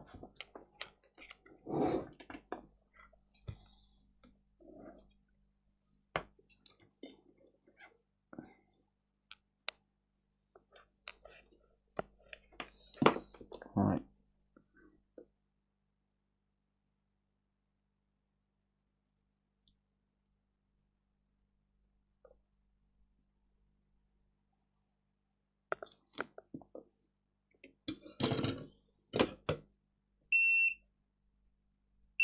Yeah, so source is short to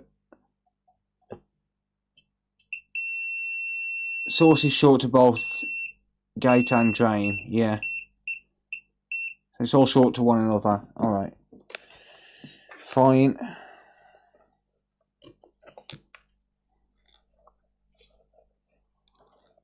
Check the output resistance.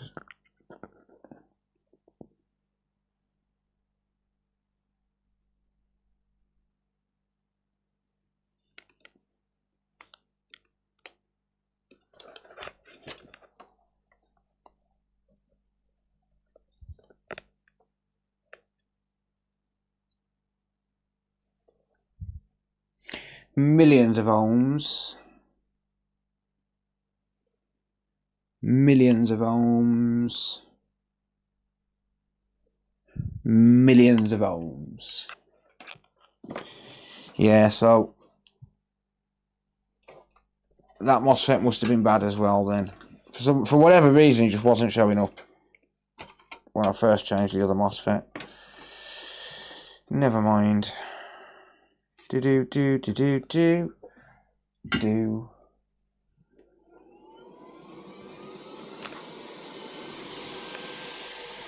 Yeah, for anyone curious, these Xbox MOSFETs are rated for 30 volts.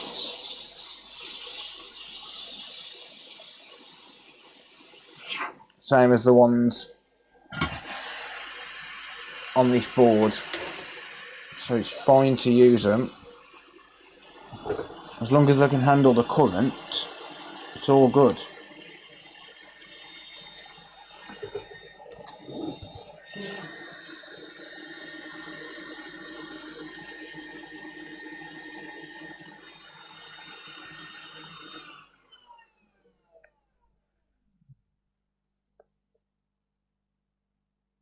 What, this stream or this repair?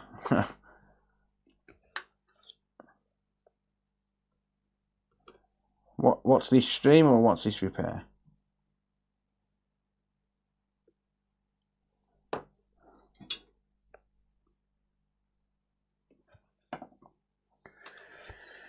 Do.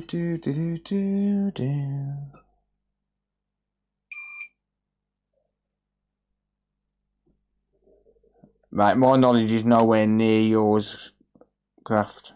Nowhere near, mate.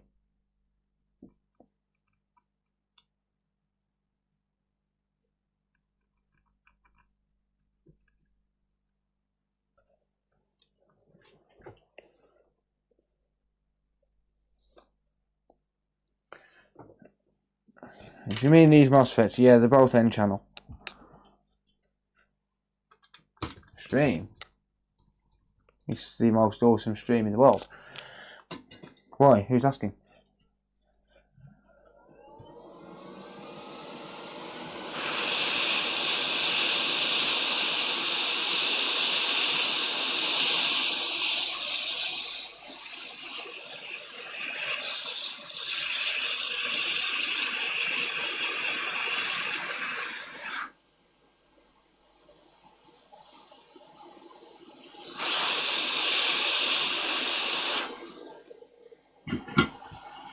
Haven't seen you in ages. I know, mate, yeah. Yeah, I've not been online. Well, I have, I just haven't been streaming, that's all.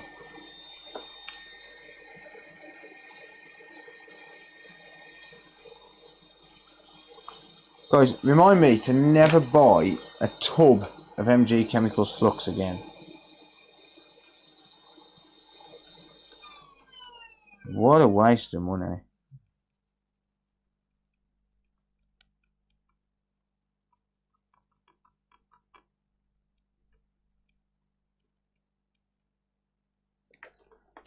Alright, what about now? Is it short now?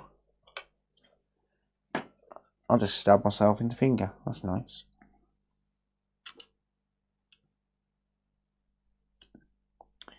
No short on DC in. No short on source. Gate. Drain. Gate. Drain. Huh. Why is that one showing as short now? It wasn't just.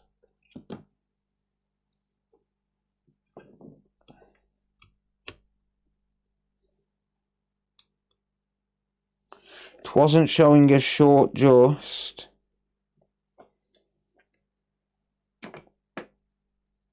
King Bobby's better, I agree.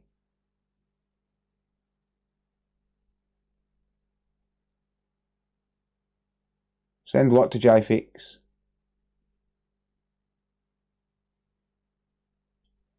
I agree, Lee. Send what to JFix? I don't send anything to anyone. If I can't fix it, I'll send it back to the customer and they send it to someone else. I don't send it to anyone because I don't want the responsibility.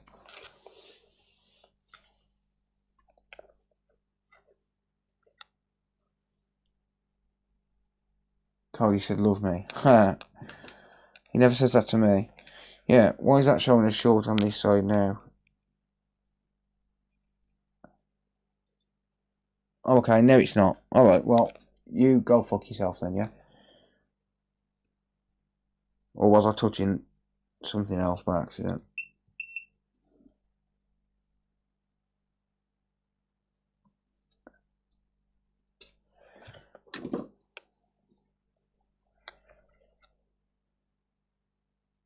Yeah, possibly JFix, yeah. It's not showing as short now. It was to start with for some reason. It must have just been heat. Still not powering on though. Or at least from what I can tell.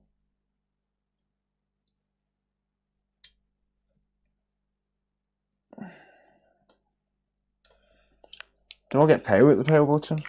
Am I getting voltage? Yeah, there is an LED in that. So, unless that LED is blown, which is very unlikely.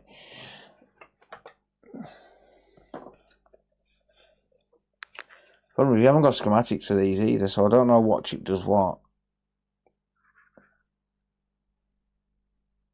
0.3 volts and dropping.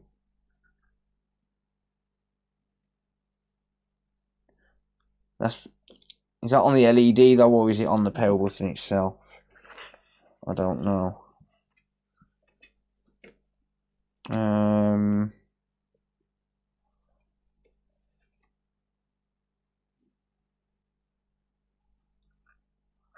0 volts. 0 volts.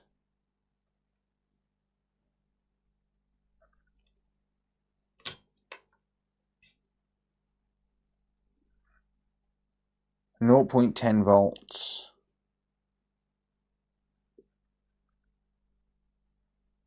So I'm assuming the power button would need 3.3 volts to work, and it's not. So yeah, we're not giving any power on the power button at all.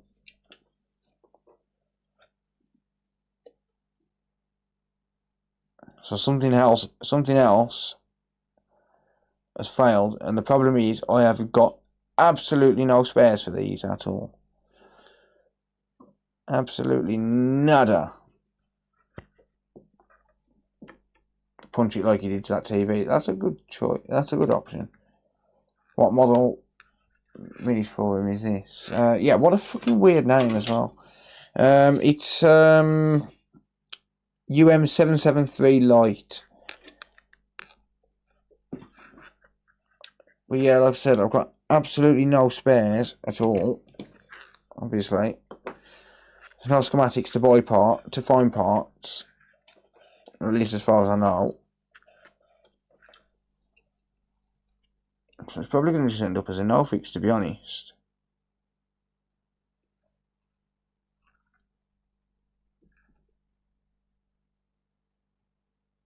Huh. Right, it's dropping voltage straight away, so there's only 12 volts on that MOSFET at the minute, which is obviously not normal.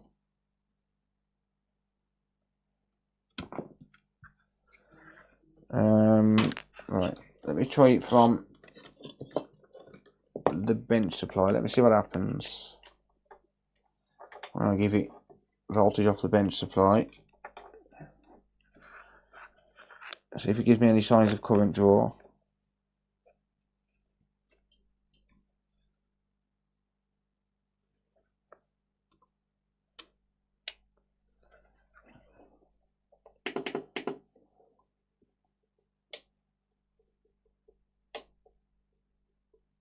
Absolutely not. Nothing. No sign of life at all.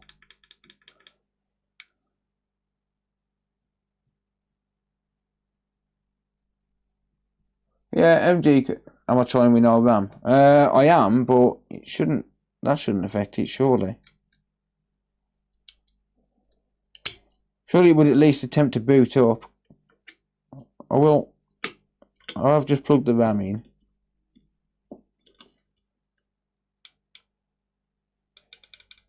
No, still nothing. Still no sign of life. Yeah, it wouldn't affect actual power. Like, send it my way. No. I won't send it to anyone, mate. I'll give it to the customer and they'll find someone else. Yeah, okay. I can try some. Ugh. I'm gonna try some MOSFETs off a laptop.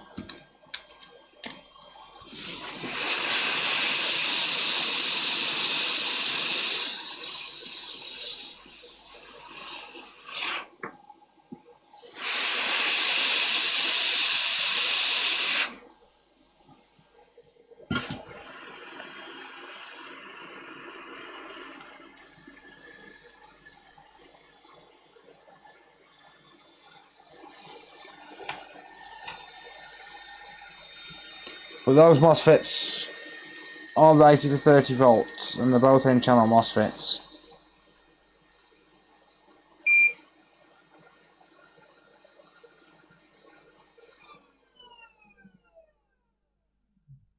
So in theory that should have worked.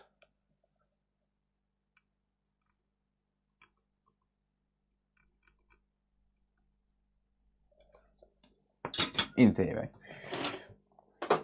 Alright, I've got any on this donor laptop I've got here. One moment.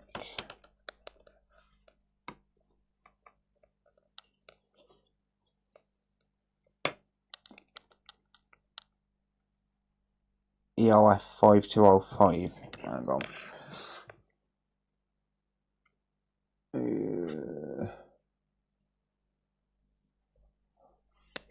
I'll just unplug my thermal cam because that's not designed to be plugged in 24/7.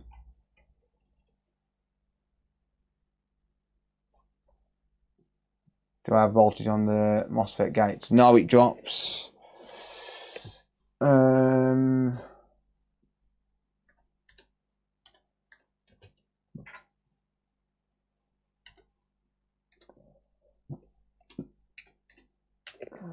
Right, I'm just. Let's see if these match.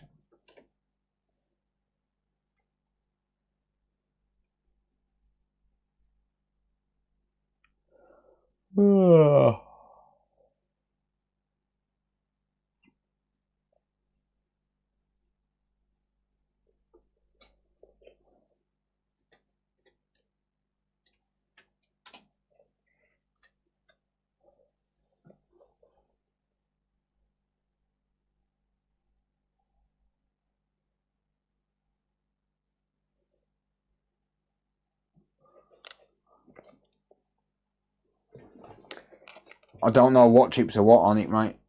Bugsy, I ain't got a clue what chips are what on it, mate. I'm not a PC guy.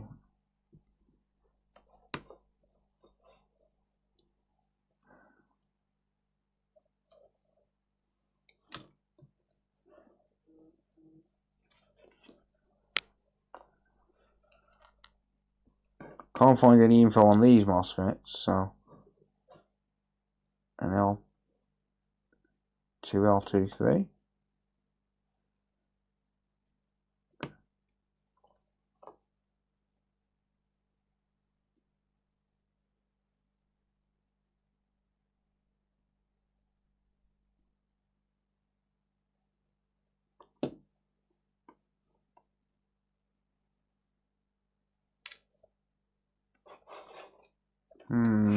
Anyone know if these MOSFETs would be compatible? That popped. What popped, mate? I am a dickhead, yes, I agree.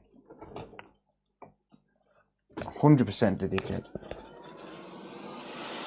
Can't find any info on these MOSFETs.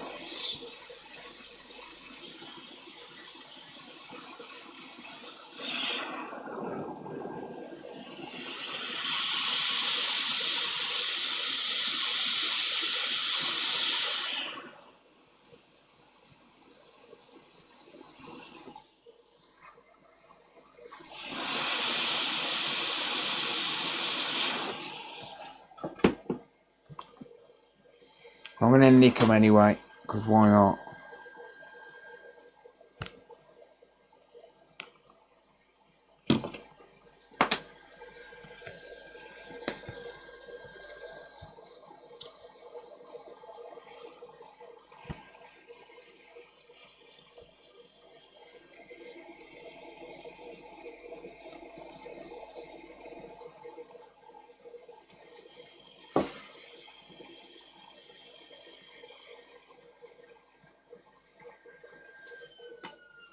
What IC was that, mate?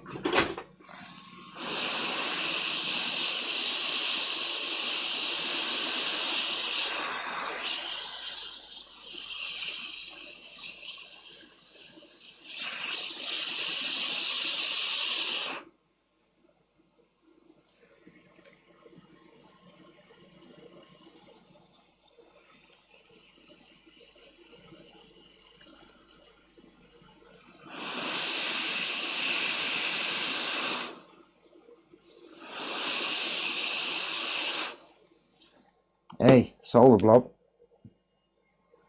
Get here, you little bastard. There you are.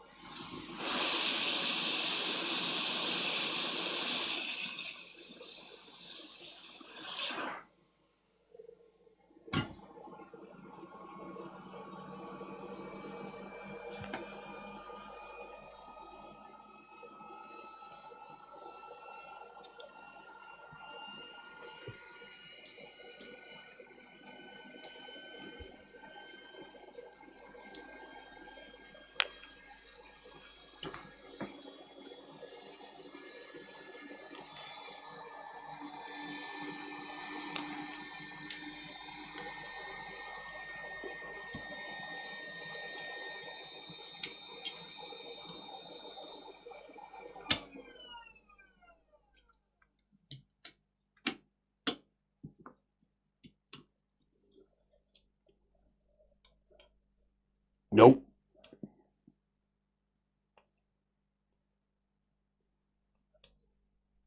No signs of life. What are you fixing? Absolutely nothing at the minute. I was working on a mini PC. It had a couple of blown MOSFETs, but I don't know what chips are going to be the PMICs and shit without Googling every single chip. And I don't have any schematics for this board, which fucking sucks. So I don't know what chip does what. Not a clue. Not a clue.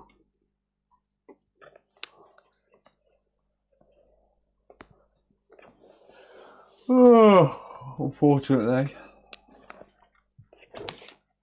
trying to fix a small PC motherboard. Do you know if the MOSFETs are compatible? You need the data sheet first, otherwise it's really delicate. Yeah, I don't think this is a MOSFET compatibility issue. They're all powering the same kind of circuits. They're going to be... He hefted it up already. No, he hasn't.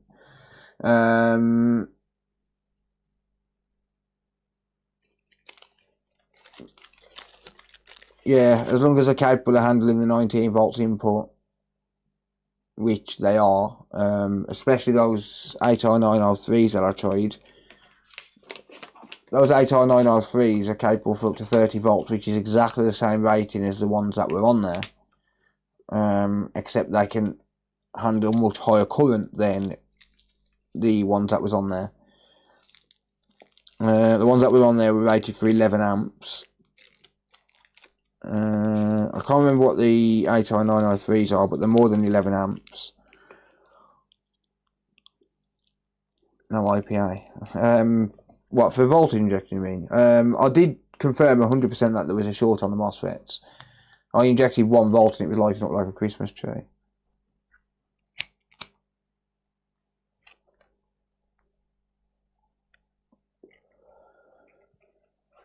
So there was 100% a short on the MOSFET, but obviously that's been caused by something else down the line. But I don't know what chips do what, so...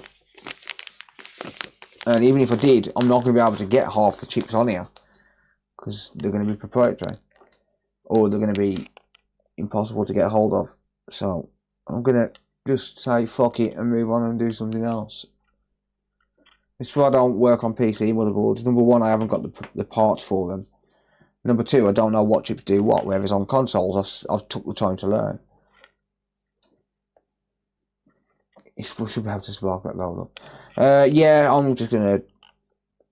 I'll do some research and see if I can find either a donor board for it or something else. You know, find some information on some common faults with no power. I'm getting no power. I'm getting no voltage on the... God, look at that off the liquid metal. I'm getting no voltage on the power button at all.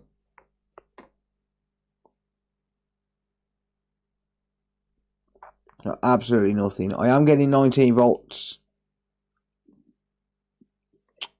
Hang on. I can get it plugged in. That might help. I am getting 19 volts back on the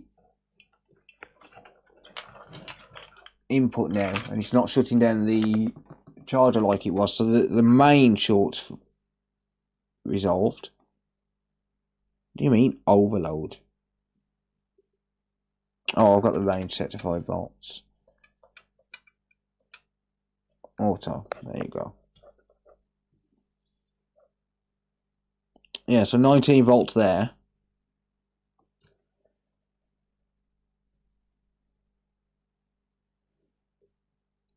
Nothing on that inductor. 19 volts on that cap.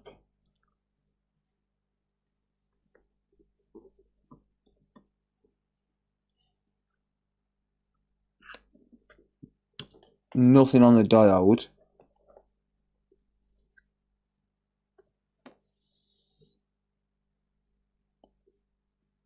Yeah, nothing on the power button either.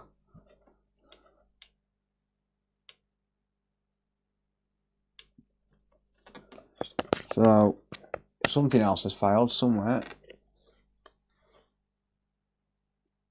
It's fuck chuck it in the bin. Ha! Yeah, something else has shorted somewhere, but we don't know what parts they use, so I'm just going to call it quits. Say, nah, fuck yeah.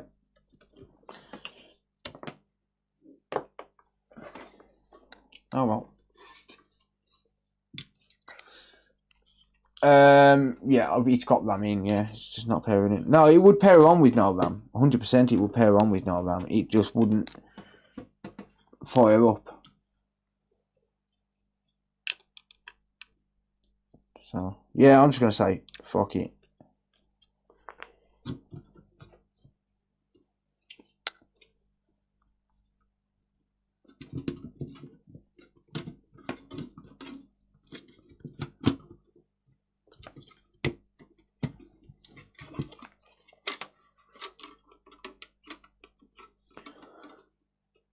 the DDR5 worth more than the PC anyway.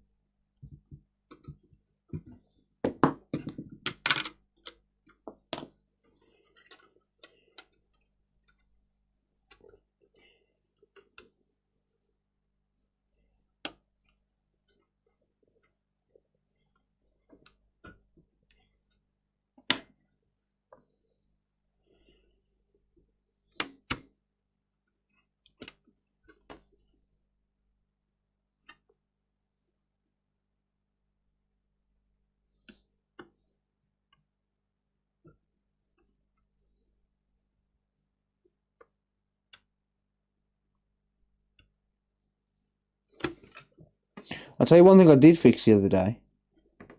Some random Dyson Hoover that I found on the scrap.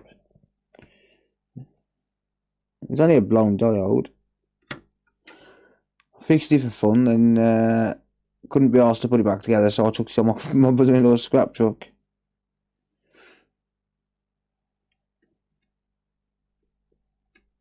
Well, it's not that I couldn't be asked to put it back together. Half the plastic broke taking it apart.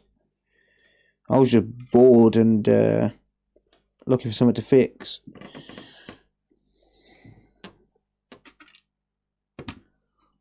Right, where's that little piece of plastic gone that covers this?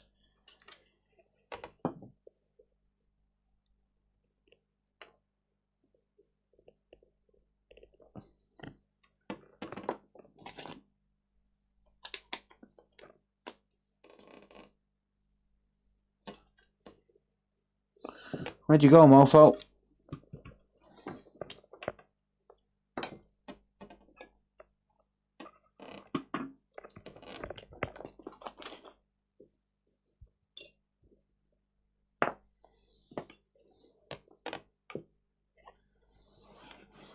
Where did that go?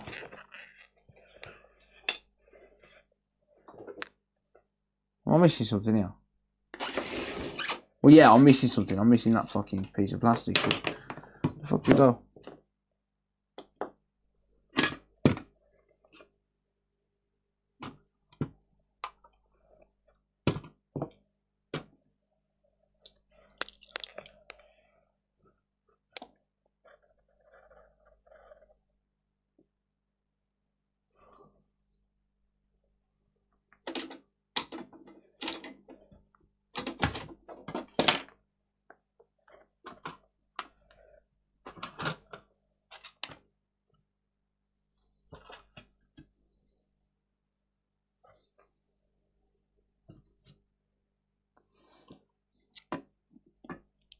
Where the fucking hell has that gone? You motherfucker.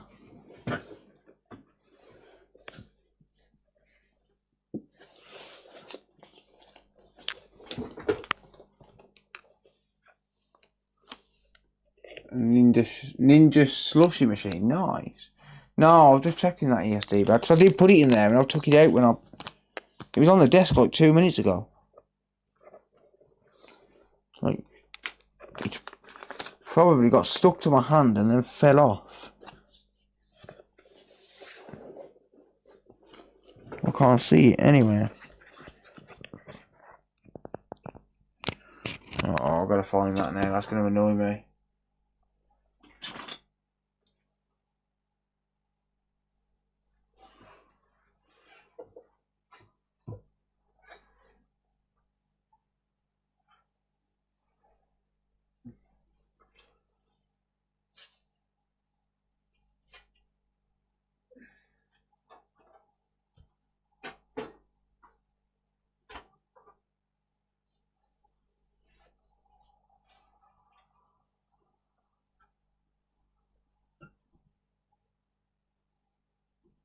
It's not on the floor.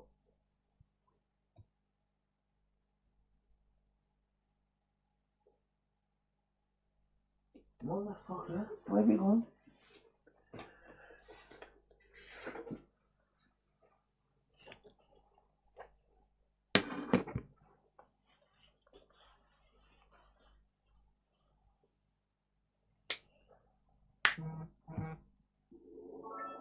Probably not. Carlos underscore your Different gear. X100 is on front on the PC, mate.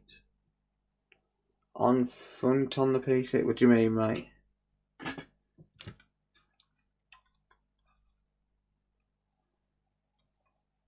Did I drop it inside here or something? Is that what you mean?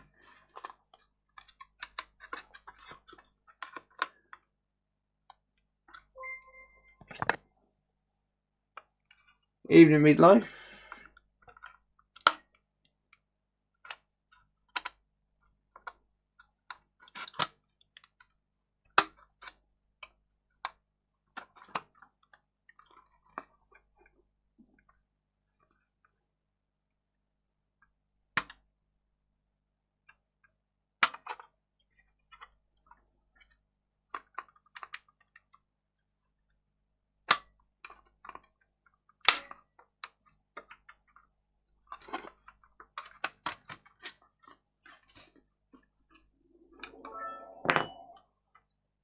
Carlos underscore your Marchio X100 on the mat in the line 22.9. 22.9. Ah, mate, how the fuck did you see that? What the fuck? You a freak, dude. Wow. Thank you, dude. Appreciate you, man. Jesus. No, that would have... I could not put it back together without that. Like, it's just... Dude, you're a super freak. Thank you, though. Appreciate it.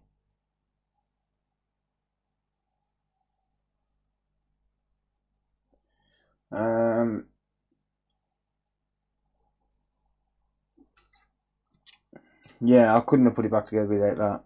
I know it's only a piece of plastic, but it would have done my head in.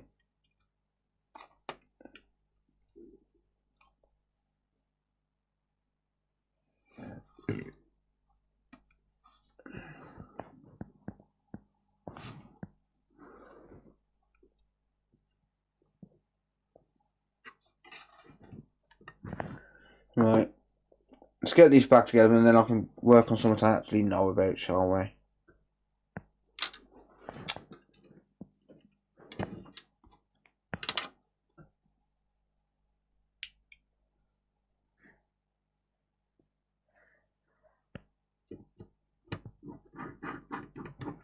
I need to buy a magnetizer.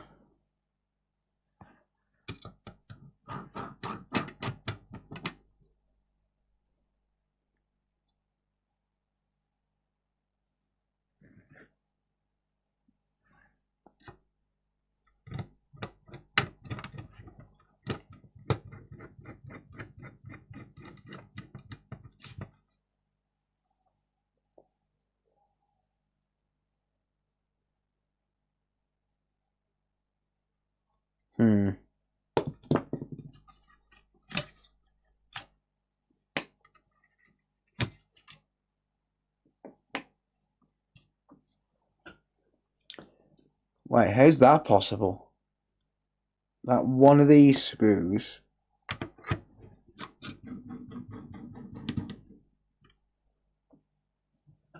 is the same as those screws. Yeah.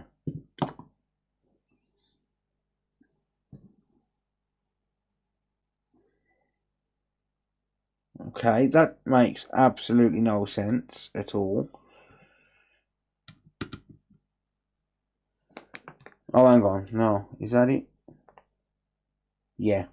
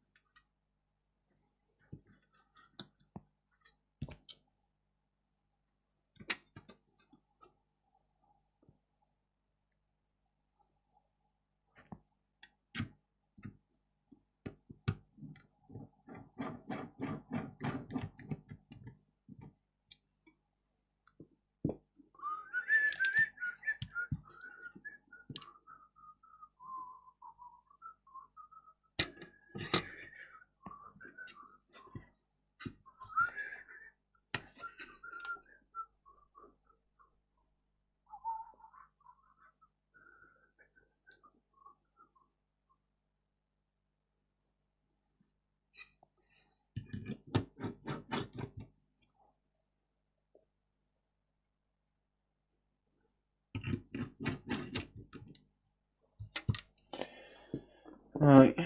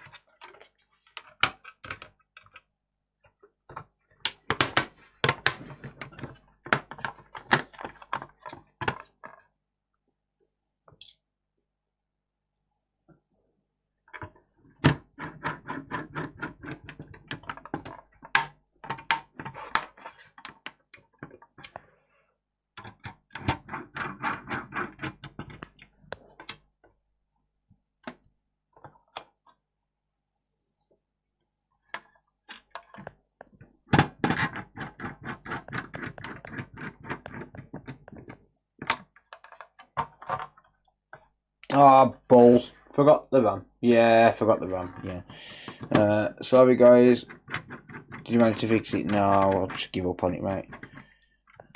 I don't have any donor boards and I don't have any schematics or anything like that for them, so those two MOSFETs were definitely short, but after replacing those MOSFETs it still shows no sign of life, and I'm not getting anything past the MOSFET. So I'm getting power to the MOSFETs, I'm getting 19 volts on the FETs, but I'm not getting anything past the MOSFET, so something's telling them not to turn on. I don't know what chips do what, unfortunately, so not really a whole lot I can do other than sit there and Google every single chip. And to be honest with you, most of those PMICs on there, most of those power management chips on there are monolithic power. They're MPS chips, and we all know what those people are like for providing data sheets or lack thereof.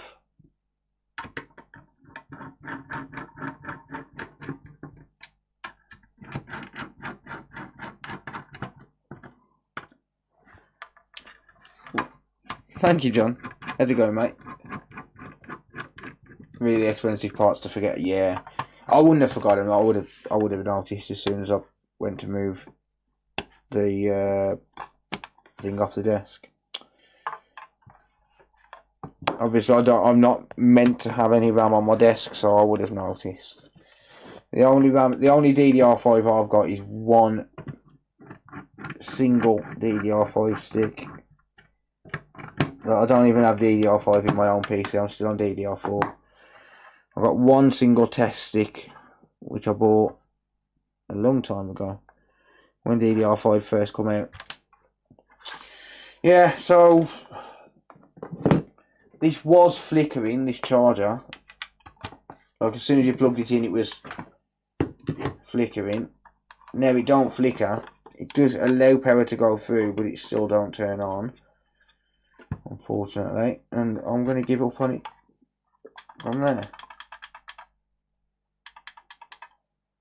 Not going to spend any more time on it.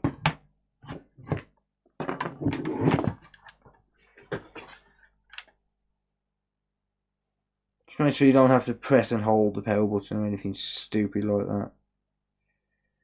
No, never mind. No, never mind.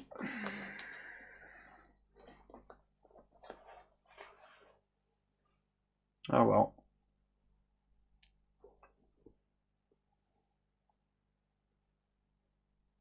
Oh, you've been collecting. What, you've managed to find data sheets for the monolithic power chips? Because they don't really provide them, do they? 32 gigabyte DDR5 for 260. Jesus. Take how much of it? Wish I could, mate. Wish I could. 260. Like, even in dollars, like, that's ridiculous. And we all know, like, $260 is about £3 British.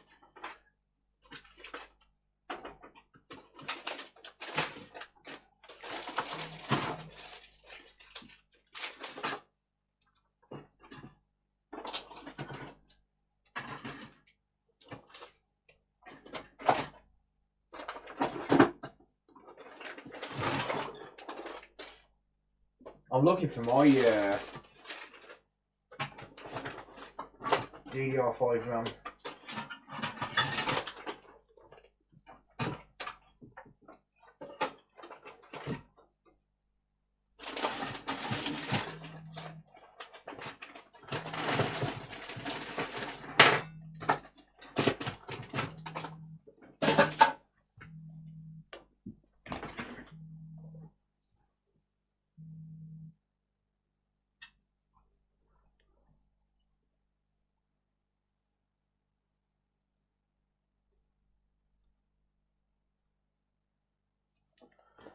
Ah well.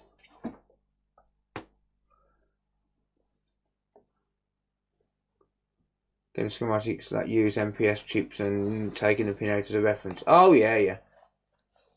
Only been 3 months. Damn. I'll be off in a dispute on that one. I have got some DDR5 RAM somewhere. I don't know where it is.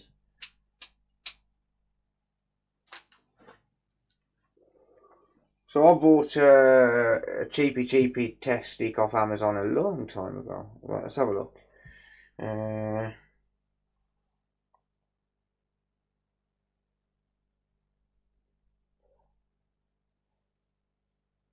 Oh, it's desktop RAM. Yeah, like 28th of August 2024. It's just a single 8GB stick. Gloria, you have just resubscribed for 7 months. Hi Phil and chat. Gloria, thank you. Welcome. Hello. £700 second hand on eBay. Sell that shit, bitch. Look at this. Look, 32 gig, £234. 64 gig, £629. It's just insane. Like, who pays that? What idiot is paying that kind of money? I'm sorry, but like, look at this. An 8 gig stick. When I bought this in 2024, $19.99. How much is an 8GB DDR5 now? Let's have a look.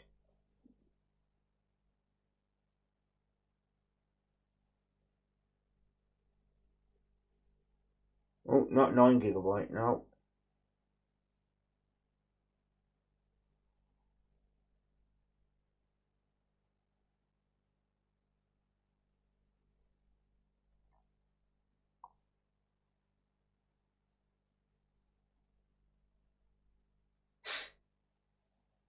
Hang on.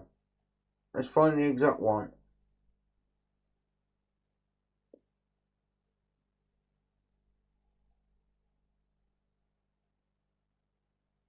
It's doubled in price, yeah? 2 8GB sticks, $174.99. New low price. Fuck off. Fuck off, eBay. Fuck off. Low price. Look at this. Look. This is the exact stick I've got. And still people are fucking viewing that shit. Like, what the fuck are you doing, dude?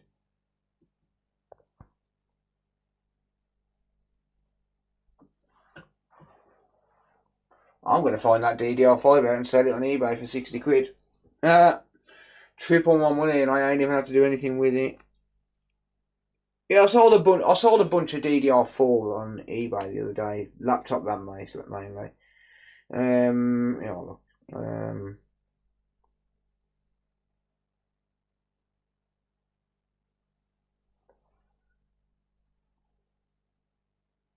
Right. So I sold 2 of them for 35 quid. 8 gig sticks.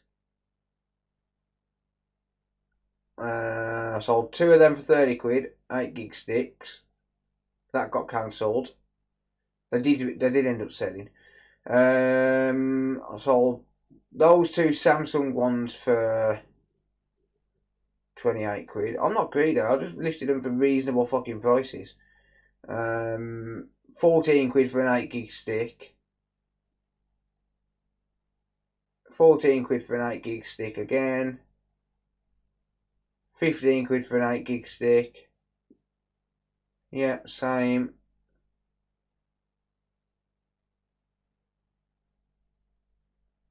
DDR3, 15 quid. Idiots.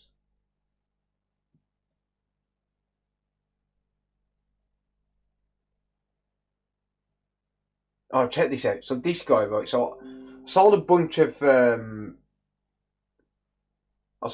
these, right, on eBay. Bunch of just scrap tablets I had lying around, right? Just absolute dog shit. They only sold for £1.70. I sent it out the same fucking day, right? So I sent it out the same day, and the guys messaged me today saying, "Oh, there's not enough postage on this. Look at this. Saying he's received." Fuck off, Lee. You've just doxed yourself. Here, spam that number. No, don't. One of my mates. Hang on. Let me answer him. Because he tried to video call me just. You just doxed yourself, you arsehole.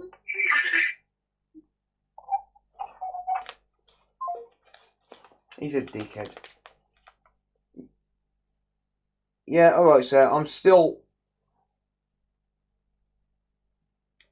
streaming, though. So, what do you want me to do? I'm coming in a sec, so I've got to grab another job. Yeah, anyway, so the guys messaged me asking me for assistance because apparently there's not enough postage on it, whereas I paid for 5 kg raw mail track 48. And he expects me to do something about it. Like, I made fuck all on him, dude. Pay the extra £2 postage or whatever the fuck it is. Like, stop being a dickhead and pay the extra £2. Grow up. Like, come on, man. That phone number, bit privacy. See, he's watching me and he's in my fucking house. So, he knows he's on stream. So, what's he do? I know. Phil's watching. Phil's showing his phone on the stream. I'll call him. Well, I hope you get lots of phone calls, Lisa. Some people are just like, yeah, tell me about it, dude. Tell me about it. Like, just, like, I've made nothing on it. I just wanted them out my house and I didn't want to scrap them. So I'll just put them on eBay, knowing they wouldn't go for really anything. One of them turns on and works. I'm about to prank call Phil 24/7. It's alright, I've got a little trick on there that says block. Right, give me 2 minutes anyway, guys. But yeah, seriously, that guy needs to grow up and fucking just pay the extra postage. I made nothing on him. I'm not about to pay any more postage for him.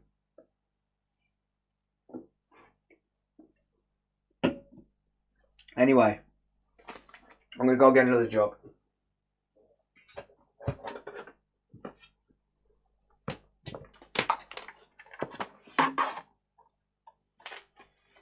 I know you wouldn't, mate. I know. Television unseasoned cabbage. Fuck, man, that's brutal. That's savage. Alright, right, I'll be back.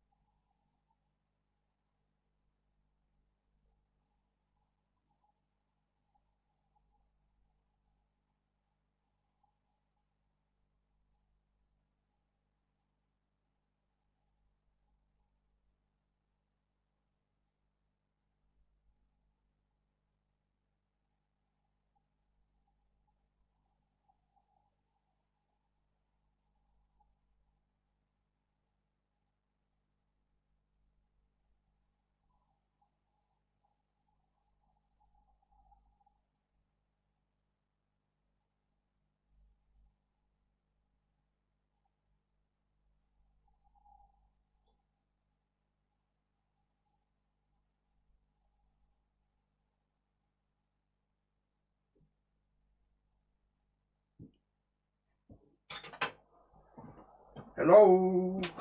Knock knock. Is anyone home? Right. Sorry guys. A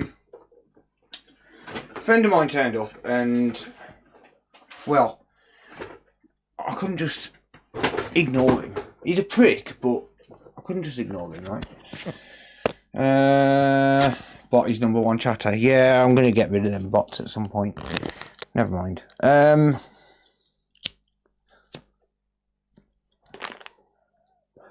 So what I'm gonna do, here's a plan, right? Because he's come up so as he can sort out my Plex media library.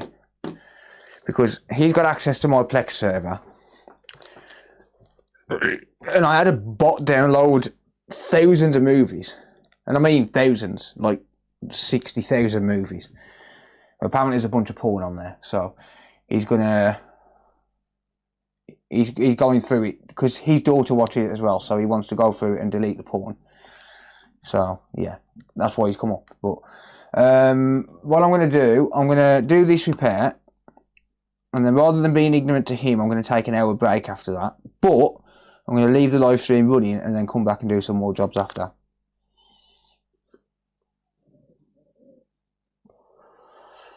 So I'll take like an hour dinner break or whatever. Right. So apparently the SD card doesn't work. And the orange Joy-Con isn't charging. So we're going to have a look and see what we can do. Let's see if we can fix it. So yeah, I've got to switch 2 in for repair. That's nowhere near ready in the queue though, unfortunately. So that is not going to be tonight. Oh, thank you, Darren. You've just docked yourself, mate. Didn't realise. Never mind. I'm going to pull that off there. That is not my sticker. Whoops. Oh well. It happens. Yeah, so I'm going to stream this repair. And then once this repair is done, I'll leave the stream running. But I'll take an hour break. Because I am hungry as well, but I want to carry on streaming if I can.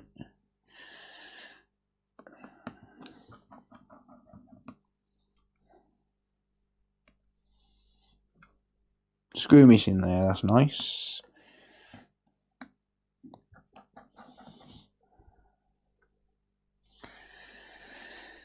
See, while I'm streaming, I know I'm getting work done, right?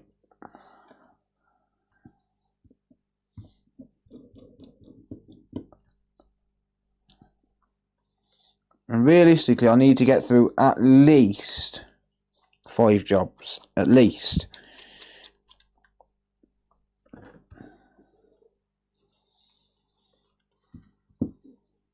Screw missing.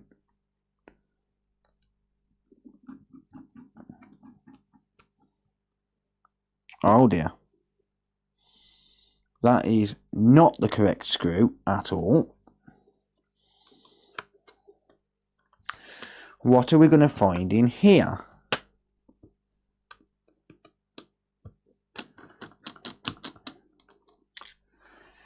Yeah, I want to carry on streaming, so I might as well leave the stream open.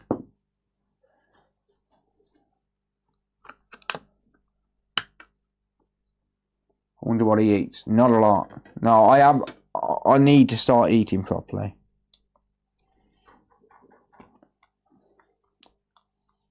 Well, that would explain why that's not working. So to this customer, if you do see this, if it makes a video or whatever, yes, the Gumtree seller 100% scammed you. The connector is completely ripped off the board for the SD card, and we're probably going to find damage elsewhere. So backstory on this is a customer bought it off Gumtree. The sellers ghosted him after he's found out that the issues with the switch.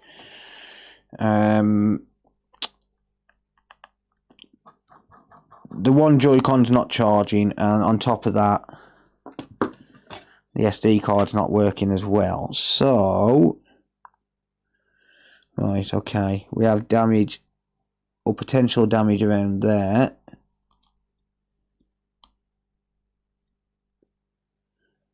Right, let me just switch this on.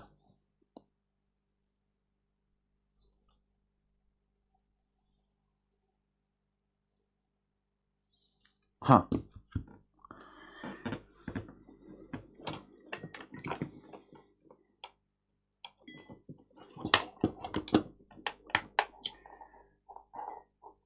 I'm sure it's not just dropped in the house. I heard a screw drop. It could have done. It's not. It's not a problem. I can replace them. Okay, so power button's not working then. Nice. Right. Touchscreen works.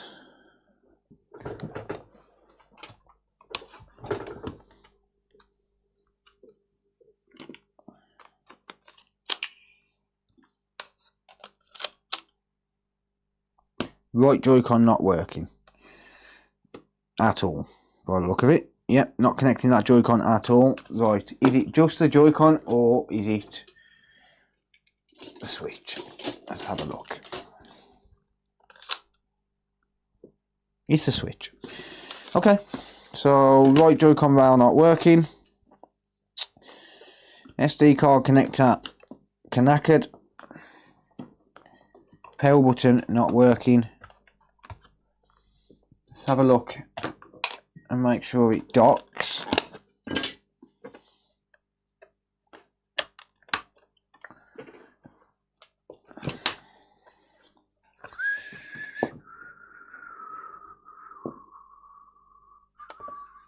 Okay, so plug that in there. Green light on the dock. Yep, it docks. Okay. Right, so docking works. So I'm just giving it a full test so I know exactly what's wrong with it.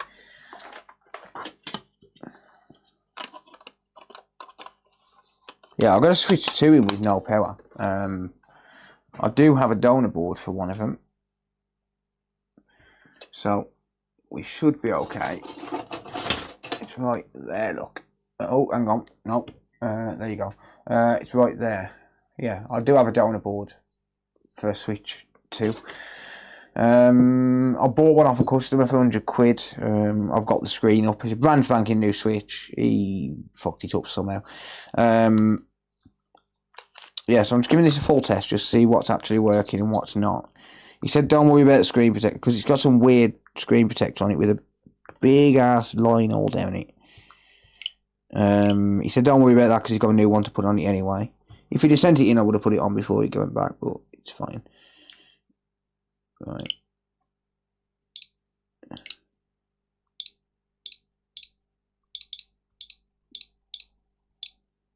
Wi-Fi.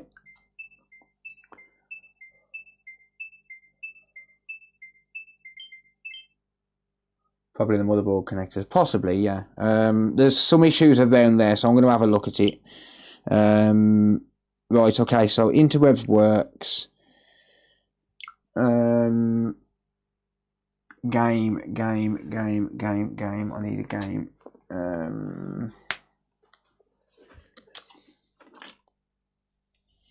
do have a game somewhere.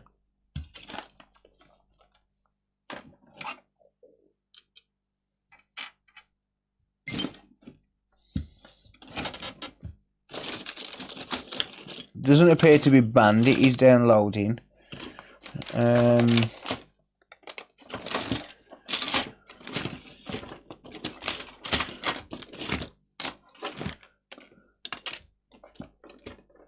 do have a test game somewhere.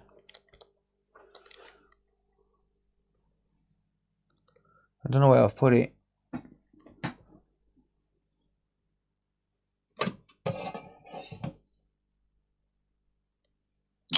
Stuff the test game for now. It's fine.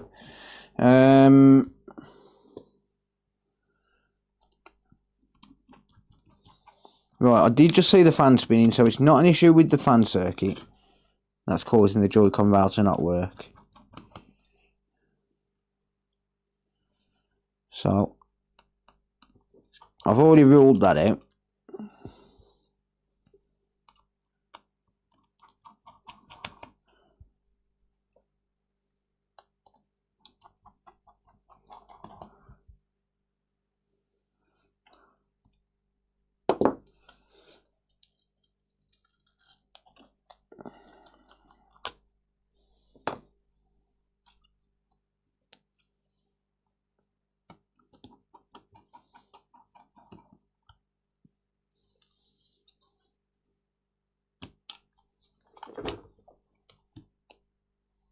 Could have been Bruce Philly, I'll replace it anyways. Yeah, I will.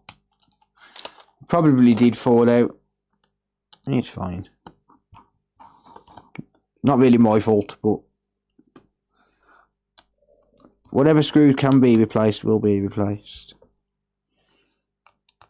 Assuming I get this working, but I shouldn't have too much of an issue with this. It turns on, everything else is usually fixable.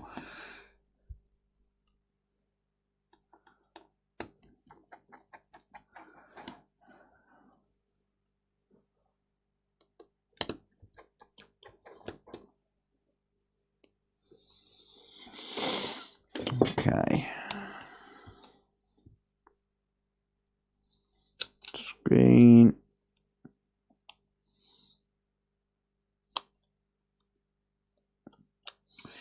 Power button I'll look into later.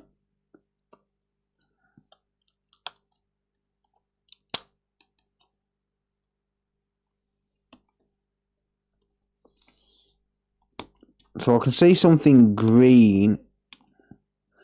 I don't know if it's corrosion or conformal coating.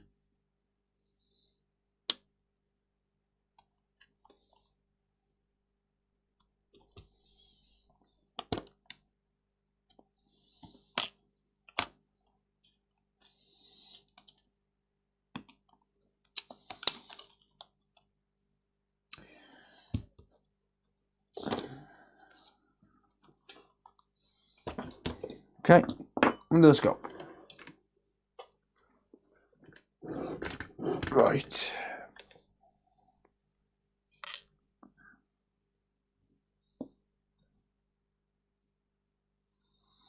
Nice. It's conformal coating everywhere. Flux is all around.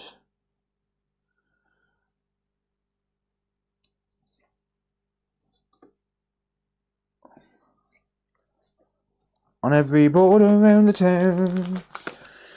Right, this is going to be a bit of a job. So, what do?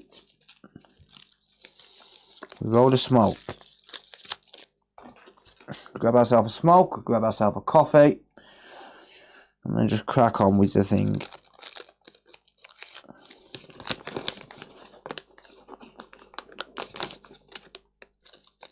There's some trace repair around that Joy-Con rail connector, so it looks like it's had significant prior repair attempts. But here's what I don't get. What kind of camera is that? What, the microscope camera? It's a Haier 4K, H-A-Y-E-A-R. There it's in focus. Yes, so here's what I don't understand with these, right? So whoever's done this is clearly capable of trace repair. Well, I mean, whether or not they're successful at it, I don't know. But they're capable of trace repair and somewhat capable of solving. So why do you not clean up the fucking flux around the board? Like, look at the state of that. There's absolutely no need for that. It takes seconds to clean up once you've finished it. There's absolutely no need for it at all. Just clean your damn flux up after you've finished. You don't need to ultrasonic the board. All you got to do is just use a bit of IPA. It's easy.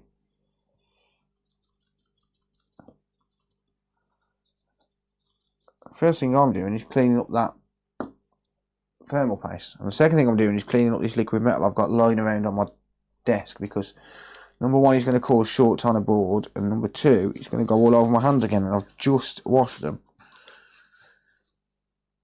There we go. Good shit. Good talk, everybody.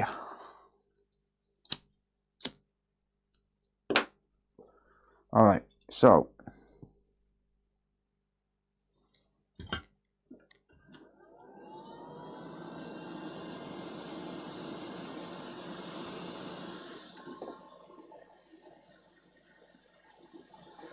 first and foremost, these two connectors.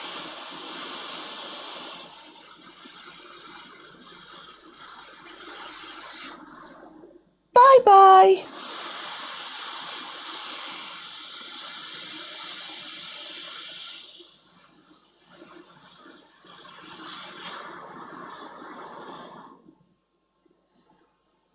Alright.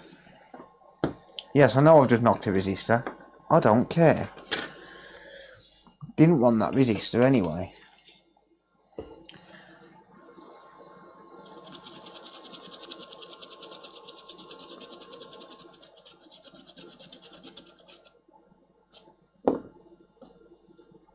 Right, so here's something else I don't get.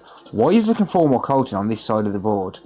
I haven't even looked at this side yet, but in fact there's nothing wrong with that side at a first glance. So why is the conformal coating on the board? Like, I get it, you might have wanted to change the connector, fine, whatever. But why put conformal coating on? There's no trace repair there.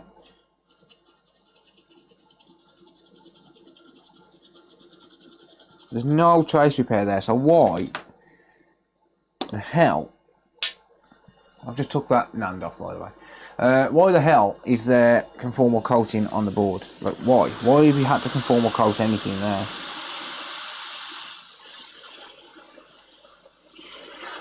I'm going to get rid of that one as well, because why not?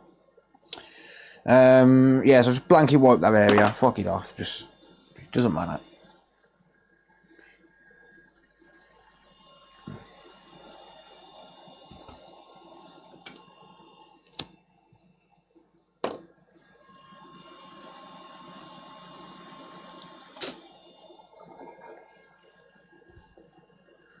Try sticking it down. I agree, Bugsy, 100%. You know what?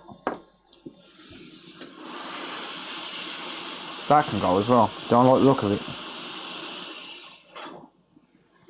You ugly. What's the deal with that there? Okay.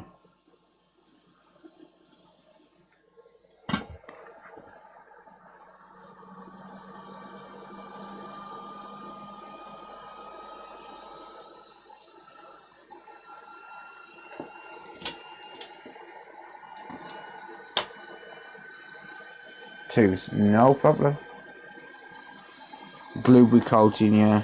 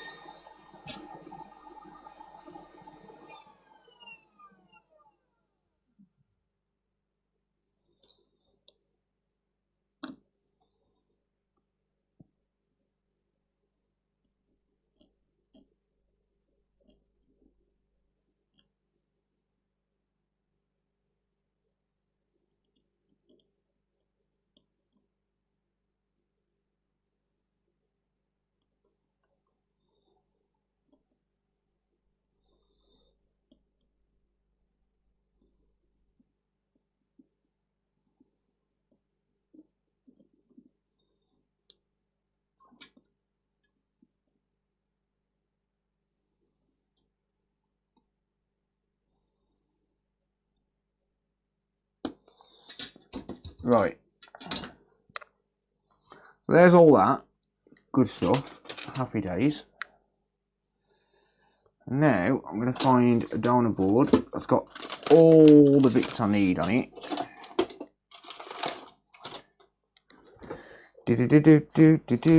Do.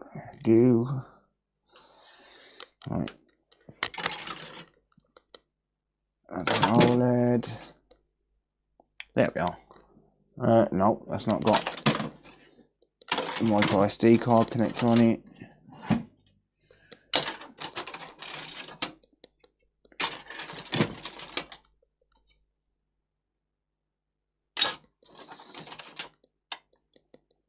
There we go. Right. How does this one look?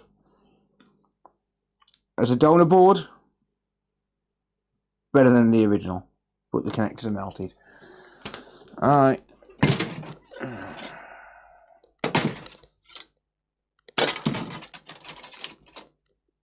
How about this one?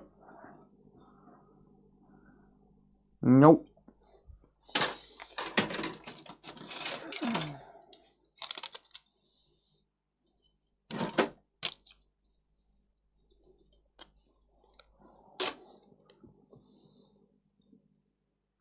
Right. Well, you suck.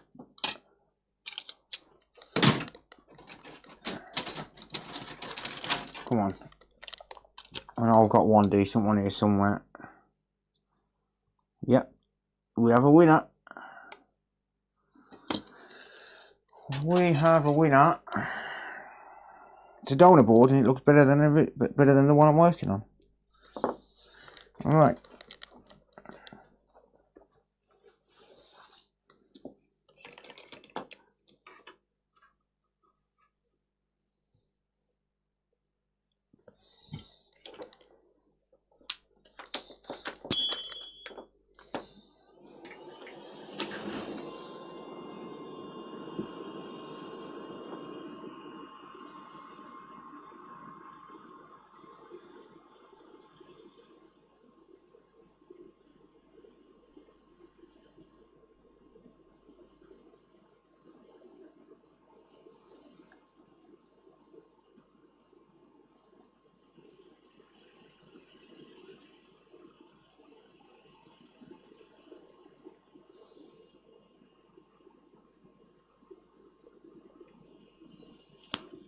Whoops.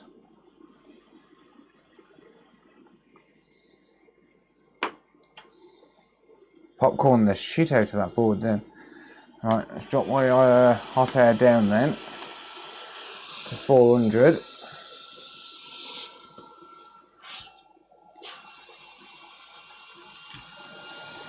Right, so I've got the connectors I need.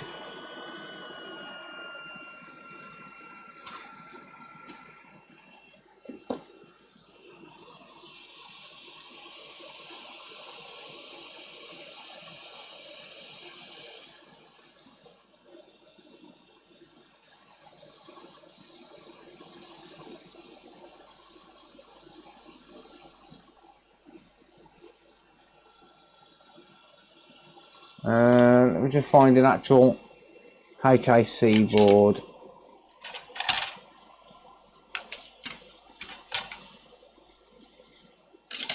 Why all the boards I've got HAD?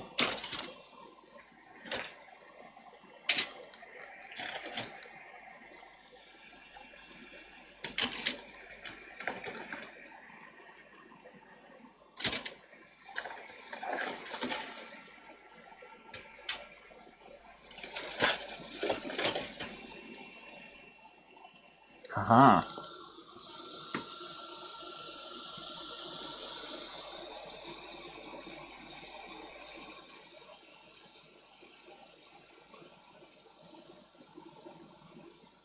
Right, let me just salvage these two usable connectors, save waste, you know, before I do anything.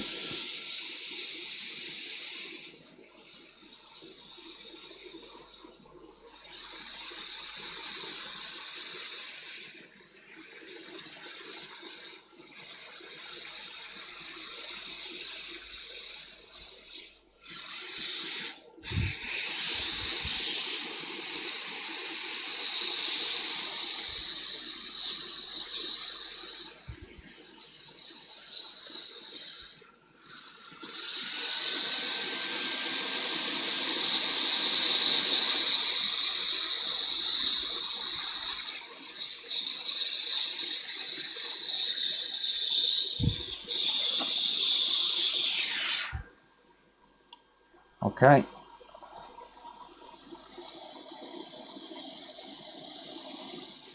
Didn't want to waste the 2 usable connectors.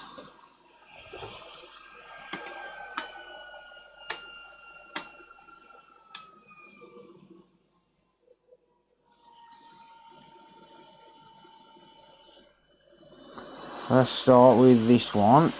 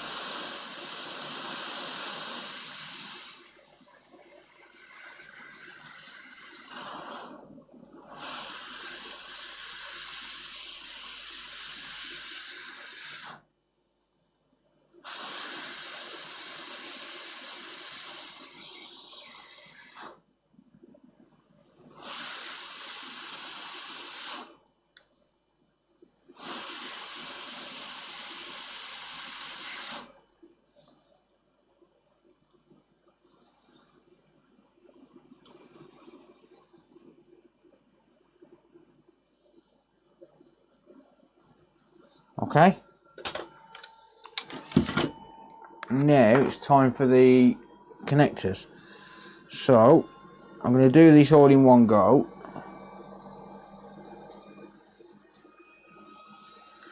So we're going to go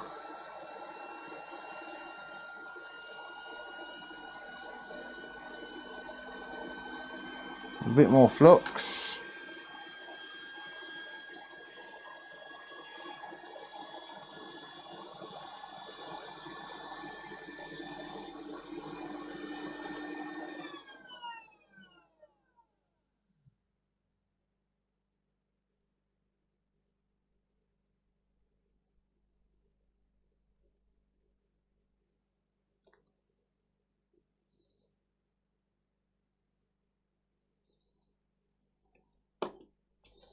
Just going to line this one up.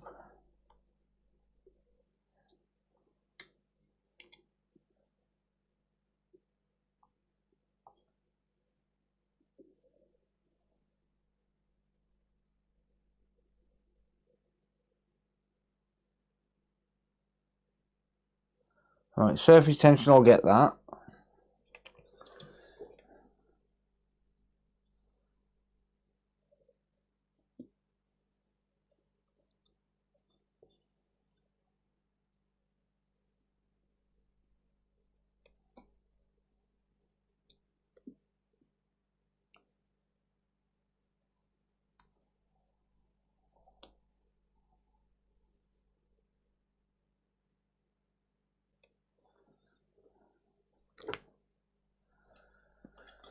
Alright, I'm gonna open this connector up. There we are, because then I can see the pins like that. That's close enough for surface tension.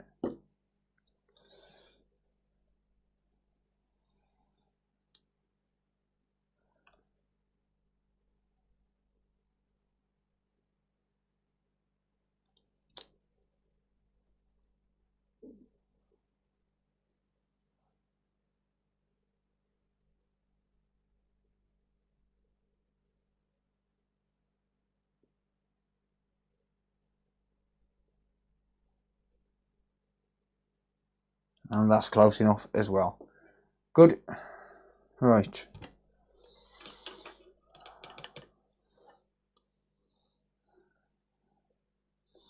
Under the board.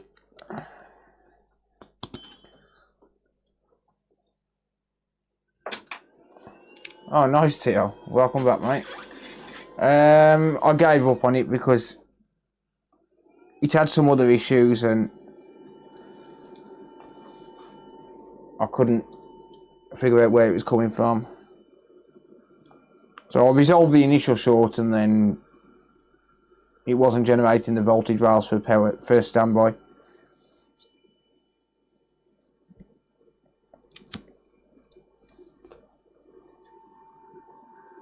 Right, I'm at 400 degrees Celsius at 20% airflow, 10% airflow.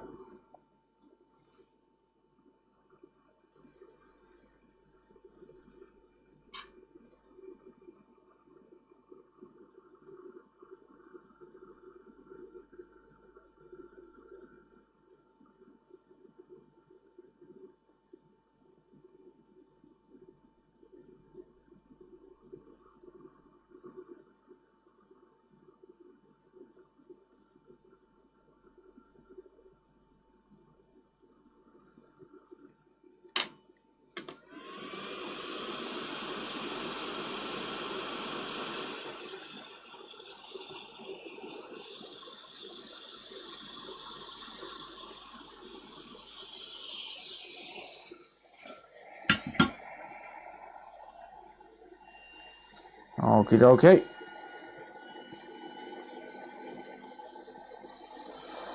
So it's hot air from underneath, nice and easy. No, it's a customer.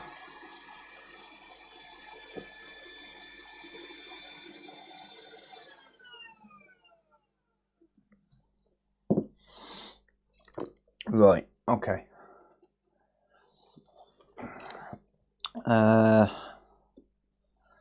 Right, so I'll clean this up and then I'll just inspect all of the pins.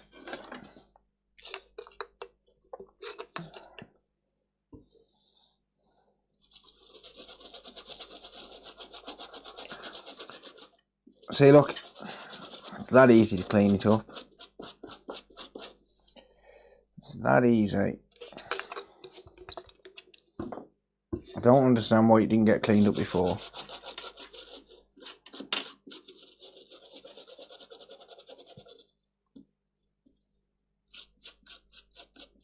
Even when it's a no fix, I always clean it.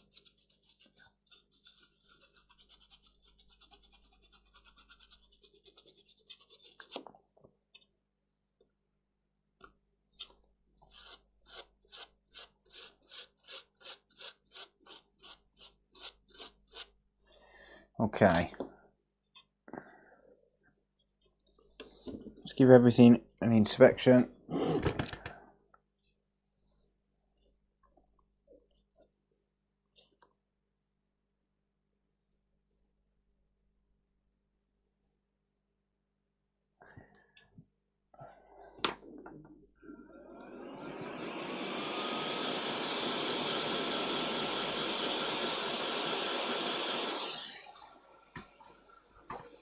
I'm just cleaning up the little bits of residue that's going to leave a sticky mess.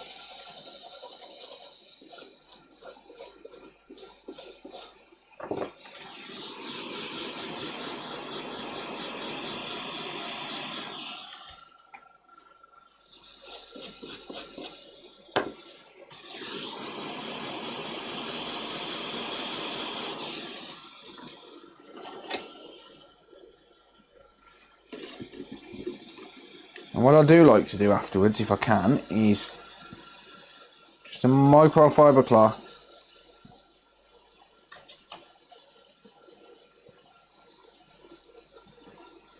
with some IPA on the brush and just gently brush it with a microfiber cloth.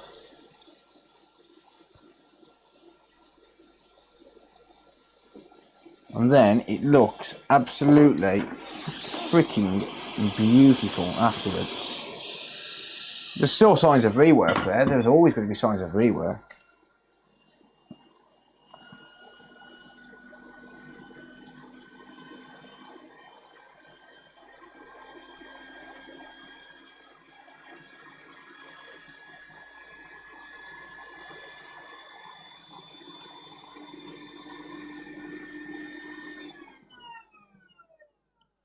So those pins are solid. I can only assume that these pins underneath are connected. Can't really give those a nudge.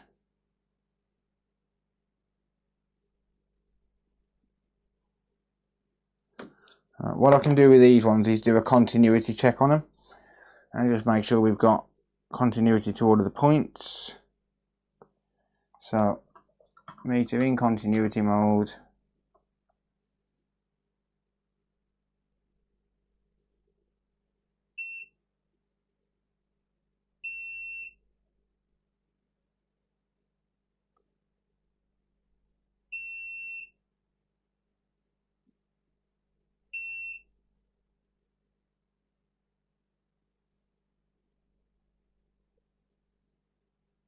Right, I need to find out where these actually connect to.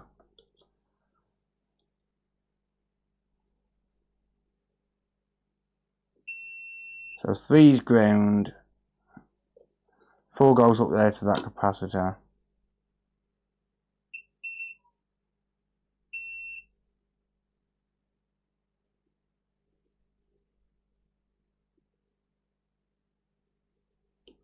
Where does pin 5 go?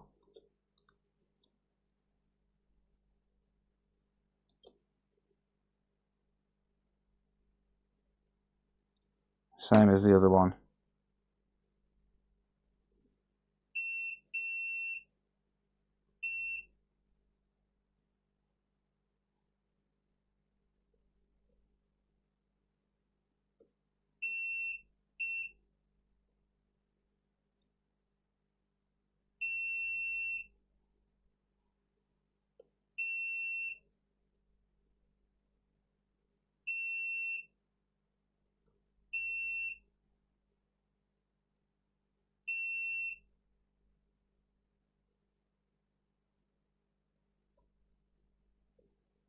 I don't know where 4 from the right goes.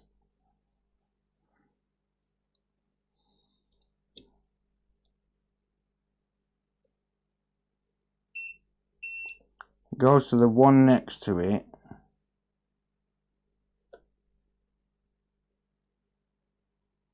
Ground? Yeah, so those 2 are ground.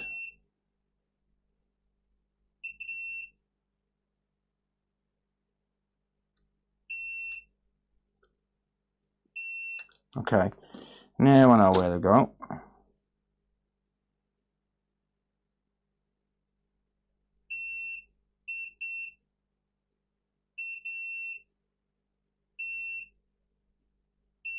Good, okay, they're all connected. Right. Let's have a look at the port.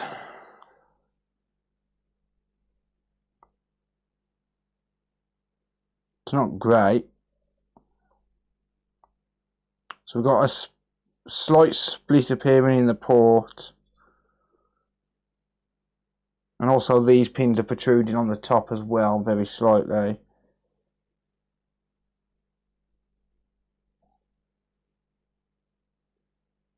See that?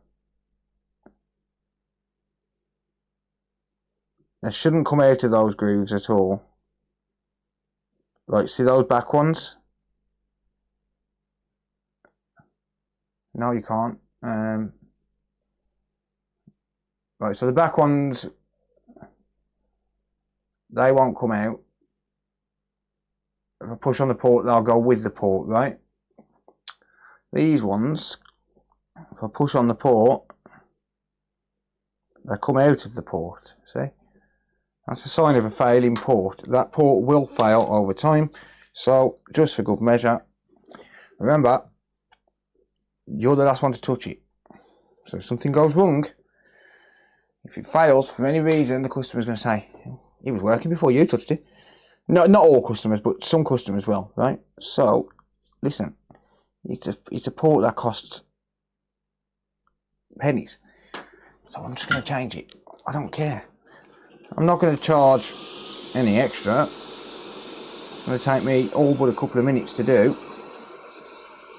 So yes, it's working for now, but it will fail in the future. And if you've got any potential of failing, then I'll change it for good measure. Because I'm a nice guy. Or at least I like to give the illusion that I'm a nice guy.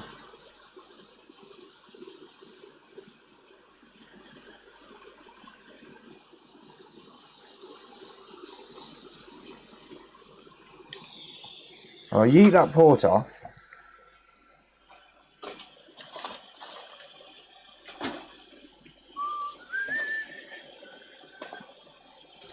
And then realise that I had my ports literally yesterday and don't know where I've put them. Here they are. Yeah, so I yeet that port off. I'm not worried about retinning the pads. Why? Because there's enough sold on there already.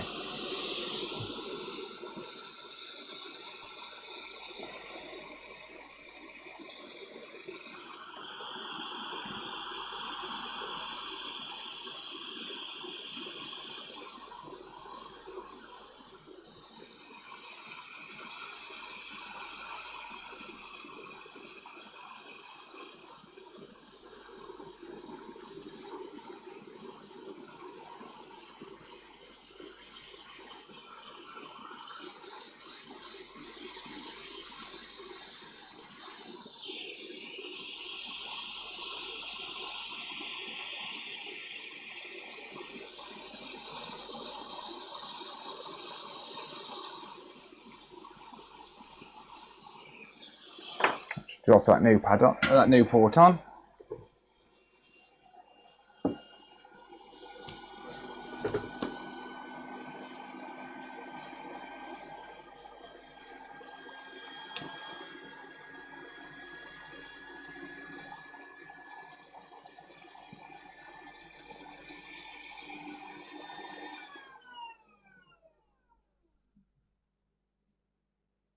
And there we go. See, it takes literally a few seconds.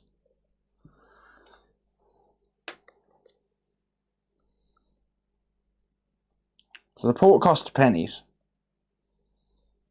and it doesn't take long to replace it. At least not for me. At least I'm just used to it. I've done thousands of these, so it doesn't take me long.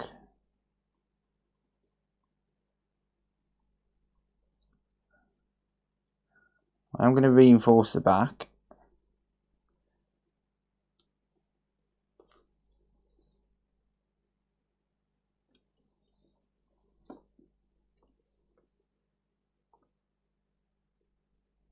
So this will get done all as part of the same repair.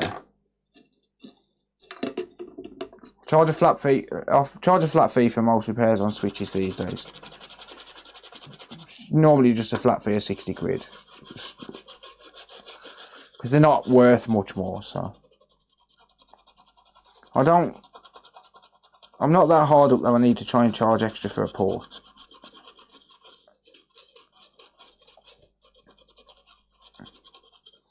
And on top of that, the customer hasn't asked for it, I'm just doing it as a precautionary measure. It's a charging port. They tend to break. So, yeah, I'll just do it as a precautionary measure just to make sure it's not going to come back to me for a silly little reason like a broken port.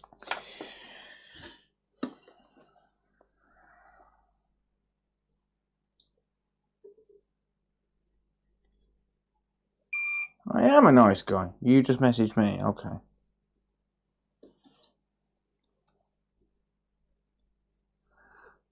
No, I pretend to be a nice guy. Everyone's nice behind closed doors, right? Everyone's nice until you close the doors, should I say. Yeah, you're going to have to bear with me a minute, sir. I'll check your message in a minute.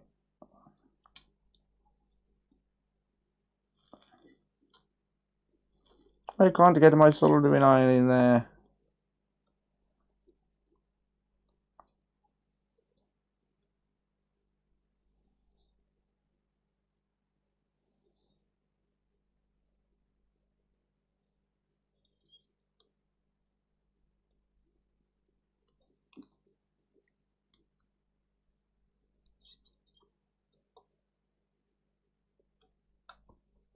Hey.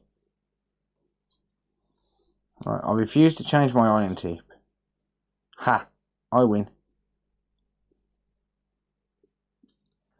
I win. Bitch. Told you I refuse to change my iron tip. And I meant it.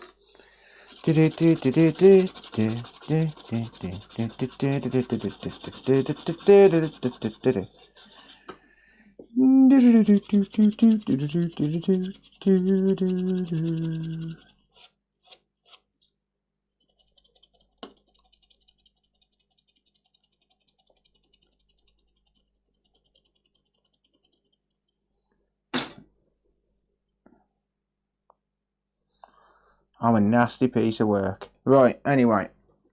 Okay. We done, dog. We done. How much is HDMI port on its own normally? How much do I lose out? No, £60 for the entire repair, yeah. I'll charge a flat fee on them. So HDMI ports for last generation I charge £50, and for this generation, like Series X PS5, I charge £60. Most of the repairs I do are just like an hourly rate. Like it's because I mean, in reality, it takes me 5 minutes to disassemble a PS5, 5 minutes to reassemble it. Let's say 5 minutes fucking around with the liquid metal. So about 15 minutes for disassembly and reassembly. Because I know where every screw goes on. I don't need to think about it. I can just do it blind, right? And then it takes me no more than 10 minutes to actually change the HDMI port. So I can do a HDMI port in around about half an hour if I'm fully invested in doing that job, right? So for me, realistically, I'm charging £60 for a HDMI port on a PS5, but in reality, I can get 2 of those done in an hour. So, yeah.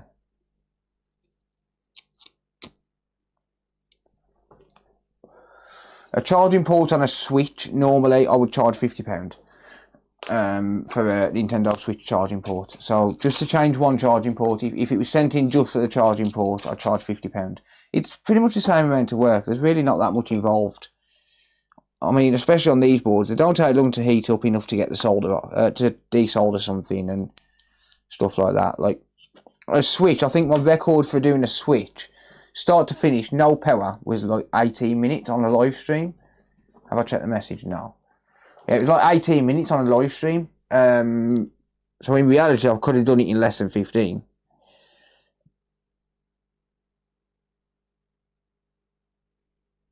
Police have just been to fetch some keys I found yesterday in case they were the mans that got killed. Okay.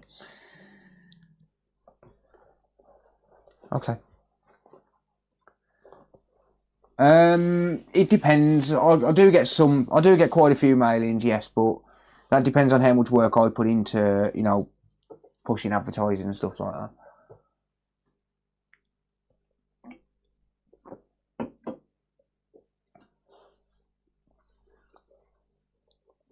A broken heart? Don't think you can afford me, mate.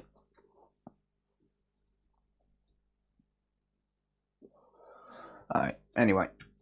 Let's give this a testicle.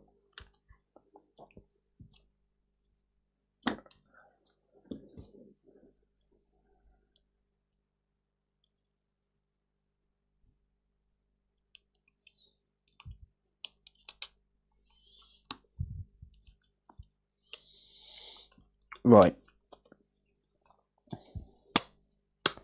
We do have a slight problem with this, and that slight problem is that the Joy-Con rail ribbon itself is covered in conformal coating.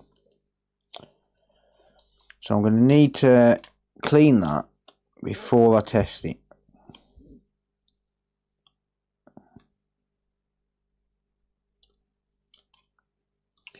Yeah, if I'm fully invested in a Switch, because I mean 90% of Switch repairs involve charging ports and M92, which is this chip here.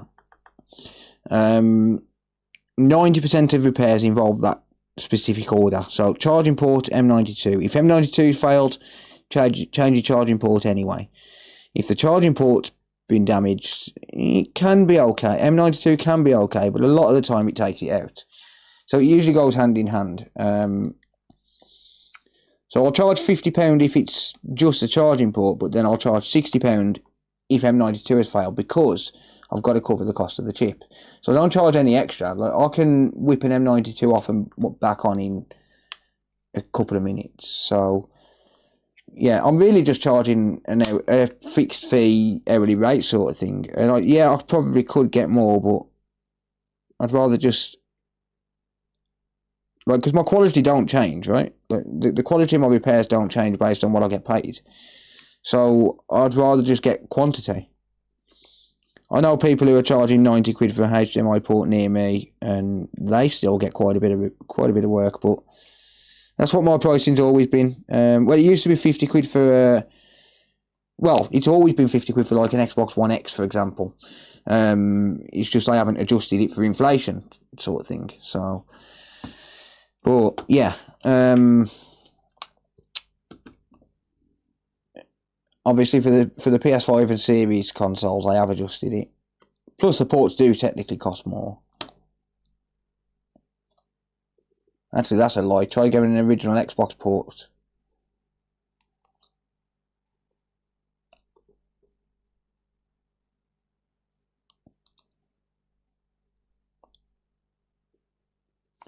Okay, these antennas are the one thing I hate on these. If there's one thing that slows me down on the Switch, it's that antenna there or that connector there. They're just a pain in the ass.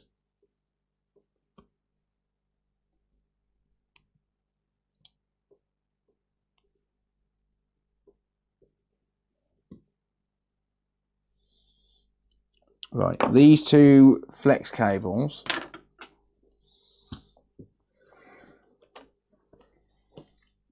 are a bit of a mess. So I'm gonna clean them before I do much else. It's pointless putting these flex cables in just to contaminate the new connectors that I've just put on. I may as well clean them first, because all it's going to do is contaminate it and cause more connection issues.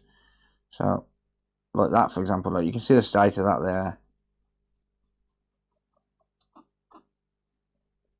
So, it's a bit of OPA, and then that one there is obviously a lot worse, but it will come off.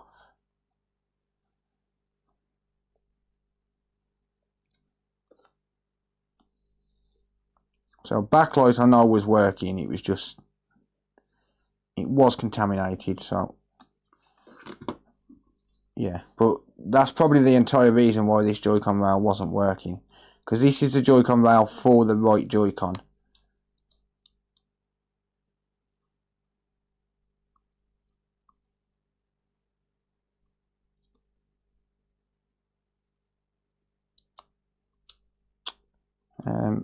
Hello.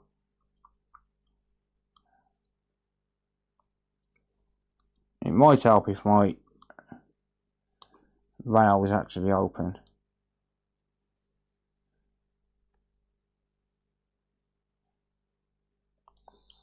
So to get that to sit flush, you have to push it up against this screw thread here. Well, it can be a little bit of a pain.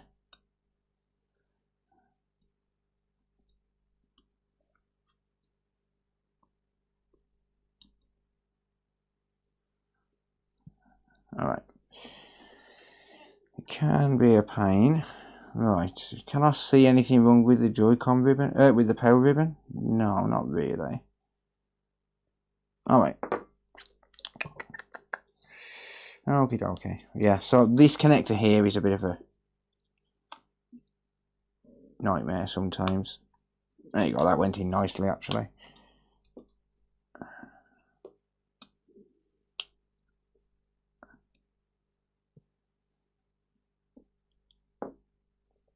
Sarah, are you still there?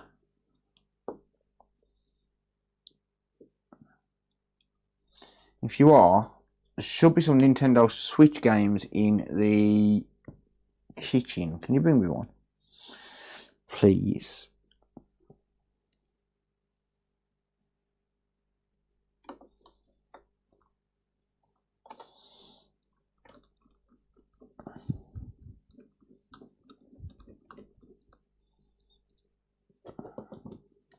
Alright.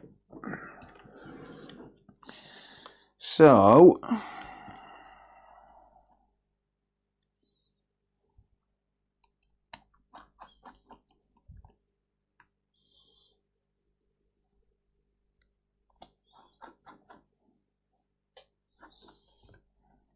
just secure that in just to keep it all good. Let's test the power button. Hey, it's working now. Must have been a connection issue. Nice. Okay.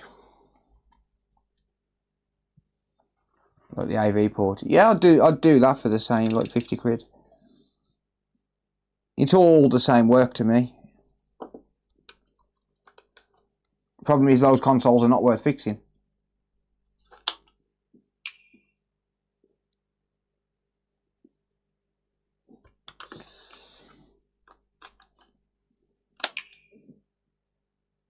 Yeah, buddy.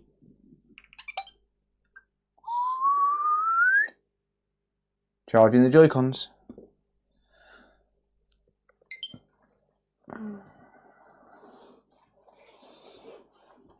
Alright, good stuff. Looks like Sarah's not on the stream.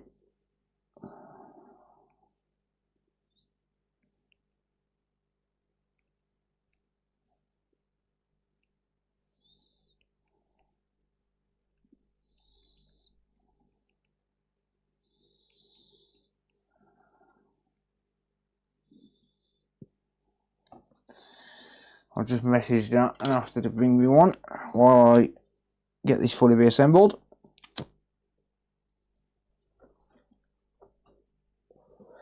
Oh, I'll just send you a message, sir. I need a test game for the Switch. Please. Right. Okay, happy days. This is now working. It's another job done. Do.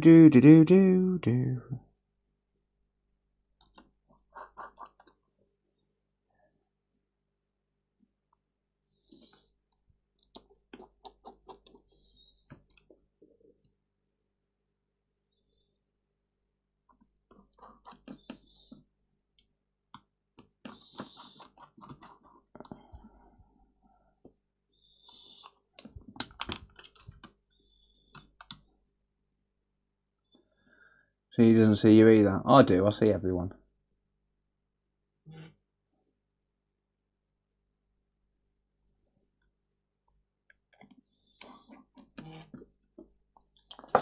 Who's messaging me now?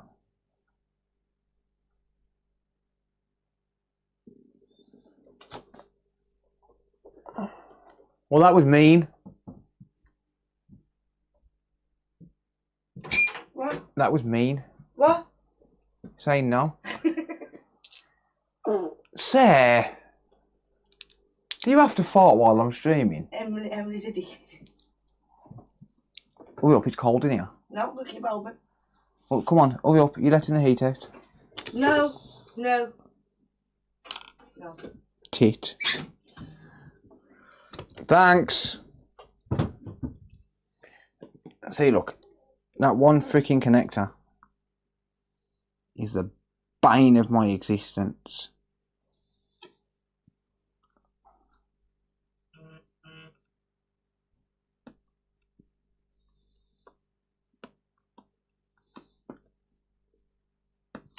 There you go.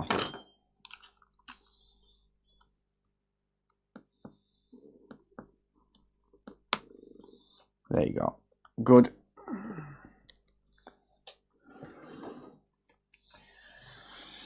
Yeah, that one connector is the bane of my existence. The amount of times I've had customers phone me up and say, "Oh yeah, it's fine, it's working, but Wi-Fi is not working, or it keeps dropping connection." Turns out that connector's come undone.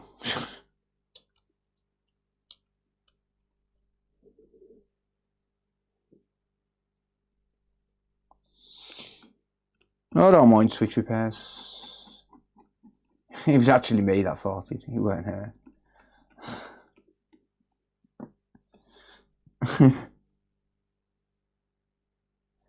Alright, so the last thing I need to test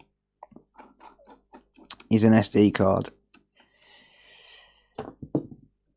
So, sorry guys. Oh, ring sting.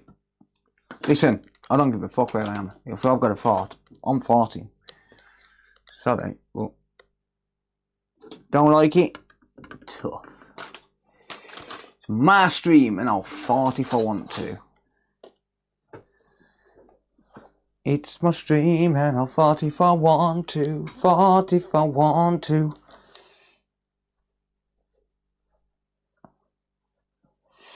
Where's my thermal paste gone? I literally had that like half an hour ago.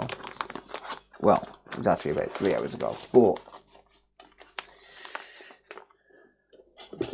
doesn't change the fact that I haven't long had it, and now I don't know where it is.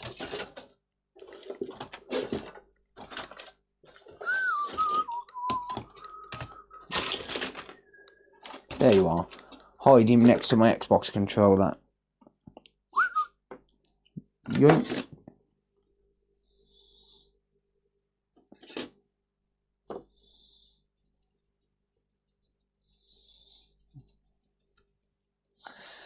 Alright. So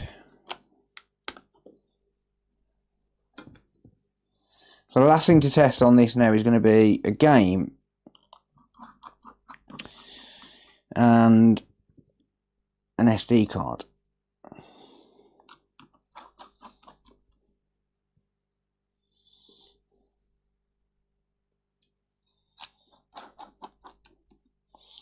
So I'll go like that.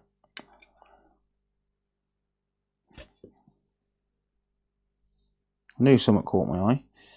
A little bit of dried up thermal paste. Yep. So we're going to go like that.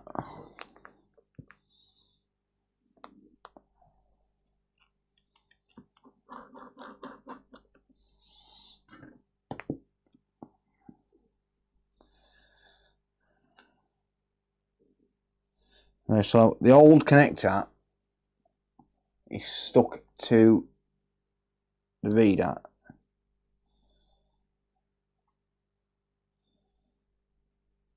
and the reader itself is damaged.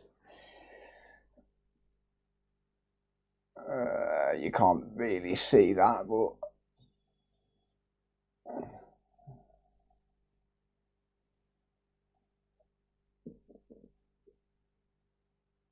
so, well, it looks damaged, but here's the question. Is it damaged? Or is it just pins from off the other connector?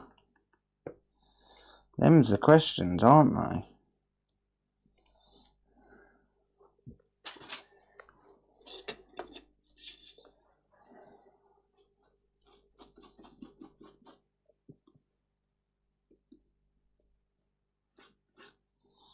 Is it just crap off the other connector? Yes. It was. There you go, look, see? Probably nothing wrong with the actual connector itself. And it probably works fine. It just had some of the old pins stuck in it.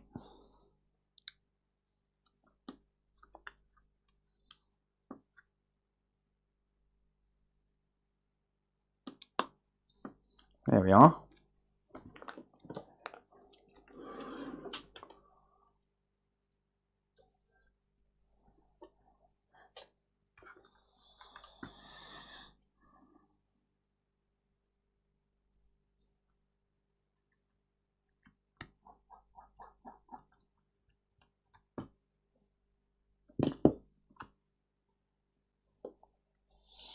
Where did the foam go off it? That's the question.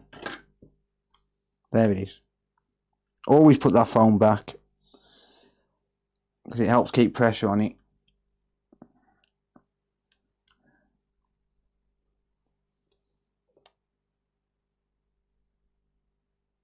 There we are.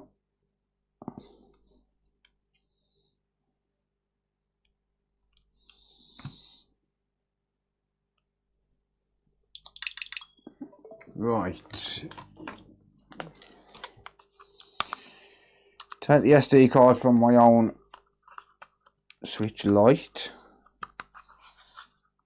I might sell this. I don't really play the damn thing. It's modded.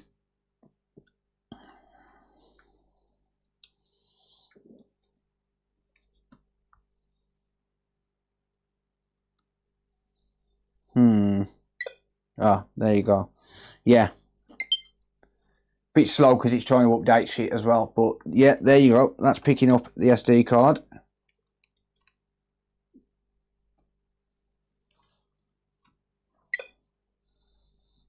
Mind you, it's probably slow because it's out of a modded switch as well. That doesn't help.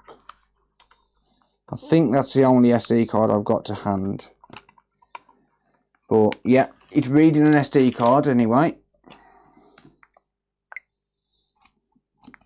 Just Dance. There you go. Good shit. It's reading the game. It's reading the SD card. Happy days. Happy days. Yeah, so obviously it didn't come in for the game, but we have to test it. Yeah. So SD card connector was knackered. Joy-Con connector was knackered. And the charging port was partially knackered. Nice and easy. £50 for the screen. For what screen?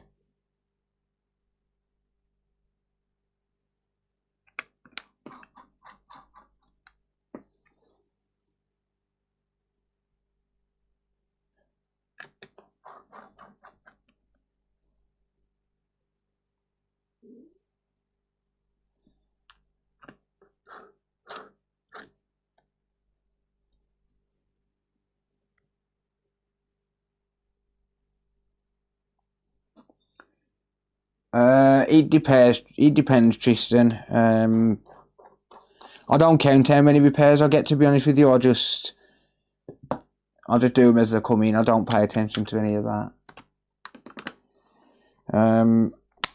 As long as I'm making enough money to feed my kids, that's all I really care about.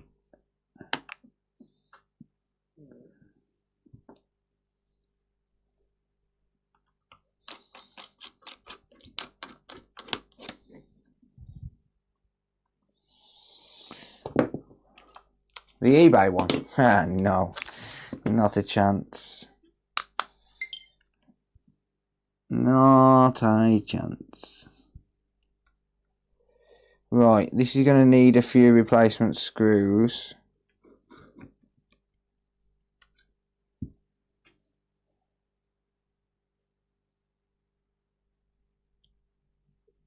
Have I fixed any switch 2? I've worked on one, didn't fix it.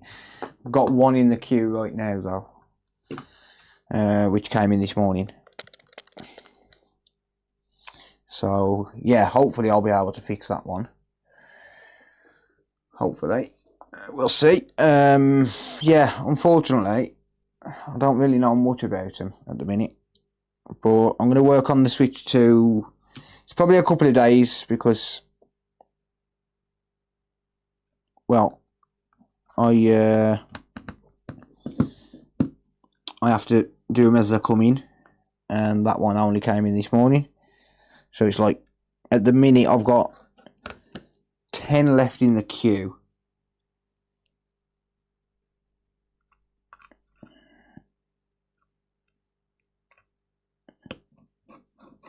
Right, that screw thread is missing, so I cannot replace that screw at all.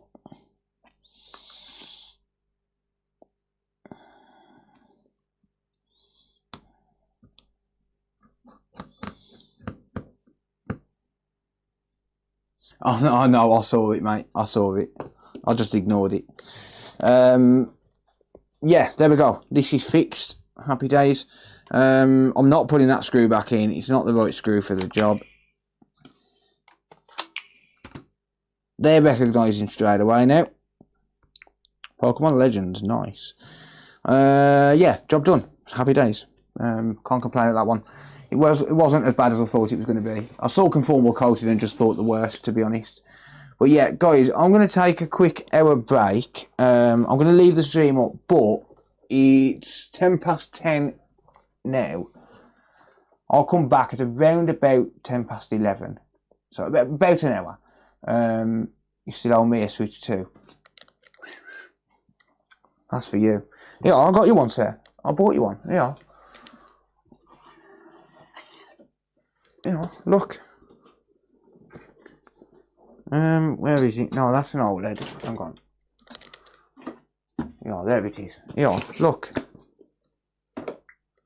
Switch 2 for you there. Here, look. I even went out and bought you a brand new Switch 2 dock. There you go. Hey, you didn't say it had to be working. Don't set fire to your workspace.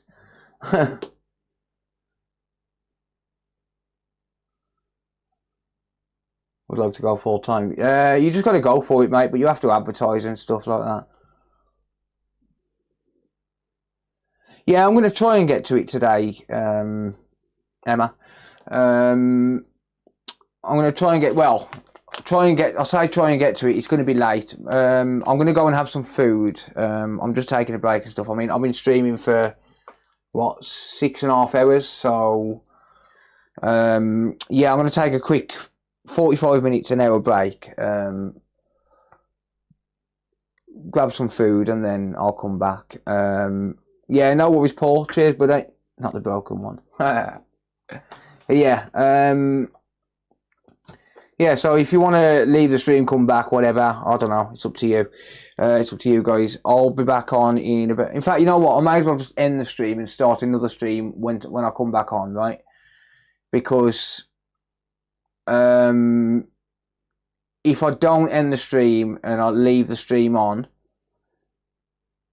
everyone's going to leave, and that's going to affect the viewer retention and stuff on YouTube. And also, on top of that, no one will know when I've actually come back. So I will be back tonight, I promise. I will be back in about an hour. I'm going to have some food, and then I'll come back and do a few more repairs.